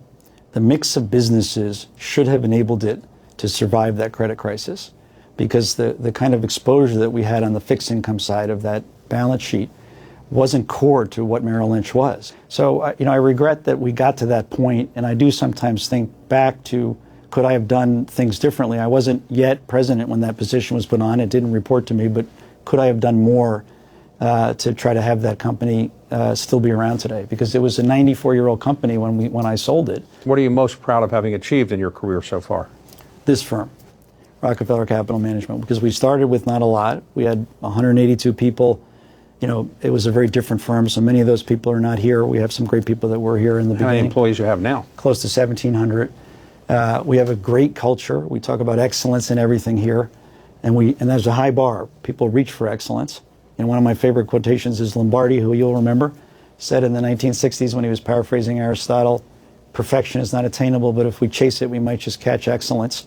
We're trying to catch excellence here, but we focus on collaborative collegial culture. We want it to be a place where people love to work with others. Thanks for listening to my conversation with RCM President and CEO Greg Fleming. To hear more conversations like this, head to Bloomberg.com or YouTube for the latest episodes of Bloomberg Wealth. I'm David Rubenstein, and this is Bloomberg. Broadcasting 24 hours a day at Bloomberg.com and the Bloomberg Business app. Powered by more than 3,000 journalists and analysts in over 100 bureaus around the world. This is Bloomberg Radio. Now, an update from our partners at ABC News. From ABC News, I'm Brian Clark. The Pentagon says the latest round of U.S. strikes on Iran targeted the Revolutionary Guard in retaliation for the Iranian strike on Jordan Friday that killed 2 American troops. ABC News national security and defense analyst Mick Mulroy says, we knew Iran was going to respond. They have proven that they have long-range capacity with precision guidance to hit our facilities, and that is what happened here. I think we do need to determine, are they getting any assistance? Are they getting any targeting assistance from another country? And if that is the case and the intelligence community assesses that's true, hopefully there will be consequences. Meanwhile, Democratic Senator Mark Warner of Virginia tells ABC's This Week, this war of choice has been a disaster. It has been a disaster militarily. It has been a disaster in terms of how we're viewed around the world. It has been a disaster to our friends and the allies who question whether we will keep our promises. He also told ABC's This Week that he will not vote for Jay Clayton to be confirmed as Director of National Intelligence, citing his performance before the Senate Intelligence Committee's hearing last week, where he would not say who won the 2020 election. President Trump will present the trophy today to whichever team wins the World Cup. That final kicks off between Spain and Argentina in New Jersey at 3 p.m. Eastern. And ABC's Christian Cordero says there are several American twists. Madonna, Shakira, and BTS among those headlining a first-of-its-kind halftime show. And for the first time, the winner won't just get a trophy, but also custom championship rings, a nod to an American sports tradition. 10 people were shot early this morning on a street in Tucson, Arizona. No word on the conditions of the victims. Police say a responding officer shot the suspect, who's in a life-threatening condition. You're listening to ABC News. Now, Bloomberg Radio weather on SiriusXM 121. Still a little haze around New York City today, reducing visibility. That may cause a few travel issues. Temperatures today will get up into the lower 80s. A little bit of haze around Philadelphia as well. Temperatures will get up into the middle 80s. Showers and thunderstorms likely for Orlando and Tampa. Some of them could be heavy, especially near Tampa. Highs in the lower to middle 90s. A late-day thunderstorm possible in Atlanta. Highs in the lower 90s.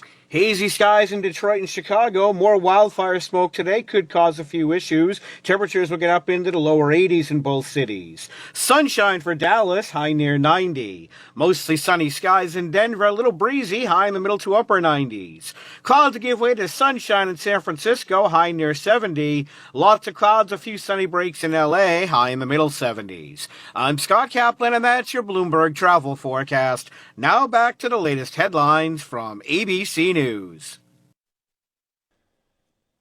The cyclist psoriasis recall was at first limited to Taylor Farms shredded iceberg lettuce, but ABC's Ike Ajachi now says the full Taylor Farms recall is much larger. The full recall covers roughly 3 dozen items: bagged iceberg salads, shredded and chopped lettuce, and lettuce romaine blends sold to restaurants and stores with use-by dates running into early August. The company is telling anyone who has it, throw it out. And the human toll is staggering. The CDC confirming more than 1,600 cases and nearly 100 hospitalized linked to lettuce served at Taco Bell locations in 5 states. Controversial influencer brothers Andrew and Tristan Tate were arrested in Miami Saturday at the request of British authorities. The brothers have millions of followers online and are facing new allegations of rape and human trafficking. They deny wrongdoing. There's a meeting underway to consider which historic sites should be protected by a special UN agency. The Normandy D-Day beaches from World War II would be one of the UNESCO World Heritage Sites. That's the United Nations Educational, Scientific, and Cultural Organization. Historian David Edgerton. Probably the greatest amphibious landing there's ever been. It ought to be remembered for that alone. But one reason it's particularly remembered, this is the first major commitment of Allied troops to the land war against Germany. The World Heritage Committee meets in South Korea Sunday through the 29th. To ABC's Chuck Sievertson, I'm Brian Clark, ABC News. And I'm Monica Ricks in the Bloomberg newsroom. Here are some of the stories we're watching.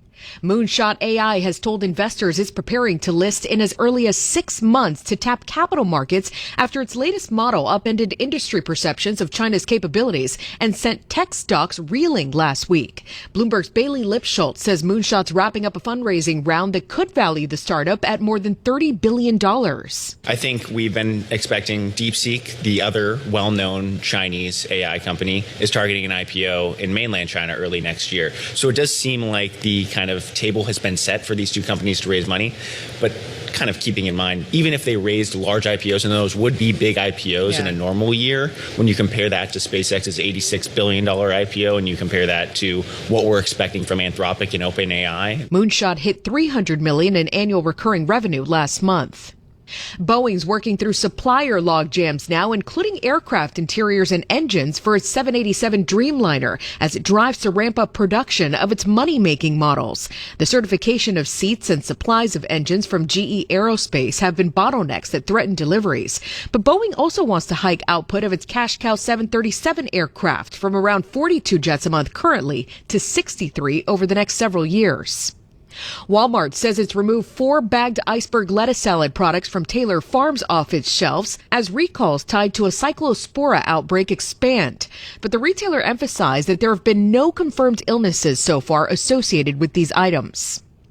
FIFA is set to announce record revenue from this year's World Cup. Bloomberg's Ed Kalegi has details. FIFA will announce a record $15 billion in revenue from this summer's World Cup, significantly exceeding the target set before the tournament. FIFA's member associations were informed of the boost in income by Gianni Infantino on Saturday. Originally, the governing body had projected $11 billion in earnings. Sources have indicated that hospitality and ticketing account for a significant amount of the increase. FIFA takes 15% from the buyer and another 15% from the seller on the secondary market. Ed Kalegi, Bloomberg Radio. By the way, both teams today are sporting Adidas jerseys, and the company says soccer gear is in high demand right now, with World Cup-related sales expected to top $1.7 billion.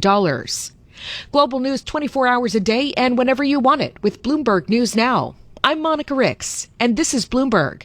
Thursday, it's a Bloomberg News exclusive. The United Nations is crucial. It's a world of fragmentation, it's a world of tension. For the first time in 10 years, the United Nations is set for a leadership change. Trust in the organization is waning. The candidates for Secretary General debate, live from UN headquarters. We are stronger when we stand together. UN Town Hall, the next Secretary General, Thursday afternoon at 5 Eastern. Only on Bloomberg Radio, Bloomberg Television, and the Bloomberg Business app. This is Masters in Business with Barry Ritholtz on Bloomberg Radio. I'm Barry Ritholtz. You're listening to Masters in Business on Bloomberg Radio. My guest this week is Jason Wenk, founder and CEO of Altruist, a new artificial intelligence-driven custodian challenging a lot of the legacy entities like Fidelity and Schwab that are stuck with all of their old hardware and software. This was a clean sheet reinvention that very much has driven what used to be a sort of sleepy backwater aspect of investing, the custodian side of things, to an entire new place. I thought the conversation was fascinating, and I think you will also. With no further ado, my interview of Jason Wenk. So I'm fascinated by the through line of your career. You are constantly focusing on creating lower cost, tech-enabled financial advice but I'm going to put a pin in that and come back. I got to start with your background. You study computer science at Grand Valley State University. What was the original career plan? Was it technology and computers or finance? No, so I'd never taken a finance class. I'd never met anybody who had money. My family never owned any stocks or mutual funds. I didn't know what an IRA was, or even a 401k for that matter. But I grew up in the 80s and 90s. So I remember getting our first personal computer in the mid 90s. Internet started to pick up a little bit of speed in the late 90s. And that was my dream, was to go to Silicon Valley, work at a .com. You probably recall the market peaked out around 1999, and then, a pretty major crash ensued. So, very accidentally did an internship at Morgan Stanley at 19 years old. I was a bit of an odd duck in that I took a lot of college classes when I was in high school, so I was already doing internships, my first year of university. I was presented an opportunity to move here to New York and to join Morgan Stanley, and that was really my crash course in finance. And you were 19 or 20? 19 as an intern, and officially joined at age 20. Yeah. So what drew you to financial services instead of technology? Was it simply the .com implosion and there was no jobs to be had in technology? Yeah, I was still working in technology. So my role, the internship was like productivity software, but again, just happened to be for a big investment bank. And then I spent about 2 years building different types of technology, like within the Morgan Stanley ecosystem. By the time I joined, they were Morgan Stanley Dean Witter. So they had this kind of big retail wealth business. They also had like prop trading and a number of other divisions too. So I didn't really get too involved into personal wealth until kind of maybe the last 6 months I was there. I was put on a project. We were doing a lot of work with Morningstar, which back then they were still sending out CD-ROMs to branches around the country. And so, if you had a big branch, that'd be hard. Who had the CD-ROM? Yeah, so we were just building networked versions of essentially the Morningstar database. But I remember around that time, I was doing some like pre-built prompts inside of these like research platforms. And, again, the way my mind worked, which was more around math, physics, computer science, I looked at these prompts and I thought, these are terrible prompts. In other words, like the prompt would be, let's build a screen so that financial advisors can easily build a portfolio. And the screen will be something like find funds that have been around for 5 years with turnover under 100% with the same manager for the 5 years or longer. That's in the top quartile of their peer group. And it was when you like on the surface, you go, well, it seems like pretty reasonable and fair, but that is no prediction of the future result. That is a terrible predictor of future outcomes, but it was sort of built as though it was a good predictor. Well, you have the data, past performance is right there. We have to do something with it. I give Morningstar credit. They had an internal survey that more or less said, hey, don't worry about the stars. The data shows if you just buy the least expensive fund, that's the one most likely to give you the highest level of performance. And to their credit, they published that. I want to say that was like 2011 or 2012. Really fascinating. So you never really rotated through the departments where you're smiling and dialing. Did you ever work as a broker? So I got licensed. I took the Series 7, Series 8, Series 24, Series 30, like all the classic licenses. 24? You want to be supervised? I'm not sure why I also like a registered options principal. Why I did that, I have no idea. Managed futures, again, not sure why I did that. But yeah, I did all of the research to understand the space. And I did go through the broker training program, sort of 2021. And part of it was because I wanted to move back to the Midwest. 2001. Okay. Yeah, a little bit of a mistake there. Yeah. And, I think I had this romantic notion of going back home and, helping people that I knew. The reality is nobody I knew had any money, so that wasn't really going to work anyway.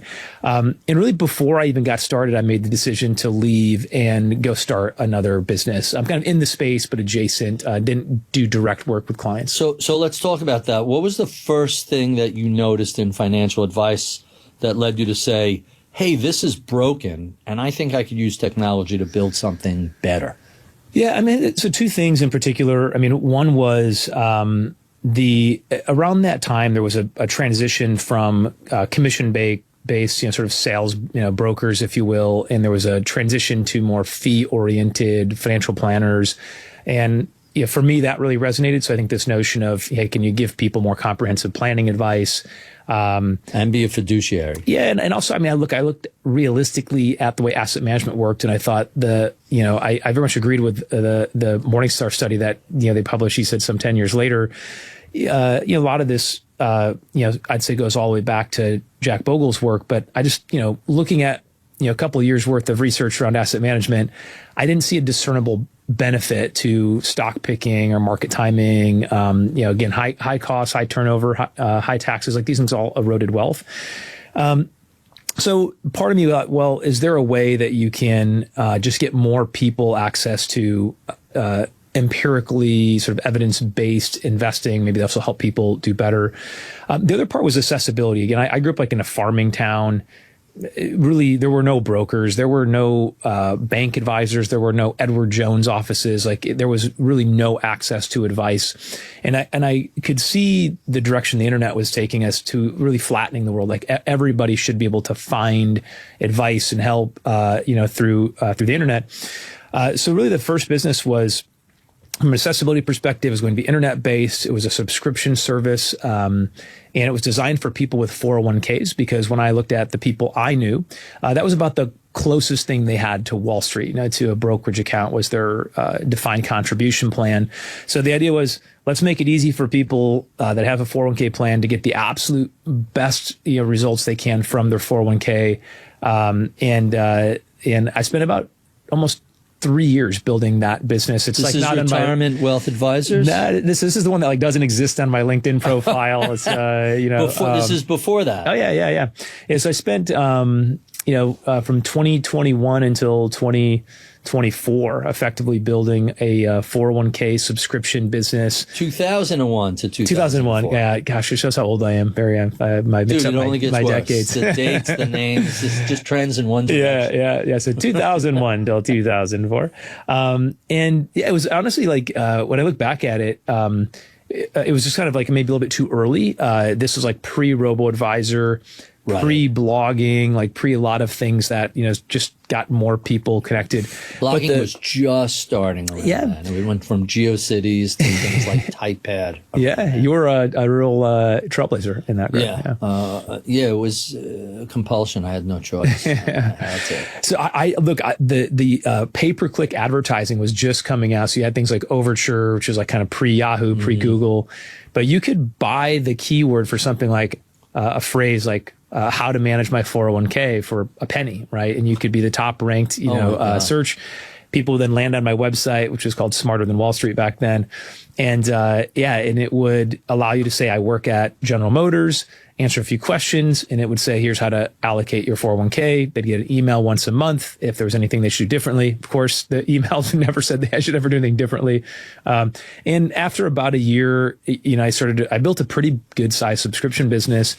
But I started to have some churn because people were like, why am I paying you every month to just send an email that says the same thing as the email the month before? Right. And eventually I started asking people, well, what would be more valuable? Sort of like a churn survey, if you will. And people would say, look, if you would just do this for me, I'd pay you a lot more than $20 a month. And like that was really the genesis to Retirement Wealth. And that's even why it was called Retirement Wealth, because a lot of these 401k folks were retirement focused. And that scaled up pretty rapidly. That was that the $4 billion advisory shop, or where did that go?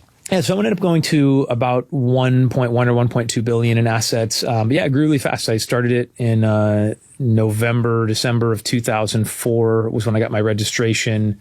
Ran that for about 6 years, roughly. $1 billion in AUM is not insubstantial. It puts you into a category, especially back then. Inflation adjusted, we're probably talking about $3 billion today, but that's real revenue, that's real clients. What made you say, all right, I've kind of done this, now let's look at formula folios? Yeah, so I was always driven probably more by impact than by like the size of assets or revenue. That company was bootstrapped. I built every single thing myself, wrote all of the code. It was, although the name was Retirement Wealth, it was a fairly tech forward platform. I built, my own proposal systems to help, really analyze a portfolio and then propose a new solution. Digitize a lot of onboarding to really automate getting new clients onboarded. And it was mostly virtual. So it was also before its time in the sense that it was built mostly from blogging, back in like the 2006 to 10 era. So, it was a lot of things it was doing well before its time. And what ended up happening, really the catalyst to moving into the next business was I was invited to speak at TD Ameritrade's national conference. They were my custodian at the time. I loved the people there.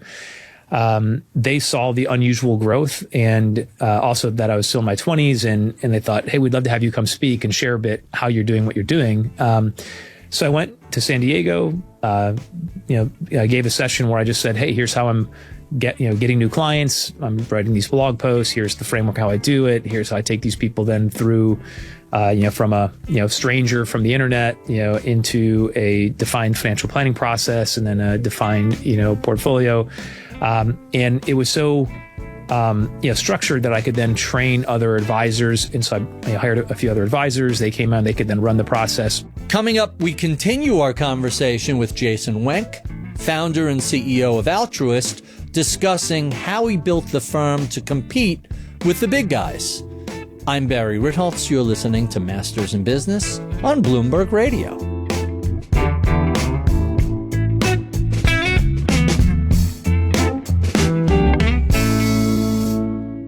And I'm Monica Ricks in the Bloomberg newsroom. Here are some of the stories we're watching.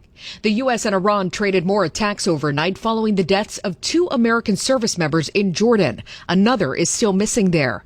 Bloomberg Middle East reporter Dan Williams has the latest. This is a country that really finds itself not just in the line of fire, but the target repeatedly of Iranian strikes since this flare-up. And obviously the site of those American casualties, bringing the American death toll in this war to 16, and certainly ramping up expectations in the United States, in the administration, that the U.S. response should be severe and may actually be designed to spiral even further. Dan Williams on Bloomberg This Weekend. President Trump has said he couldn't care less now about a memo of understanding with Iran, emphasizing the mission of this war is still crucial to keep Iran from having a nuclear weapon. Russia unleashed what Ukraine's now calling the largest ballistic missile barrage aimed at Kyiv since the start of its invasion more than 4 years ago. Those attacks killed at least 1 person overnight and injured 16 others. And it comes as protests continue in Ukraine over President Volodymyr Zelensky's latest defense decisions. He fired a defense minister credited with developing the drone technology used against Russia and appointed a new prime minister to prepare Ukraine for another winter of war. A Cuban dissident and famous artist has been freed after 5 years locked up in Havana. Luis Manuel Otero Alcántara arrived in Miami yesterday as Cuba faces ongoing pressure from the Trump administration. Secretary of State Marco Rubio welcomed him and asked for the immediate release of hundreds more political prisoners. And the countdown to kickoff is on for the World Cup final between Spain and Argentina today in New Jersey, where Mother Nature helped improve the air quality a bit this weekend with heavy rain. But forecasters say concerns aren't totally gone, as hundreds of wildfires still burn in Minnesota and Canada. Ontario Premier Doug Ford. We're doing absolutely every resource we can possibly throw at this, including bringing people in from Alberta, firefighters and water bombers from the Yukon and any other jurisdiction that's willing to help. Smoke's been suffocating millions of people in more than a dozen states for days now. Global news 24 hours a day and whenever you want it with Bloomberg News Now. I'm Monica Ricks, and this is Bloomberg. Baby boomers, will your millennial children be financially secure with Social Security when they retire? Meet with me, Bill Hesch, attorney, CPA, and financial planner, to discuss how my patent-pending retirement trust can provide them financial security at age 62. Contact me at heschlaw.com. What if you could get paid for spending money? At General Electric Credit Union, earn up to $350 each year for using your debit card. With our Simply Free checking account, we round up your purchases, save the spare change, and reward you with a 5% match. Now that's better than a one-time bonus. No hoops, no gimmicks, just a checking account that puts money back in your pocket. It's why we're voted Cincinnati's best bank and credit union. Bank with the best. General Electric Credit Union. Contact us for details. Membership eligibility throughout the tri-state. Insured by NCUA. You listen. Bloomberg Radio, on demand and in your podcast feed. On the latest edition of the Bloomberg Surveillance Podcast from Future Standard, Troy Gayeski. Look, I mean, big picture, right? The consumer went from about 138% debt to income going into the GFC. They're now down to 92. Tom, we've had 11% deleveraging in the consumer. You look at the banking system has delevered substantially, right? You're talking about institutions that were close to 100x that are now 10 to 15x. Their tier one capital is up 2 to 3 times. Right. So no, we're nowhere near there in the financial system. Damien, jump in here with one more. To Troy's point, right? We really aren't seeing sort of a bottleneck in the financial plumbing of the U.S. yet. What would make something like that give you a cause for alarm? Well, I think there's things to divorce, right? One is the health of the banking system, which is very strong, the health of commercial real estate, which has bottomed out. And then there's what you should be concerned about. And one of the things we've been very concerned about for the back end of the Treasury curve is our 5 to 7%, maybe even 8% new supply coming out like clockwork each and every year. And then to your point, tied to the hyperscaler issuance, when you think of markets that don't have material upside and could have downside, you have to look at the back end of duration. And that's one of the reasons you just don't get paid that much for take that risk. And to bring it all home for everybody, that's one of the reasons that senior commercial real estate lending has become popular again. It's not just the spread to risk free, it's the concern over how much upside, if any, do you have in long duration, and could the yield curve continue to steepen materially as we've expected for quite some time. Hear the full conversation on the latest edition of the Bloomberg Surveillance Podcast. Subscribe on Apple, Spotify, and anywhere else you get your podcasts. Plus, listen anytime on the Bloomberg Business app and Bloomberg.com.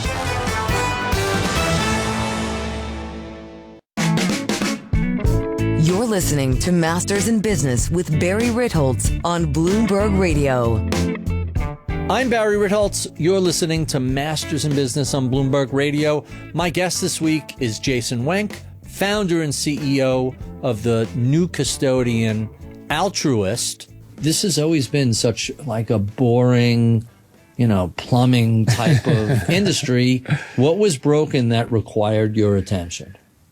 Yeah, well, I guess, the opposite of modern is not modern, so that the whole rest of the industry is pretty old. If you think about most of the infrastructure that's used by financial professionals, the majority of it's 50 to 70 years old. That's amazing. And it operates on mainframes, not, cloud native platforms. So I think starting point is, and with no disrespect, these were innovative companies 50 years ago. They're just not that innovative today.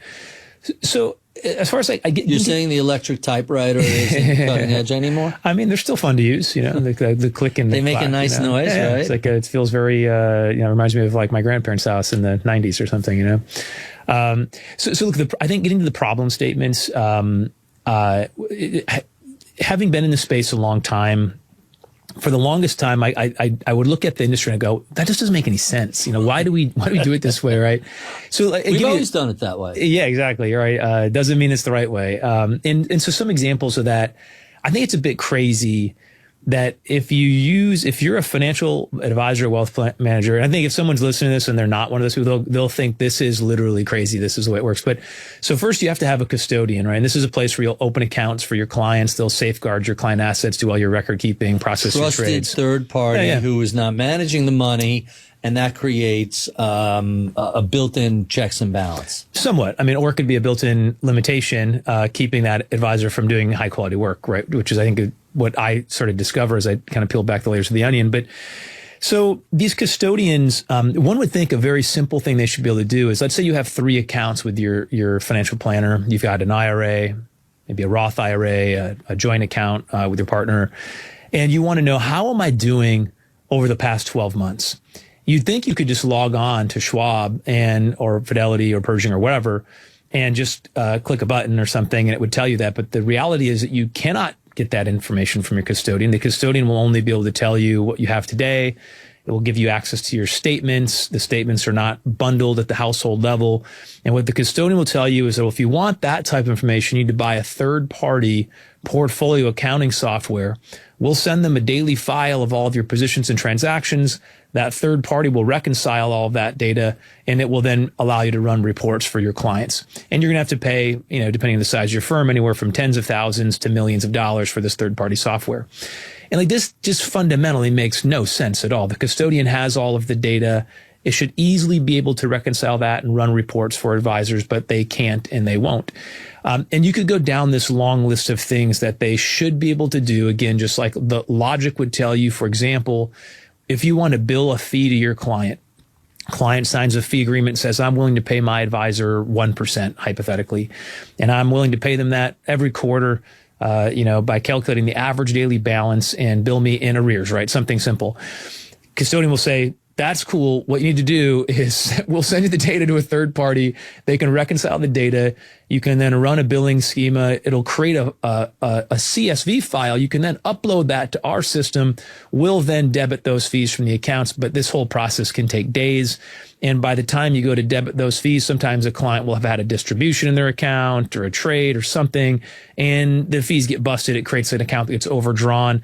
And just fundamentally, again, there's hundreds of these things, and you go, this makes no sense. Why is this the way things operate? This is largely the genesis to why would you build a brand new custodian from scratch? And if you were going to build it in a modern way, you would probably make sure all of these things are just built in automatically. So that raises really a fascinating observation. Altruist first came to market 2020, was it? We wrote the first lines of code in January of 2019, and I think we went into beta in early 2020 and then launched the product right in the heart of the pandemic in 2020. So I remember when the firm first launched, and I remember hearing about it. And the initial reaction was, I don't want to say crickets, but kind of low key. Yeah, someone's going to disrupt these 10. We got $10 trillion. We know what we're doing custody wise. And what started out as sort of a shrug, it didn't take very long before there was a little bit of a freak out. Wait a second, what's going on here? They're actually winning clients? How is this a thing?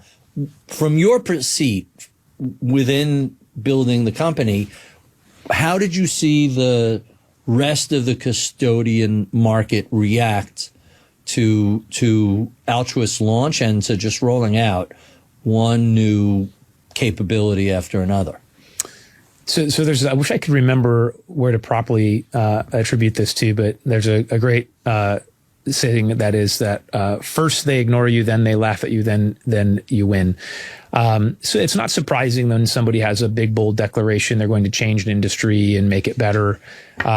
If you're, effectively like a duopoly or oligopoly, as our industry was, almost all the assets were held by, at the time, 3 custodians. Back then it was Schwab, Fidelity, and TD Ameritrade. TD Ameritrade, shortly after we launched, was acquired by Schwab, really making the power dynamic 2 companies that have 80+% market share.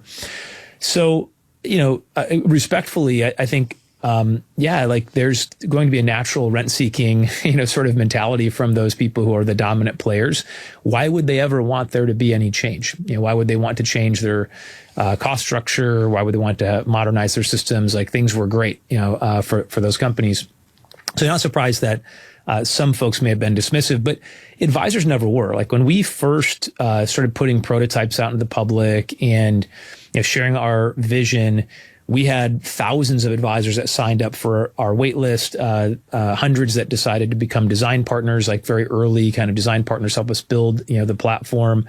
And we have this sort of very loyal base of users that are very loud about, how happy they are with the product. And we've done this by co-creating it with the advisors. So, it's not lost on me that there are literally thousands of features that you have to build to support, the wealth management industry. We can't possibly know all 1,000 internally. So you need to have some awesome partners that can help, shine a light on what are the most important things. So, in the end, I think we have more than caught their attention. I think now, there's a fairly deep-rooted fear, actually, from a lot of the bigger players. Yeah, so you have the three big incumbents. It's a little bit of an oligopoly of Schwab, which is now Schwab TD, combined, Fidelity, Pershing, Bank of New York. Everybody kind of looked at them and said, there's no way we're going up against those behemoths. You're one of the first companies to say, we're going to take on the custodians because their legacy platforms just can't do the things that we can do at scale. How do you think about the challenges of going up against, what is Fidelity, 18 trillion, and Schwab is 12 trillion? Like, these are monster. Bank of New York, Pershing is the oldest bank. That's Hamilton's bank, literally. Like, these are not, I think I could disrupt Nokia with a better product. These are just the most entrenched, well thought of partners for advisors. What gave you the confidence to say we could beat them at their own game? Yeah, I think so. A big part of the confidence came from that early advisor reaction. But the truth is that these companies don't have high NPS. Like, these aren't loved by their NPS, customers. Net Promoter Score. Net Promoter. Yeah. Okay. Yeah, we do one of the surveys every year, and it's. I know that's become super popular everywhere the past 20 years. You don't have to look very far and wide or have too many conversations to hear wealth managers gripe about their custodians. I mean, again, I was running one of the largest, I think when I stepped down from Formula Flows at the time, it was the fastest growing RIA in the history of the entire industry. We were growing at 16,000%, had a 3-year growth rate. So it was a true rocket ship, in the sense of the RIA space. And I felt tremendous pain. My biggest pain point was my custodian. Onboarding new clients. Again, they were making you download forms from a form library, populate the forms by hand, send them out via DocuSign at best, sometimes requiring wet ink signatures or medallion stamp signature guarantees. It was literally going backwards in time 20 years. Meanwhile, you had companies like Robinhood that you could download an app on your phone at 18 years old, have your account open in 30 seconds, fund it with $100, and buy fractional shares of Berkshire Hathaway stock, commission free. I mean, it was so obvious to me that the old way that custodians been operating, they were still charging commissions using paper. This was definitely not the right way to do things. And if you started looking at the impact to clients, so what is the impact of forcing people to use whole shares? Why would the big custodians force you to use whole shares versus fractional shares? Fractional share trading had been around for over 20 years. Well, it's just math. It's not that difficult to correct. execute. And this is even hard, it's arithmetic. geometric We're algebra, not even right? talking about exponential algos or anything like that. Precisely. But, a lot of it is you just start kind of going, okay, maybe this is a good tinfoil hat, theory here, but I'd say, what would the benefit to them be by not enabling fractional shares? Maybe that means more cash will be in client accounts. Maybe they make half of their revenue from the cash spread, right? The net interest income on cash that sits idle in client accounts. Maybe it also forces you, if you do want to use fractional shares, the only vehicle you can use that trades in fractional shares, in other words, you can do notional dollar-based buying, are mutual funds. And these mutual funds pay tremendous fees for distribution through these brokerage platforms. What if they are not allowing fractional shares because they really don't want to disintermediate packaged products in general, right? So make things like direct securities more accessible to more people. I mean, I just went down this rabbit hole, but the end result is it costs investors a ton of money. You end up limiting the amount of tax benefits. You end up increasing the average client account size. So if you really want to have great efficacy kind of investment outcomes, you'd have to have tens of millions of dollars. And if you had fractional shares as just one example, all of a sudden, a ton of that entrenched, kind of history goes away completely.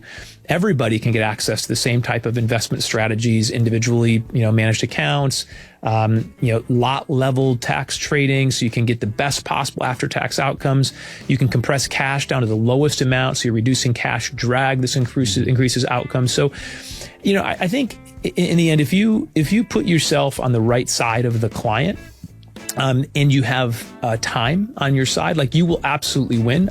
Coming up, we continue our conversation with Jason Wenk, founder and CEO of Altruist, discussing how he built the firm to compete with the big guys. I'm Barry Ritholtz. You're listening to Masters in Business on Bloomberg Radio.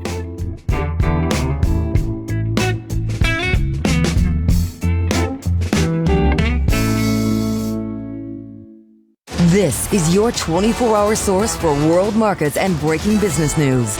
Bloomberg Radio. Coming up, the latest market-moving headlines from Bloomberg. First, an update from our partners at ABC News. ABC News, I'm Brian Clark. President Trump will attend this afternoon's World Cup final between Spain and Argentina in New Jersey. His presence just one factor that adds to the already high levels of security. Former Secret Service agent Charles Marino tells ABC. The threat environment here in the United States has never been higher. We are actively engaged in a conflict with Iran, and all of these things need to be considered. Sporting events are unfortunately considered high-value targets. The U.S. targeted Iran's Revolutionary Guard in military strikes. The Pentagon said this was retaliation for Iran's strike that killed 2 American service members Friday in Jordan. Brings the total number of Americans killed to 16 since the military operation began. 10 people were shot early this morning on a street in Tucson, Arizona. No word on the conditions of the victims. Police say a responding officer shot the suspect, who was taken to a hospital in life-threatening condition. This is ABC News. And I'm Monica Ricks in the Bloomberg newsroom. Here are some of the stories we're watching. Moonshot AI has told investors it's preparing to list in as early as 6 months to tap capital markets after its latest model upended industry perceptions of China's capabilities and sent tech stocks reeling last week. Bloomberg's Bailey Lipschultz says Moonshot's wrapping up a fundraising round that could value the startup at more than $30 billion. I think we've been expecting DeepSeek, the other well-known Chinese AI company, is targeting an IPO in mainland China early next year. So it does seem like the kind of table has been set for these two companies to raise money, but kind of keeping in mind, even if they raised large IPOs, and those would be big IPOs in a normal year, when you compare that to SpaceX's $86 billion IPO and you compare that to what we're expecting from Anthropic and OpenAI. Moonshot hit $300 million in annual recurring revenue last month. Boeing's working through supplier log jams now, including aircraft interiors and engines for its 787 Dreamliner as it drives to ramp up production of its money-making models. The certification of seats and supplies of engines from GE Aerospace have been bottlenecks that threaten deliveries. But Boeing also wants to hike output of its cash cow 737 aircraft from around 42 jets a month currently to 63 over the next several years. Walmart says it's removed 4 bagged iceberg lettuce salad products from Taylor Farms off its shelves as recalls tied to a cyclospora outbreak expand. But the retailer emphasized that there have been no confirmed illnesses so far associated with these items. FIFA is set to announce record revenue from this year's World Cup. Bloomberg's Ed Kalegi has details. FIFA will announce a record $15 billion in revenue from this summer's World Cup, significantly exceeding the target set before the tournament. FIFA's member associations were informed of the boost in income by Gianni Infantino on Saturday. Originally, the governing body had projected $11 billion in earnings. Sources have indicated that hospitality and ticketing account for a significant amount of the increase. FIFA takes 15% from the buyer and another 15% from the seller on the secondary market. Ed Kalegi, Bloomberg Radio. By the way, both teams today are sporting Adidas jerseys, and the company says soccer gear is in high demand right now, with World Cup-related sales expected to top $1.7 billion. Global news 24 hours a day and whenever you want it with Bloomberg News Now. I'm Monica Ricks, and this is Bloomberg. Catch up with the biggest names in business. Listen to Bloomberg Podcasts. The Circuit with Emily Chang. I speak with JP Morgan CEO Jamie Dimon. Odd Lots with Joe Weisenthal and Tracy Alloway. Austin Goolsbee, the Chicago Fed president. And Bloomberg Wall Street Week with David Weston. The discussion with BlackRock's Larry Fink. Listen on Apple CarPlay or Android Auto with the Bloomberg Business app and anywhere you get your podcasts. We have the perfect guest for this topic. Bloomberg Podcasts. Context changes everything. Hi, I'm Barry Ritholtz, inviting you to join me for the Masters in Business podcast. Every week, we bring you conversations with the people who shape markets, investing, and business. I speak with CEOs, Nobel laureates, market innovators, and legendary investors. Whether you own stocks, bonds, real estate, commodities, even crypto, these are discussions you absolutely need to hear. Subscribe to the Masters in Business podcast on Apple, Spotify, or anywhere you listen. Explore the most interesting topics in finance, markets, and economics. How the central bank processes and delivers cash. A 3-part series about chicken. How Gen Z sees the world. The Odd Lots Podcast with Joe Weisenthal and Tracy Alloway. How important AI is becoming to the U.S. economy. Listen on Apple CarPlay or Android Auto with the Bloomberg Business app or anywhere you get your podcasts. Have you ever hand pollinated something? No. It's fun. Bloomberg Podcasts. Context changes everything. A new chapter in global growth is being written, and much of it is happening in Africa. Africans need to invest. There are deals to be done and business to be won. I'm Jennifer Zabasaja. Every week on the Next Africa podcast, we track capital flows and political shifts shaping the continent's future. The digitalization of Africa is going to power its growth. Ridding the world of something like HIV is possible. Population growth is so enormous in Africa. Listen to Next Africa on Apple, Spotify, or wherever you get your podcasts. This is a Bloomberg Money Minute. Belle Burden's blockbuster memoir Strangers has riveted readers with the tale of her marriage's sudden implosion and aftermath. It's also inspired a revolution among female readers to open the books on their marital finances. Women say they've read Burden's story about a socialite who nearly lost control of her fortune during her divorce as a cautionary tale. Bloomberg managing editor Nikki Waller. People are reading this book as a horror story, and they are phoning their financial advisors and saying, I need to crack open the books on my finances with my husband or partner. Women who have read the book are now taking steps such as reading tax returns, checking beneficiaries, and asking questions about their financial situations. It also has others thinking about a prenup before heading down the aisle. People are marrying later in life. They have more investments. It's not like getting married at age 20 or 21 and both partners have very little. People are coming into marriage with their own book of business. Courtney Donahoe, Bloomberg Radio. Bloomberg Radio, on demand and in your podcast feed. On the latest edition of the Bloomberg Intelligence podcast, a conversation with Geetha Ranganathan, our analyst on U.S. media on Netflix earnings. You know, we are seeing signs of maturity across the entire landscape and definitely for Netflix as well. So, you know, moderating revenue growth is definitely a big red flag here. And we've seen the revenue growth actually come down pretty substantially, which is what I think is really spooking investors, right? Because in the first quarter, you had about 16% revenue growth, almost 14% for the second quarter.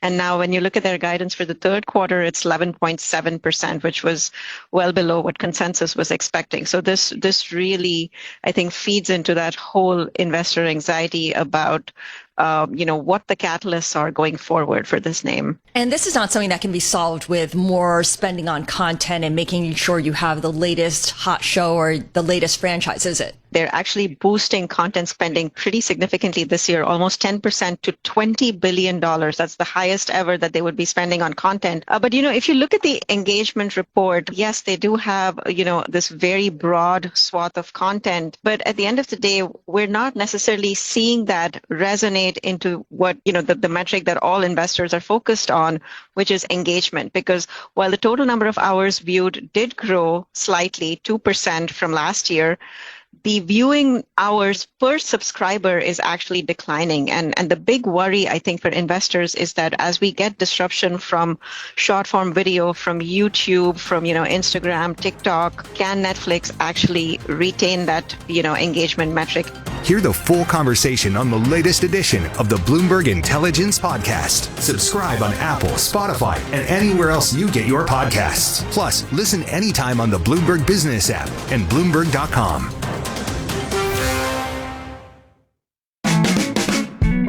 You're listening to Masters in Business with Barry Ritholtz on Bloomberg Radio. I'm Barry Ritholtz. You're listening to Masters in Business on Bloomberg Radio. My guest this week is Jason Wenk, founder and CEO of the new custodian Altruist. So given the fact that you got to build a clean sheet custodian, you're not built on this legacy hardware that can't do all these things fast and easy. What's the biggest take up from advisors? Where are they still inefficient? Is it just paperwork and portfolio management? Is it tax? Is it compliance? Is it client service and disbursements? Like, where are the biggest advantages, or is it just the whole thing? Yeah. I mean, so we break this down into like two elements. So, with Altruist, we have our core wealth business. This is like the custody and related software to custody. We started there. It's a super big, hairy build. Like, it just takes a long time, just hundreds of thousands of engineering hours. There's no shortcuts. Very expensive, time consuming. But was that a BHAG reference? Oh, I heard? Absolutely. Yeah. Okay. I mean, like, this is like as big and hairy as they get, right? And there's no shortcuts, but that infrastructure is so critical, because what it allows you to do, if it's done the right way, is it allows you to tackle all the other work, right? So, I'll start with this work, right? The custody part, you can open accounts super fast, do all of the automation around onboarding clients. This is great, but you only onboard a client once, ideally. And so if you serve a client for 30 years, the custody part is really a pretty small part of the picture. It was a huge, kind of friction point, because it was oftentimes one of the first experiences that a client would have with their advisor. And if it was a bad experience, like, as it often is, yeah, it's usually not fast. Like, you don't have a lot of clarity. Like, hey, when is my transfer going to be done? Like, why did this thing get rejected?